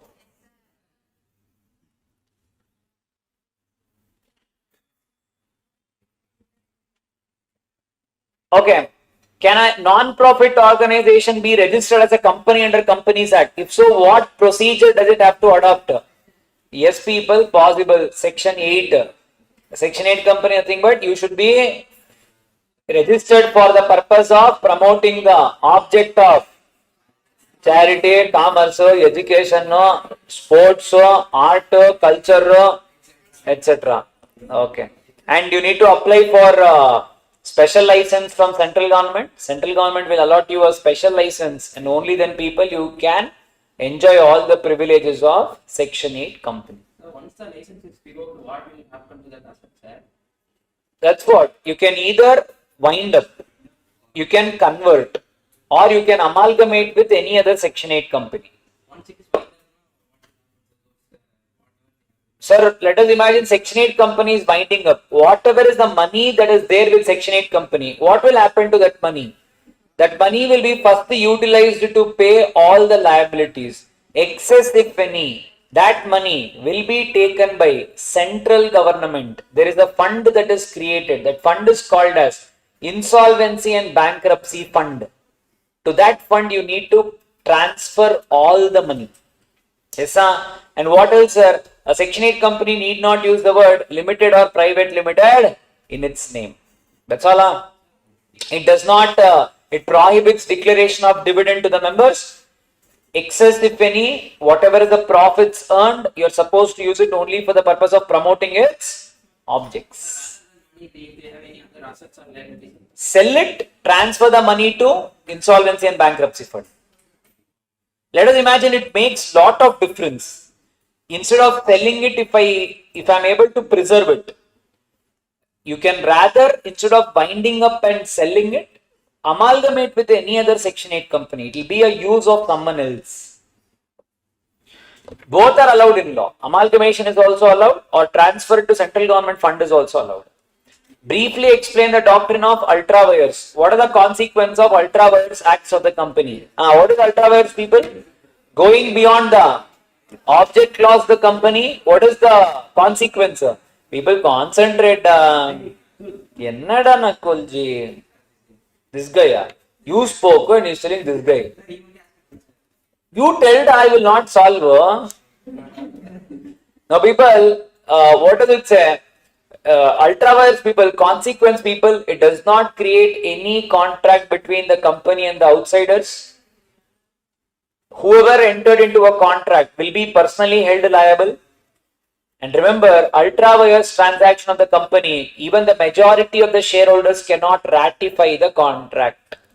But ultra vires the directors, intra vires the company, shareholders can ratify it. Hello? Okay, explain clearly the doctrine of indoor management as applicable in cases of companies registered under Companies Act. Explain the circumstance in which the outsider dealing with the company cannot claim any relief on the ground of indoor management. Basically, they're asking you what is indoor management? Exceptions to indoor management. Indoor management is nothing but it tries to protect the outsiders from the company. Whenever anything the company is trying to do, the outsiders will not be aware of the internal decisions of the company because we do not have an access to. So this doctrine tries to protect the outsiders from the company. Exceptions, people, knowledge of irregularity, suspicion of irregularity, forgery, all these are the cases of exceptions. An assessee had large income in the form of dividend and interest. In order to reduce his tax liability, he formed 4 private limited companies and transferred his investments to them in exchange of their shares. The income earned by the companies was taken back by him as a pretended loan. Can A be regarded as a separate from the private limited company he formed? You can write, people, this is nothing but a case of lifting of corporate wheel. So see, how will I write? They concentrate another half an hour, both of us liberation. For you 50%, for me 500%. Another half an hour, please see. Okay, done. Come on, Sai, concentrate. Yes, people. Now, people, what does the law say, people? See, how do I frame this when they are asking me? Now, they are asking me, they have given a scenario. How will I frame my law? My provision goes like this. What? It's the case of doctrine of lifting of corporate wheel. The corporate wheel will be lifted, people, whenever there are scenarios. Now, the question is, if it is asked for 3 marks, 4 marks, do I have to write all 4 scenarios? No. Directly write off.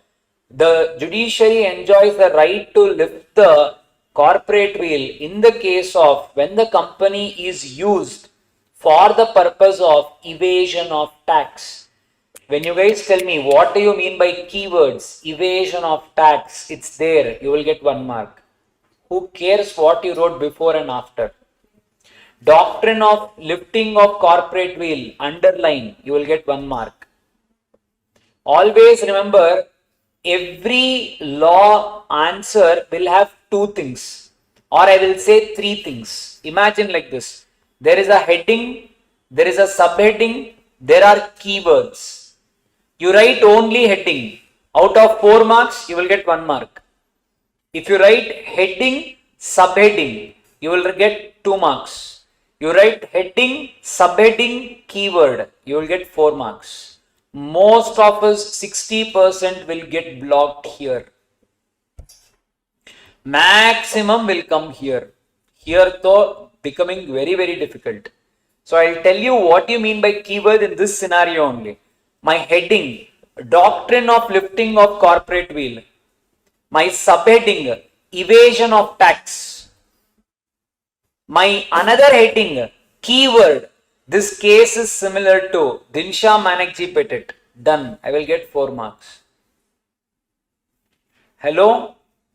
If you write just the doctrine of corporate wheel, you will get 1 mark. I hope you are understanding. Yes? Okay. I'll tell that probably after all of this is done, we'll tell it even more detail. So Dinsha Manekji Petit case people, yes, lifting of corporate wheel, him and the company will be treated one and the same. He is liable to pay all the taxes. Sound Syndicate Limited, a public company, its articles empowers the managing agents to borrow both short and long-term loans on behalf of the company. Mr. Little, the director of the company, approached Easy Finance Limited, a NBFC, for a loan of 25 lakh in the name of the company. The lender agreed and provided the above said loan. Later on, Sound Syndicate Limited refused to repay the borrowed money on the pretext that no resolution authorizing such loan have been actually passed by the company, and the lender should have inquired about the same prior providing such loan, hence company not liable to pay such loan. Analyze the above situation. One more thing, I have told you, today's date they are trying to help you. They could have just stopped it here, analyze the above situation and give your answer. Now why do I call it as a help? They will tell you under doctrine of indoor management, it's a help. Hello?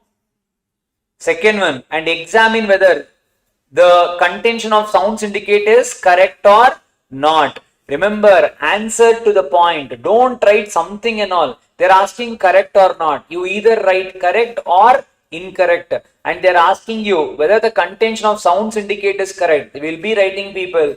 It's a doctrine of indoor management people. Turkian's rule.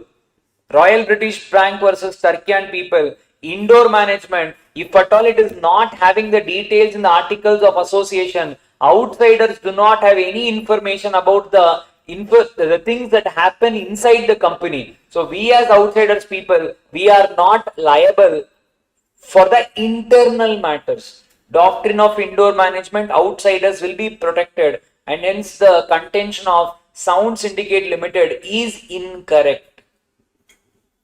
Are you understanding? Hello? This you will see in lot of questions today. Okay, next one, sir. Examine the following when they are correct or incorrect. A company being an artificial person cannot own property, cannot sue or be sued. Incorrect people, they can sue, they can be sued, they can hold properties in its name. A private limited company must have a minimum of 2 members, while a public limited company must have a minimum of 7 members. The statement is correct as per section 3 of Companies Act. The minimum number of members required to start a private company is 2, OPC is 1, public is 7.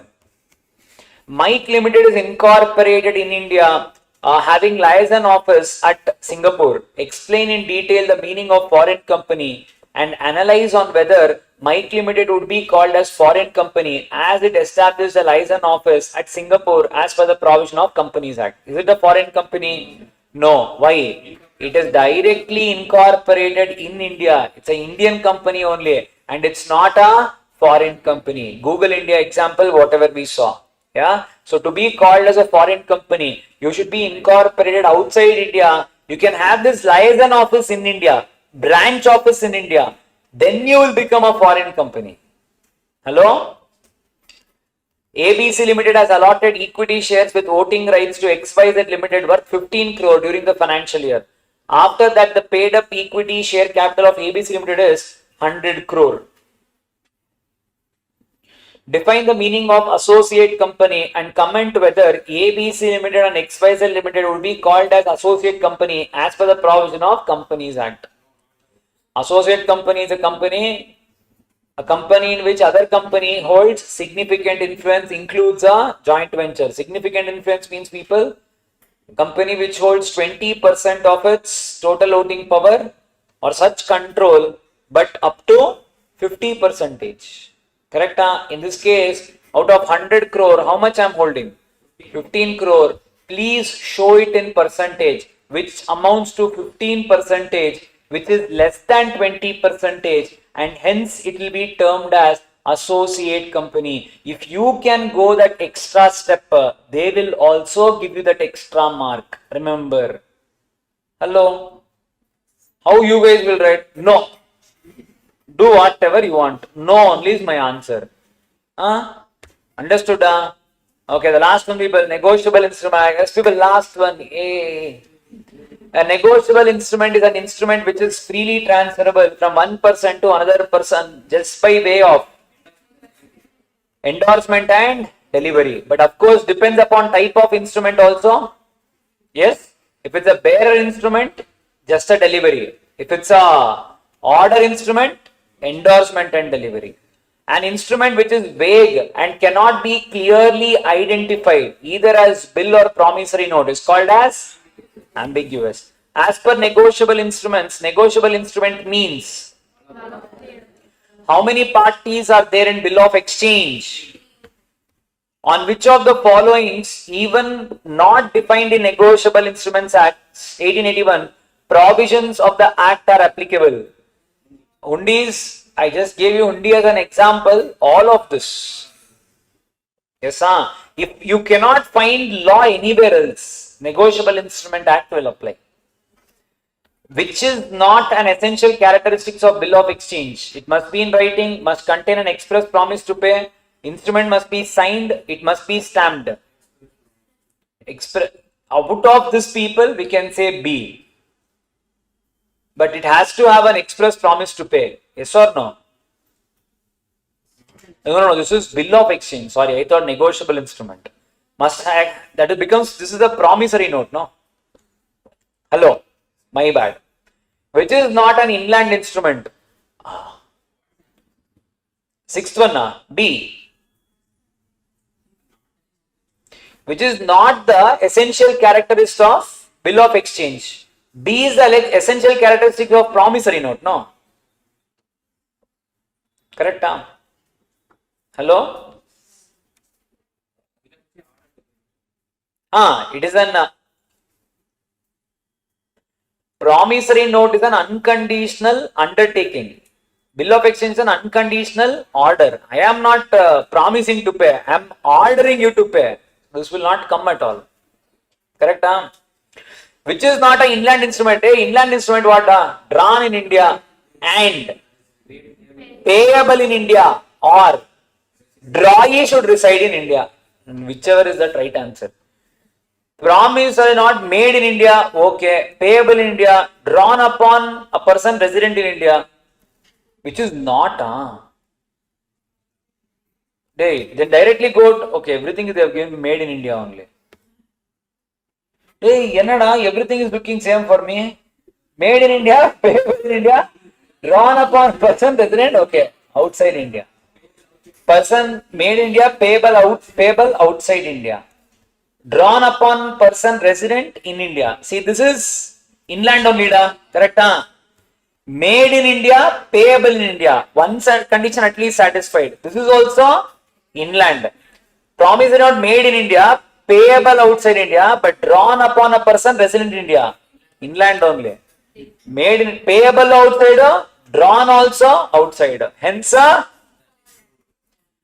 foreign. So the answer is this. Negotiable instruments which can be treated either as is known as already done, no? Ambiguous. Order instruments can be negotiated by delivery only, endorsement. Where any check drawn by a person is dishonored due to insufficiency of funds, such person shall be punished with, we already saw, imprisonment 2 years or fine up to 2 times of the amount of the check or both. Hey, both alada. That is also one of the penalty or both. He's telling both. Ayyo, Bhagwan. Arre. Happens. Dal chawal. What is the answer? Imprisonment 2 years, twice, both. Both. Correct? M drew a check amounting to 2 lakh payable to N and subsequently delivered to him. After receipt of check, N endorsed the same to C but kept it in his safe locker. After some time, N died and P found the check in N's safe locker. Does this amount to endorsement under Negotiable Instruments Act? We saw it today only. Remember, when a person dies, mere delivery cannot be considered as endorsement. M owes money to N, therefore he makes up people whenever there is question from bill of exchange, one more thing, or towards the end I'll put everything and we'll do one something like things to remember. Now then I'll not tell. But remember, you need to remind me, sir, you said something you will tell in negotiable instrument. Yeah, I will forget then also. Tell me that, sir, you said something like draw. I'll tell you. M, if you forget, your headache. M owes money to N. Therefore, he makes a promissory note for the amount in favor of N. For the safety of transmission, he cuts the note in half and posts one half to N. He then changes his mind and calls upon N to return the half of the note which he had sent. N requires M to send the other half of the promissory note. Decide how rights of the parties are to be adjusted. Simple people, a negotiable instrument for endorsement. How should you endorse people? It should be a full delivery. This part delivery is not considered as a valid delivery. You need to deliver the instrument as a whole. This part and all is not recognized under the law. So for the endorsement to be valid, whoever it is, M or N or N to M, you need to deliver the instrument as a whole. This half and all is not valid. Simple. Hello? Hey, Bholenath drew a check in favor of Surender. After having issued the check, Bholenath requested Surender not to present the check for payment and gave a stop payment request to the bank in respect of the check issued to Surender. Decide under the provision of negotiable instrument whether the said act of Bholenath constitute an offense. Today only we discuss people. Remember, you telling your instruction to the bank, stop the payment, or you calling the payee and telling them, please don't present the bill in the bank. Both are considered as offense only. Under section 138, you can consider a check as dishonored. Hello? Okay. Rama executes a promissory note in the following form. I promise to pay a sum of 10,000 after 3 months. Decide whether the promissory note is a valid promissory note. Remember people, if you do not write any name, it becomes a bearer instrument. Bearer instrument people, only one person enjoys that. And who is that people? RBI. So hence, because of that, such a promissory note will not be considered as valid because it becomes a bearer instrument. I've never written the name only. It becomes equivalent to a currency. Hello? It's not possible.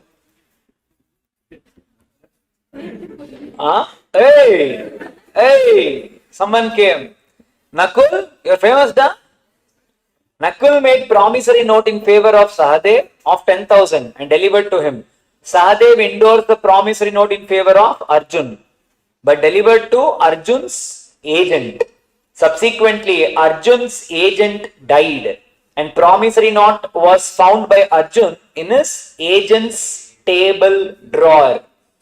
Arjun sued Nakul for recovery of promissory note. Whether Arjun can recover amount under the provision of Negotiable Instruments Act 1881? Can we? The answer is very simple, people. Endorsement can be made to a person or to any agent of the person also. I can give it to you or I can even give it to the agent. In our case, we gave it to the Arjun's agent. Giving it to Arjun's agent is like giving it to the principal only, giving it to Arjun only, and hence Arjun will get a right. Arjun can enforce the contract. He is eligible to recover the amount. Hello? Yes, sir?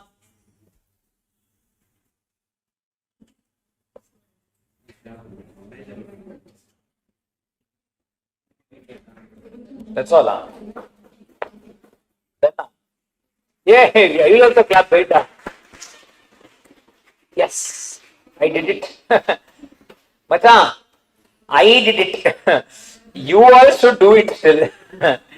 Now my obligation is not. Hello? People, so wishing you guys all the best. Also, another thing is there. No, will do. Huh?